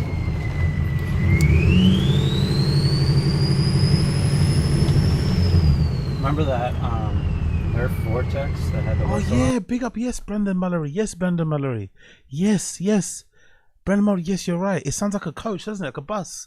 Yeah, that's a good point. It does sound like a coach. Yeah, when you're sitting towards the front, you hear that. Yes. I was thinking, what does it sound like? It sounds familiar. It sounds like a coach. Oh my god. Oh, those are fun. Good looking truck, by the way. I think it bog standard. I think it looks sick and probably would sound sick, but I don't like the sound of his one. What it's called an excursion, right? Is that what it's called? An excursion. Ford Excursion? Is it vintage? I don't know what year that one is. What year is it? 2008? It's that one, right? 2002. Ford Excursion. Let's do 2000. I want to hear what it sounds like when it's not fucking fitted up with a fucking turbo in it. 2002 Ford Excursion. Let's see. What does it sound like? Power Stroke. There we go. Let's press it. Maybe we can hear this one. Do we want a Power Stroke or do we want Power Stroke diesel? Let's just see what it looks like. Big up everybody in the stream chat. Smash the like button if you're here and you're enjoying what you're seeing what you're enjoying. Join, become a member, subscribe. Hey, what's up, guys? JQ with Ooh, Success I love that color, Motors. by the way. Oh boy, I love that color. we have a nice excursion for you guys today. You know that feeling when you know you're looking fly, you got the right shoes on, you got the right shirt on, you got the right watch on, and you're feeling fresh as a daisy, and you walk in a room and you know you ain't got to say nothing because you're looking good. Man, that's how. What the fuck is that? What's the utility of this at the front? What's that little lip? What's that little mustache thing? Is that to protect the grill? What the fuck is that? People that know cars in the stream chat, let me know. What the fuck is this little black thing along the front of the bonnet, on top of the grill? What is that? How I feel about this excursion. I could probably just. Oh, bugs. Okay, yeah, true. Okay, cool. When you're driving, right? To stop things flipping in. Ah, a bit of coil. Okay, cool. Just walk around it and say nothing about it. But hey, I want to hear how it drives. Hold on, let me fast forward. I won't be here for too long. I just want to hear what the engine sounds like when he's driving it. Is he gonna drive it or is he just gonna be stood still? Yeah, he's gonna. There we go. I want to hear what it sounds like. Bear with me 1 second here, people. There you go. man, just a really healthy 7.3 liter. All right, guys, stay tuned here. I'm going to grab my bag, hop in, and we'll go for a test drive in just a second. All right, guys, here we are behind the Yeah, I prefer this sound over Brendan's turbo. I prefer the regular sound. wheel of that The regular engine, sorry. No turbo. Fuck the turbo. excursion. A few of the things I did want to mention is just see you got Motorcraft windshield wipers. And I don't know this for certain, but I'd say this has probably never had anything but Motorcraft Ford parts on it. Who puts Motorcraft windshield wipers on their vehicle? I know I don't. I usually go with like a Rain-X or something, so that's kind of cool. All right, well, let's just go for a little cruise here and let you guys see what this thing is all about. It is a very healthy 7.3, at least it feels that way. Again, no lights on other than that door ajar light that we talked about. Interior lights have already shut off, so they're only on for a few moments. I think the cutoff is either 5 minutes or 15 minutes, I don't recall, but they're already off. So just the most annoying thing is just that door ajar light is right there. but again, can be fixed. If you Google it, you'll find forum after forum about it, and it seems like WD-40 usually does the trick. But anyway. Yeah, you know what? Big up Joe for Mayor. You're right. It is a bit obnoxious, isn't it? Now I can see why you guys are saying that Brendan's. I like it visually because, you know, I'm from the UK. I'm not really familiar with this car. So the first time I've ever seen it is Brendan buying his one. But it seems like it is just a regular family car. And he's like lifted it, added this, like, you know, it's just, what? You know, it's a bit weird and unnecessary. And it sounds decent and nothing, it sounds pretty good normally. Like, why would you add a turbo to it? It doesn't really need it. It's not necessary, you know? And why do you need to go fast in this car? Like, why do you need a turbo in a car like this anyway? It's meant to be like a comfy ride with your family on long trips or something, isn't it? Like why does it need a turbo? It is really obnoxious. And big up Coiler, you're a legend. Brendan building race cars to take his team to sushi. Spending 100 grand to fit a new engine in a fucking 20-plus-year-old car just to take your fucking team to sushi is fucking brilliant. I love it. I fucking love it. That's a Brendan Shaw boy. Anyway, everything seems to be working on this truck, and the transmission shifts smooth, and the brakes are good, and it just seems to be a good running and driving Ford Excursion. So we'll head on over to where I'm going next, and I'll let you guys see it shift. Put your foot down, put your foot down, put your foot down. Is he purposely going slow or is the car really slow? Let me know in the stream chat. Is he purposely going slow or is the car kind of slow anyway? Buttery smooth shifts. Again, like I said, I think I've driven this thing somewhere in the ballpark of 50 to 100 miles so far. It just seems to be a really nice truck. Again, guys, please be sure to subscribe to the YouTube channel and then go over there and follow us on Instagram if you're interested in Ford Excursion type of videos and whatnot. We've got a whole fleet left to list. Going to be listing one a day the rest of the week probably. And man, we got some good ones. But all right, let me be quiet for a minute and you can hear this thing run. Yeah, I want to hear it.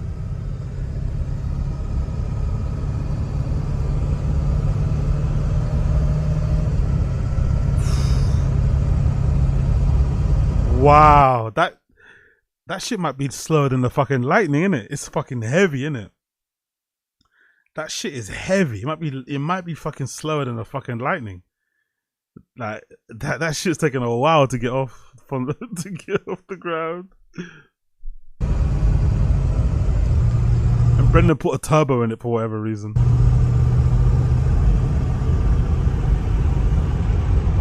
Okay, cool. Let's go back to the fucking clip. I've seen what I need to see there. Let's go back to Chin. That's what it sounds like. Parking for your truck is going to be a father. Fun fact for you, it's actually smaller than a 2020 a new. Big up Coiler.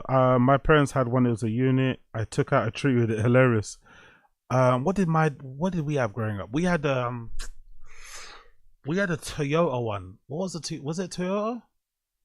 I remember that was a car we went to church with. It was a Toyota. Is it a Land Cruiser? I think it might have been a Land. Is it a Toyota Land Cruiser? It might have been that. I think we had that. My dad had that. That was a fucking bulletproof Toyota Land Cruiser. Maybe it was around 2002. Maybe it was the same age as because it looked similar. Yeah, this is what we had. Yes. Kind of like this. Maybe it was a 05 version or maybe a couple years before. Actually, maybe it was it a 98, 99? I'm not sure which one it was. But yeah, we had this. My dad had one of these ones with the extra seats in the back.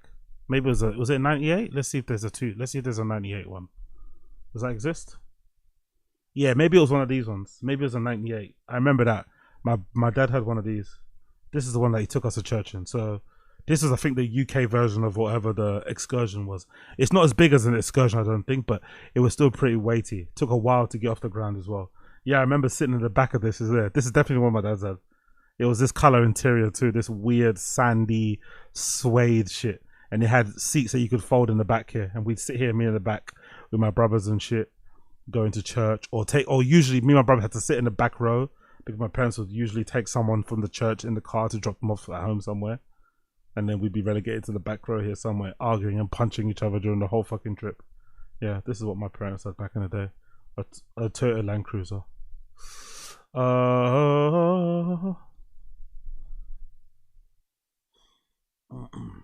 Chevy Suburban. Yeah, dude, Suburbans are long. People think they're huge, but they're long. People think the Hummers are huge. Oh God, sorry, Nick. We forgot about you. So if you guys are out and about in America and you see one of these in the parking lot somewhere, what's the first thing that comes to mind? Do you think automatically wanker? If you see some guy with an excursion like this, lifted, all black, tinted, like, what do you think when you see this? What's the first thought that comes to your head? There he is. Nicholas Davis. Man, this is dope. Now that's more your style, because you can, like, if you had to, you can camp in it. 100%, yeah. Guess we're going to this sushi spot right here. Calabasas.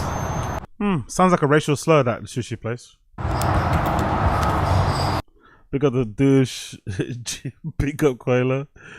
Big up Jack Donaghy Jr. Wild Gone G. Super Jello. Big up. Cool.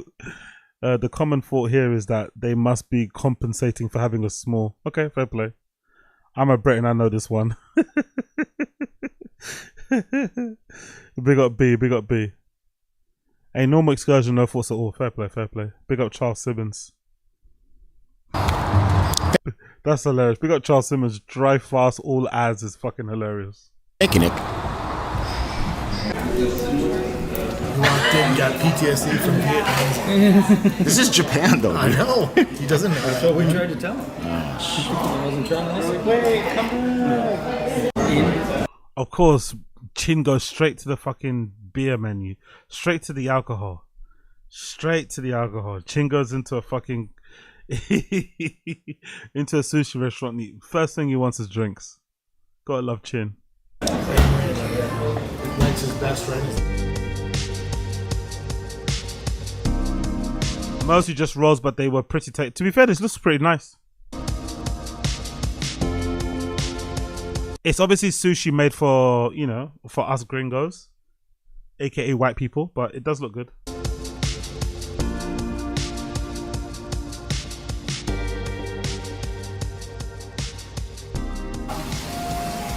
I forgot that these were, but they were wrapped in cucumber and legit tasty and refreshing.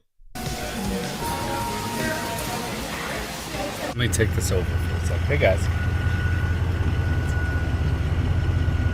We're now leaving the parking lot of... We're now leaving the parking lot. Airline and... As you can see, we are backing up. Did they come with already rear view cameras installed in them, or is that a feature that he added to the car themselves?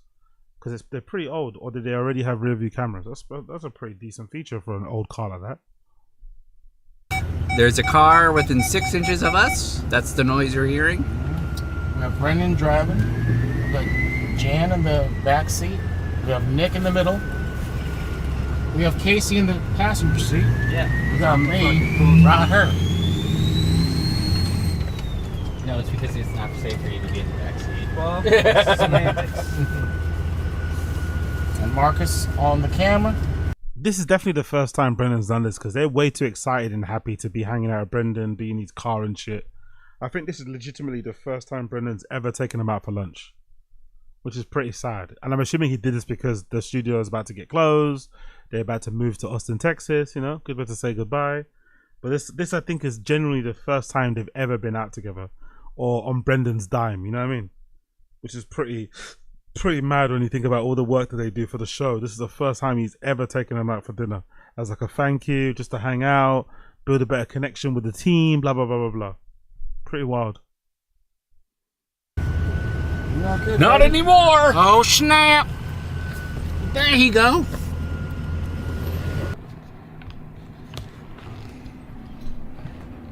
Big up Koila, I refuse to believe anyone films this much. He must have camera guy identity issues. I don't even think it's that. I just think early people forget how well received, how well loved Chin was when TFATK first started. People forget, like, he was really well loved and regarded. So I think this vlog was always like a way, or his channel was, he felt like a way for the TFATK fans to get a behind the scenes look at what goes on at TFATK. I think that's what he's kind of doing. That was the whole point of it. you know. So I think that's basically why he does it so much. Like, hey, this is for the fans. I'm going to show them, and obviously building up his own little profile and shit. But I think that was mainly the point of this channel and the point of these vlogs and the point of recording all of this, to make it, you know, to give, you know, a behind the scenes look, make everyone look cooler than what they are, blah blah blah blah.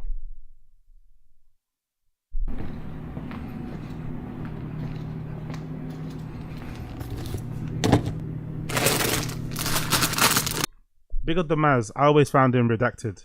You're one of the perceptive ones, then, my friend, because I think I only started noticing how redacted he was maybe after Cat left. I don't think I paid that much attention to Chin, but once he started making himself more, you know, visible, I think I started to notice the redactedness. But I didn't really clock on in the beginning. I didn't really clock on, I'm not gonna lie. I wasn't that early into noticing he was redacted. And I didn't really watch his vlogs either back in the day. I don't think I even watched his vlogs. Even when I did like TFATK, I wasn't really watching his vlogs. I didn't really care for them. But the redactedness I only started noticing as of recent, especially maybe even when I started the channel. Maybe that's the only time when I actually started doing random show streams. Might have been a time when I actually noticed how redacted he legitimately is.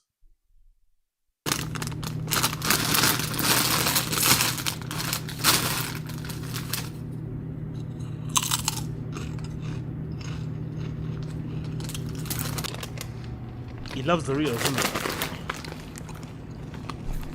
That's Chin's favorite combo, isn't it? He fucking hates sodium, but he loves Doritos, no? Chin's he's such a interesting fella. Hates fucking carbs, hates sodium, but loves a beer and loves a fucking big... He never buys a small pack, by the way. It's always this fucking family fun cinema pack size of Doritos. It's never just a small one. It's always this size of Doritos. Funny dude.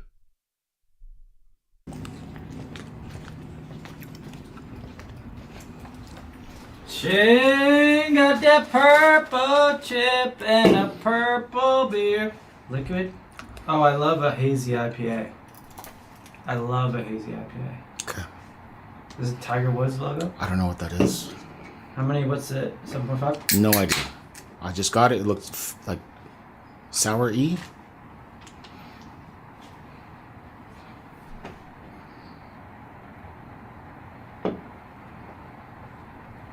That's nice. What?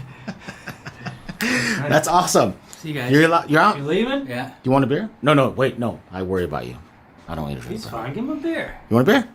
Okay, I'll have one beer. All right. Hey, looks like he wants a beer, innit? Jesus Christ. Nick looks like he wants a beer, doesn't he? Fucking hell. Jesus Christ. Nick definitely wants a beer. He definitely wants a beer. All right. You want one of the best chips in the world? Purple chip. Yeah, perp. No, just a beer. You don't like the perps? Let's drink in my room. 2 beers. All right. One for you, one for me. Hey, you son of a mother. What? Come join us. Casey's room.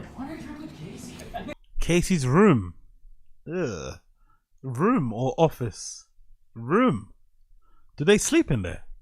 They're probably doing it. Do you think they're probably fucking there?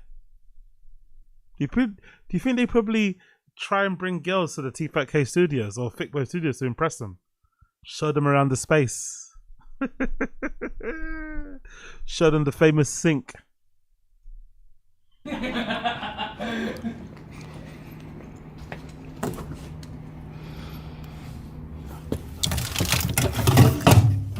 Oy, Shiba.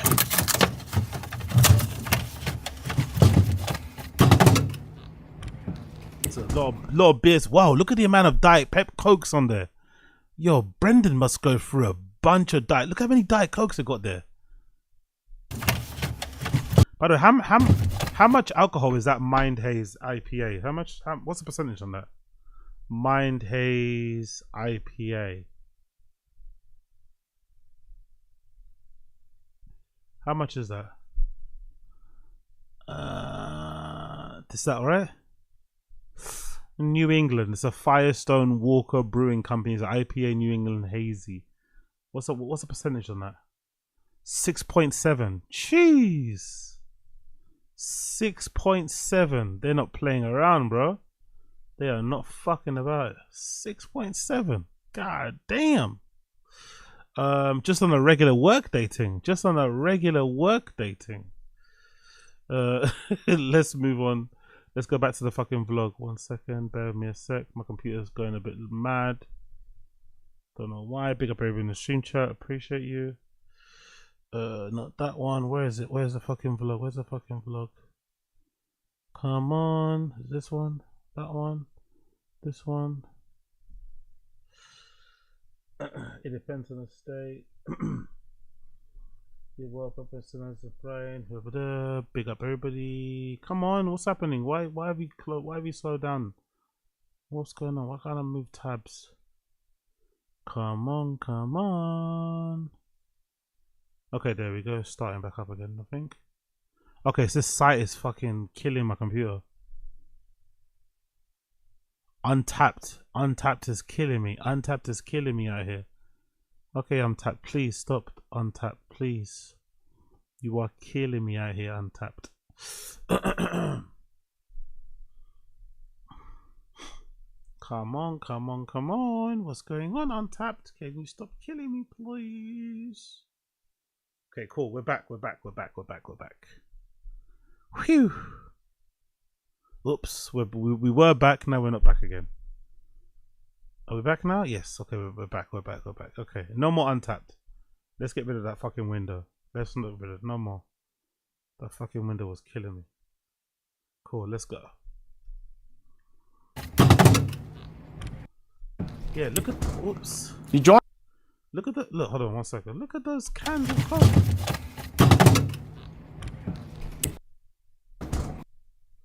That's a lot of fucking Diet Cokes. How many boxes is that? Is that 3? And those are like the 16 can ones, right? Or 24. Jesus Christ. 4, innit? 1, 2, 3, 4 crates of Diet Cokes. And they're all Brendan. Brendan's the only one that drinks that shit. Damn. You joining, Marcus? Yeah, 1 second. All right.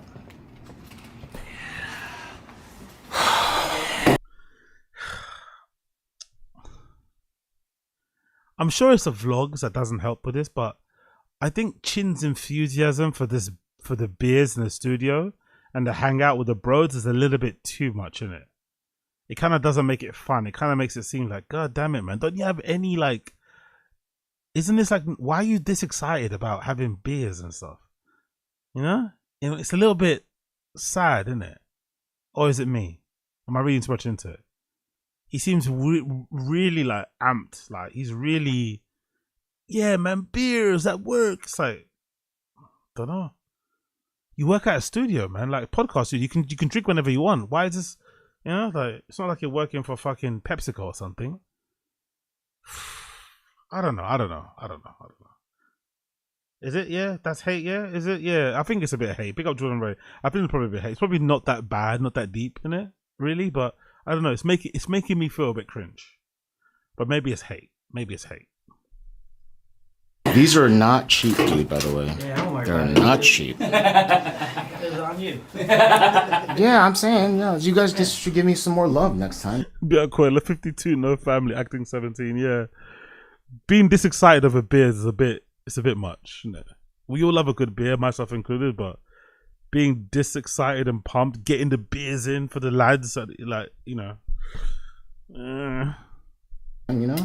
I do a lot of things here. Hand job? I don't want hand jobs. I don't like hand jobs. Lots of beers. Why don't you relax? You wanted them more than anybody. Just fucking calm down, pal. Even this type of content, like with the zooming in really close to your friends, this is like some kid shit. I think I might have some vlogs like this, obviously, with my friends from back in the day, where you put the camera right in their faces, like, oh, you know, like this whole thing just reminds me of many a Tumblrs, many a vlogs back in the day, you know, where you're annoying your friends, sticking the camera in their faces all the time. I think if I was his friend though, I'd enjoy these beers, but there'll be a moment where I'll be like, you know what, bruh, put your camera down, bruh. I kind of want to get loose, you know. If you're gonna do work beers, you should do them without the cameras being present. You know what I mean? You know what I mean? But thank you, in all honesty. Thank you very much. It's a Christmas miracle. Do you want or no? I'm guessing no. If you want, it's right here. Or this is less alcohol. But I'm trying to peer pressure your work colleagues into drinking beer. It's fucking hilarious, by the way. Honestly, just leave the guy alone, man. Like, My office is the garage. It's where you come to drink beer and listen to Creed. Yep. Exactly. That's what I want to know. Big up Coil. That's what I want to know. I don't want to fucking pocket watch, but I want to know who's paying everybody, who's cutting the check. But because that True Classic office looked very lush, right? That guy's office looked lush. It looks like his office in LA. I'd imagine the real estate market in LA is probably super expensive. So for that guy to have that sort of a studio, office space, design studio place that he's got for True Classic probably means that they're probably making a lot of money. You'd imagine, especially, I imagine brands like True Classics anyway, that make classics, you know, classic wardrobe staples, easy to wear garments, probably make a lot of money because that stuff is inoffensive to wear. Everybody needs a hoodie, everybody needs a track pant, everyone needs a fucking fleece. They probably sell them by the fucking millions.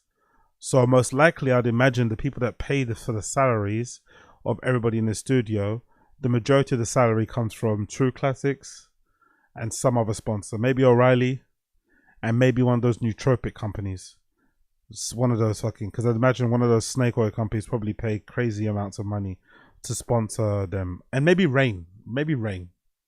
And a little bit of Peter Schaub sprinkled in there. But I'd imagine those sponsors are the ones that pay the majority of everyone's probably salaries or invoices.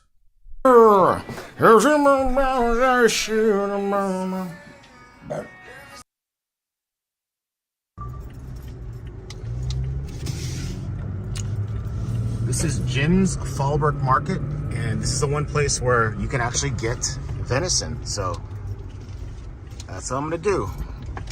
But it's all ground venison, but still, that's good enough for me. Has he got a new car? Or is that someone's car he's borrowing? That's not that doesn't look like the fucking, what's that car he's got before? That looks like a different car, no? Getting these next time for camping.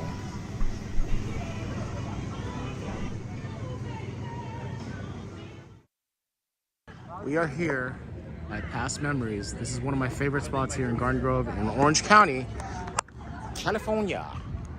Hard to keep up with everything here, but is that Jubbo? That's not Jubbo, right? Was that Jubbo I saw there in the beginning? California. Hard to keep up with everything here, but is that Jubbo? That can't be Jubbo, right? Is that Jubbo or no? Nah, I don't think that is Jubbo, right? That's just some other girl. That's not Jubbo, right? Is she back in the picture? Nah, no way that's Jubbo. Is that her? Wow, so they're cool. Okay. Big up Jubbo. Rare Jubbo appearance there. Here, but Korean for our friend T's birthday, or T or T-I's. Soju, French fries, chicken, chopstick, kimchi fried rice, gizzards, which is like taco. To be fair, this looks like a good spread. I'm not gonna lie. Looks like a fucking good spread, man. Where's that Good Friends? That looks like a good fucking place. I'm not gonna lie. It looks like a decent spread. Over there, and some more stuff, and then we have another table over her. Too many friends. Is that Jubbo? That can't be Jubbo, right? He didn't even say nothing to the camera about her. She's waving in the camera and all sorts. That can't be Jubbo, right? Huh. I guess we'll find out later.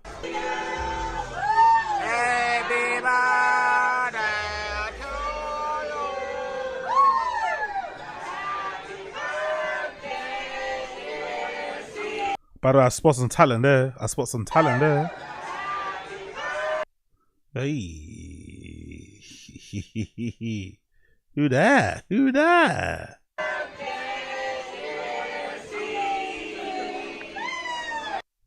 Next day, okay, we didn't get any clarification if that was Jobber. Next day, we didn't get any clarification if that was Jobber. I wonder if that was her. That must have been her, right? That must have been her. I am leaving my buddy's place I spent the night at because we went to pass Yeah, he's driving a Jeep. I think he's driving his brother's car. I think that's his brother's whip. I think so. memories last night.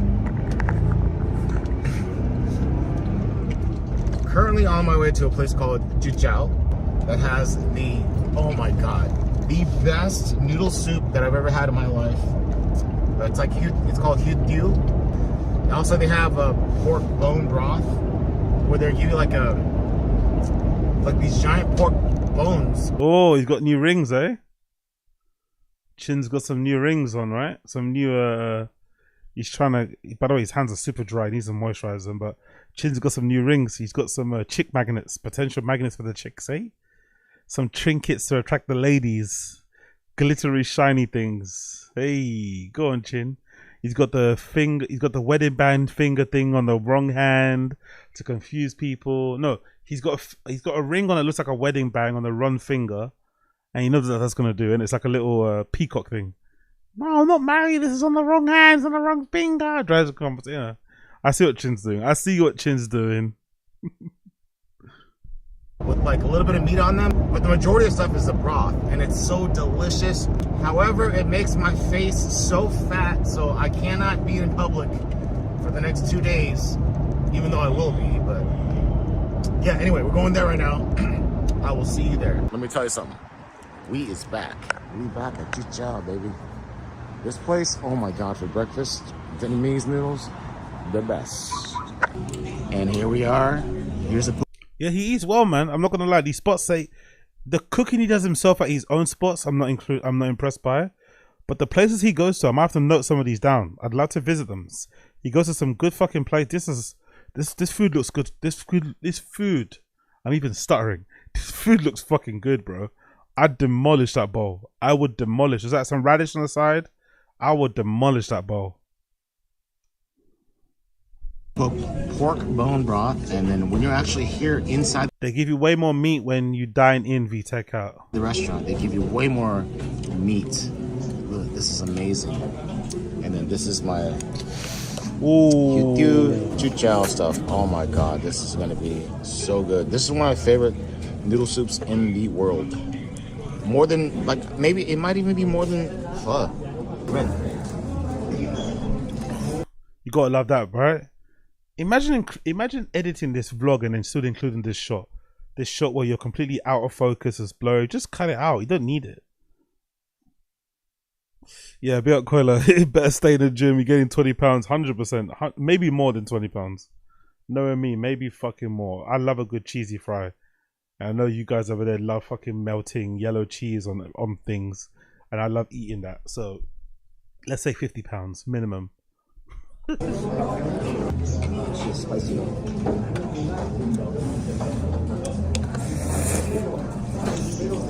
Oh my god, this is so. I didn't even touch the pork broth yet. It's so delicious, man. Oh my god.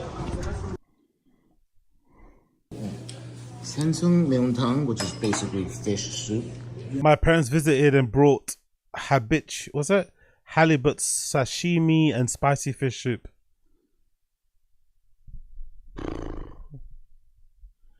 Anyone over the age of like 40, do your parents come to your house and bring you food? Or is this like an Asian thing?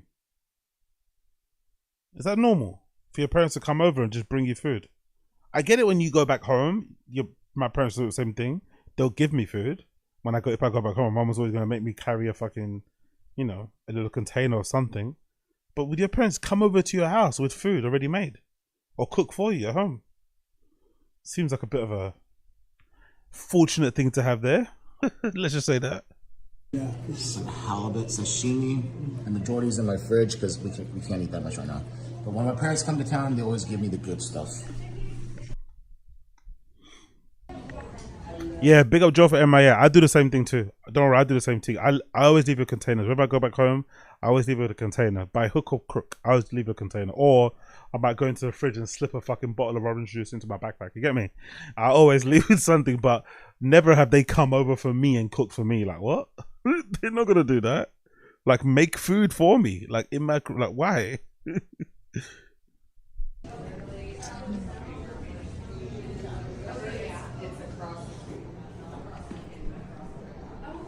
Yeah, big up my nuts. Let's get 80 to 100 likes one day of the marathon. Yeah, exactly. We're doing a 30-day marathon today, starting from today, actually, all the way through until the end of the month. We're going to try to get to 500 members. I'm going to change the fucking bar down below. So it's going to be 500 members, marathon thing, until the end of the month. We're going to be streaming on the Random Show channel every fucking single day. We're going to be streaming on here. So jump on board, like the stream, subscribe, join the Discord, become a member, all that good shit. Love, light, blessings. Getting another tat. Oh, really? Is this his hand tattoo? Why did... So he goes to restaurants and shows us blurry images, out of focus images, dirty lenses, video footage of him slopping down on noodles, but the actual interesting bit, which would have been the tattoo, he doesn't show us anything. He doesn't show us how he's getting it done. I'm assuming the tattoo artist probably, no, actually, I take that back.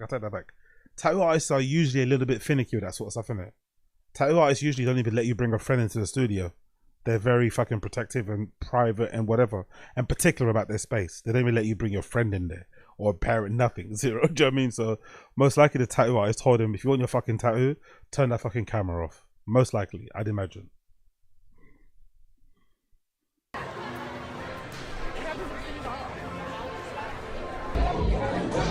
Yeah, big up MK. Yeah, exactly. That's not common practice. Yeah, my bad. I completely forgot. Tattoo studios are very militant with that shit. Where's the bar?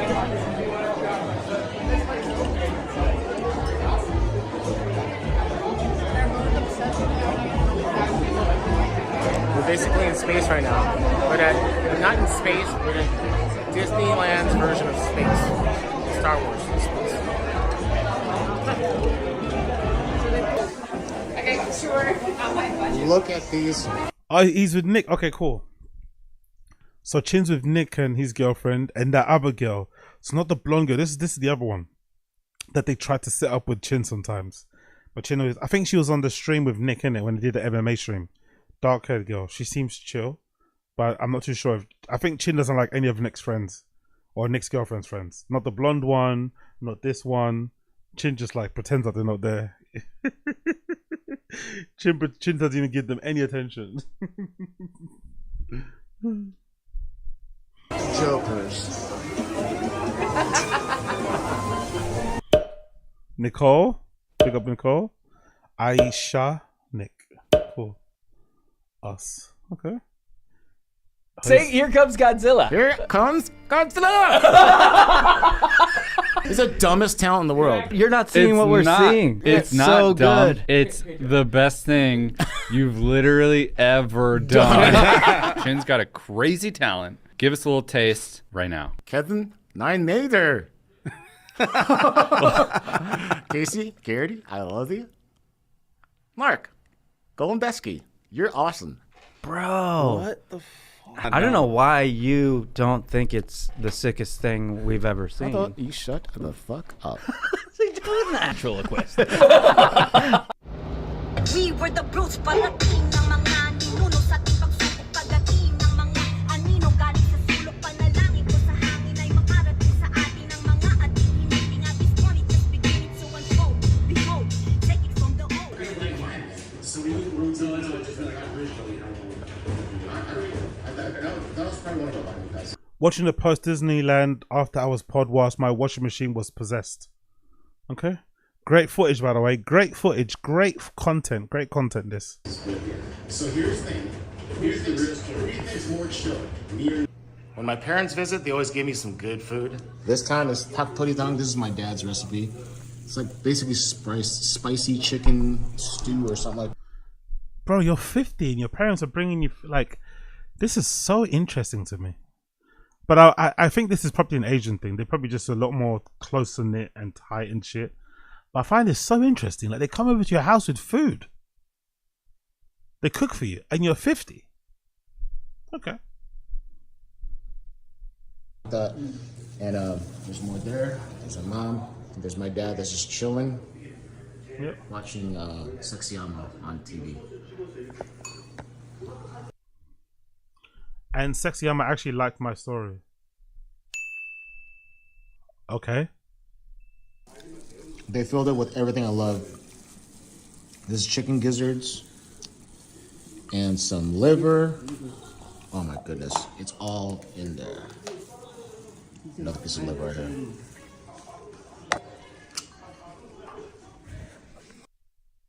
Next day.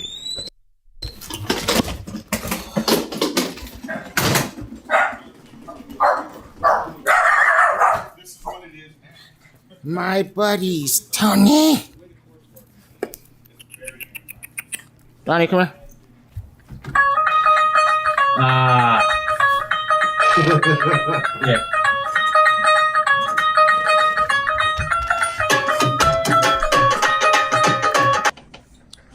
We about to. It's weird because Chin acts like he's never had friends before. That's the thing about Chin. But then when you see some of his friends that he goes camping with, they seem pretty well adjusted, and it seems like he had a pretty decent social circle when he was in college and high school and shit.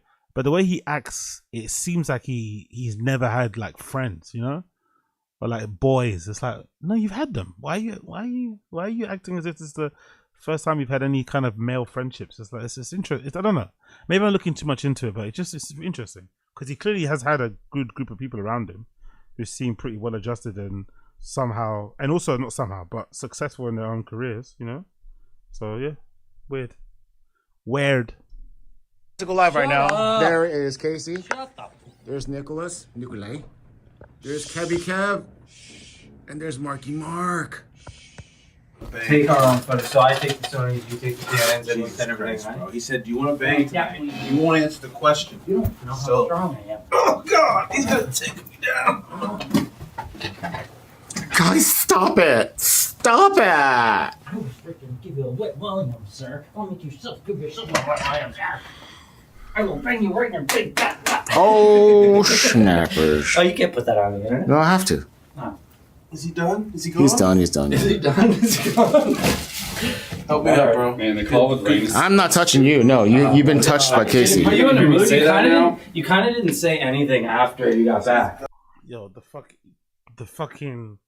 the camera, man, it's making me fucking dizzy. It's making me fucking nauseous. Jesus Christ, Chin. I think he's got it's the alcohol shakes, isn't it? When he's always shaking the camera. No fucking. It's not steady at all, is it? Jesus Christos, mate. Help me up. After the show. I just drove 2 hours to come here at Ribs & Co., a Korean barbecue place that has all-you-can-eat tomahawk steak. Here with my chingus, and this is the tomahawk apparently, but I don't see that dang big bone. Chin had to make that clear, innit? Chin had to make that clear. He didn't want anybody getting any false, wrong impressions of what chingus meant. He had to make that very clear. Chingus doesn't mean what you think it means. It means friend in Korean. Okay, cool. No worries, brother. No worries. Is that it? Well, we'll see how this tastes. It should be good. That looks like a good piece of meat. That's all you can eat. Steak in a Korean restaurant, in a Korean barbecue. That's a good fucking portion, isn't it? That's a good fucking portion. Jesus Christ.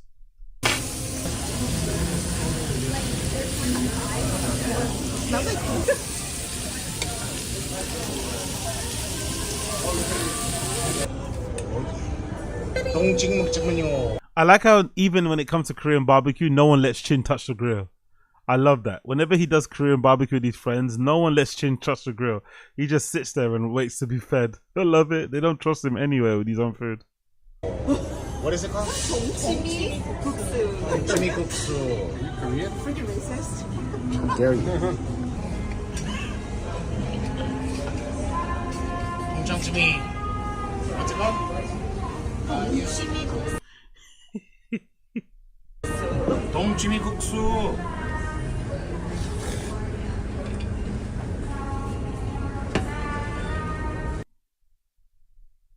It's a different day this time. These meatballs are for Brendan's birthday. Fucking hell, he's beating this whole fucking meatball thing into the ground, isn't it? You can tell it's the first time he's made a decent dish. It's meatballs every fucking day now, isn't it? Fucking hell, mate. Alright, let's let him cook. Hey, Chin's meatballs. Speaking Hey, of how about birthdays, this? Happy birthday to you. Happy birthday to you. Happy birthday, dear Brandon. Confused with blue scorpion. Happy birthday to you. I hope that blue scorpion venom helps you, because it's not in the bottle. Yay. If they haven't milked any scorpions in the bottle, even though they say they did. Next day. It's a nice older lady. She's got a God damn it. What? There's Is already this going on seven the story? cameras on you. I know, but that's going on a story. No, just for me. Yeah, please don't put this on my story. or your story. This is for me. So we Just walked for on the me. cellar. Another day. I'm gonna surprise Case with this. Did someone say chicken palm? Oh, look at Chin. Getting his co-worker colleagues gifts. Interesting. For his B-Day.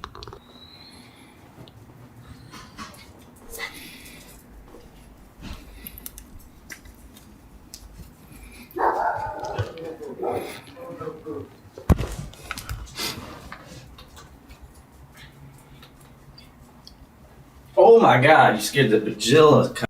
By the way, what do you like? So what do they do in terms of editing? By the way, really, like what are they actually editing?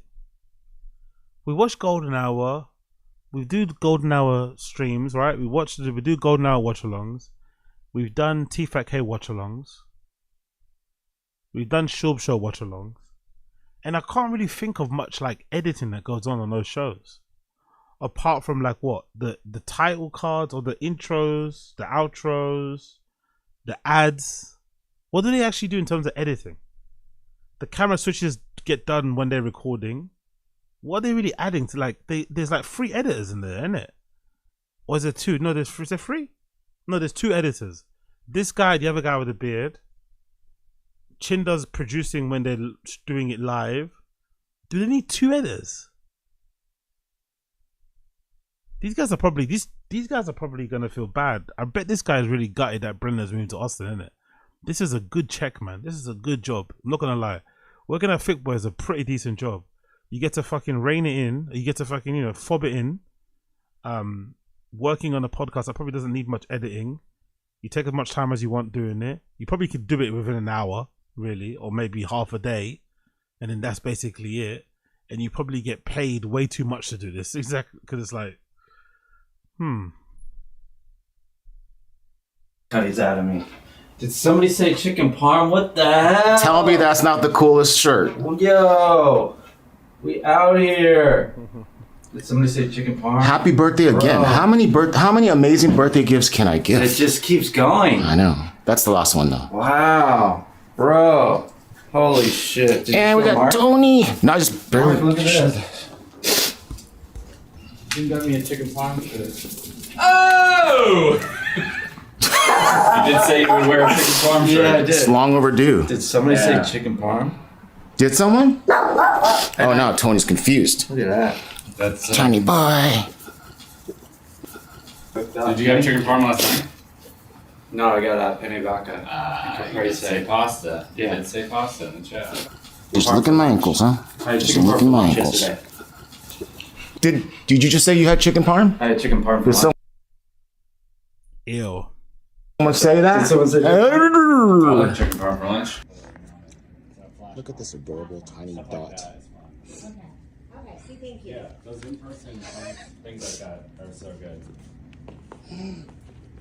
Yeah. It's icky bad.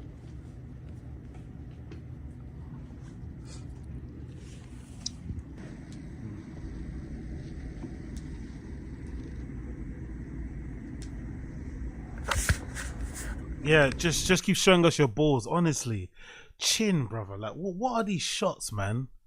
God damn it, this guy. What are these shots? Like, what is going on? Is this like a Sanaz upskirt thing? What is this? He's so all over, honestly.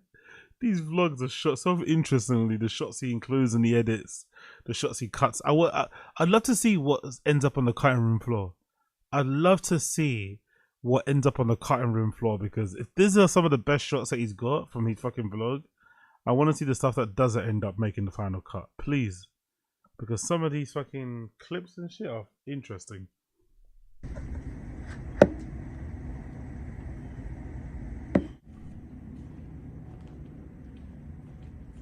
Tony just looking for his papa. I understand, Tony. You miss your papa. Is that him? Is that him?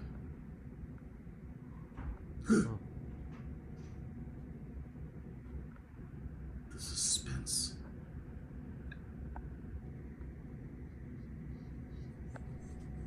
I know, let's see if it's him. I don't know though.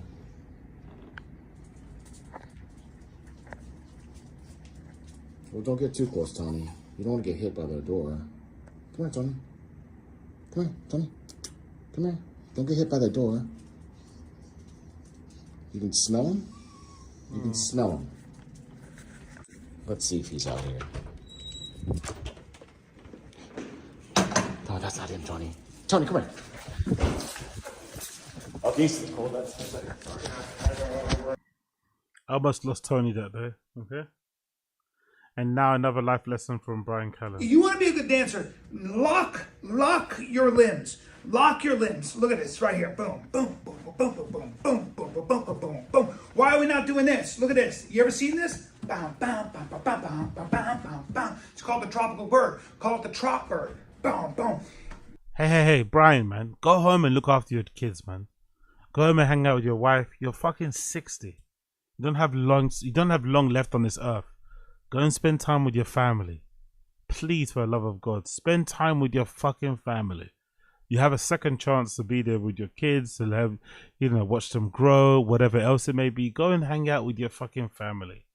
What the fuck is Brian Callen doing right now? Take my workshop. Yeah. Anyways, that was Brian Callen. Yeah. I'm gonna leave it there for my friends. Gonna leave it there. It's been 4 hours. Gave you a nice 4-hour hit. Thank you for tuning in.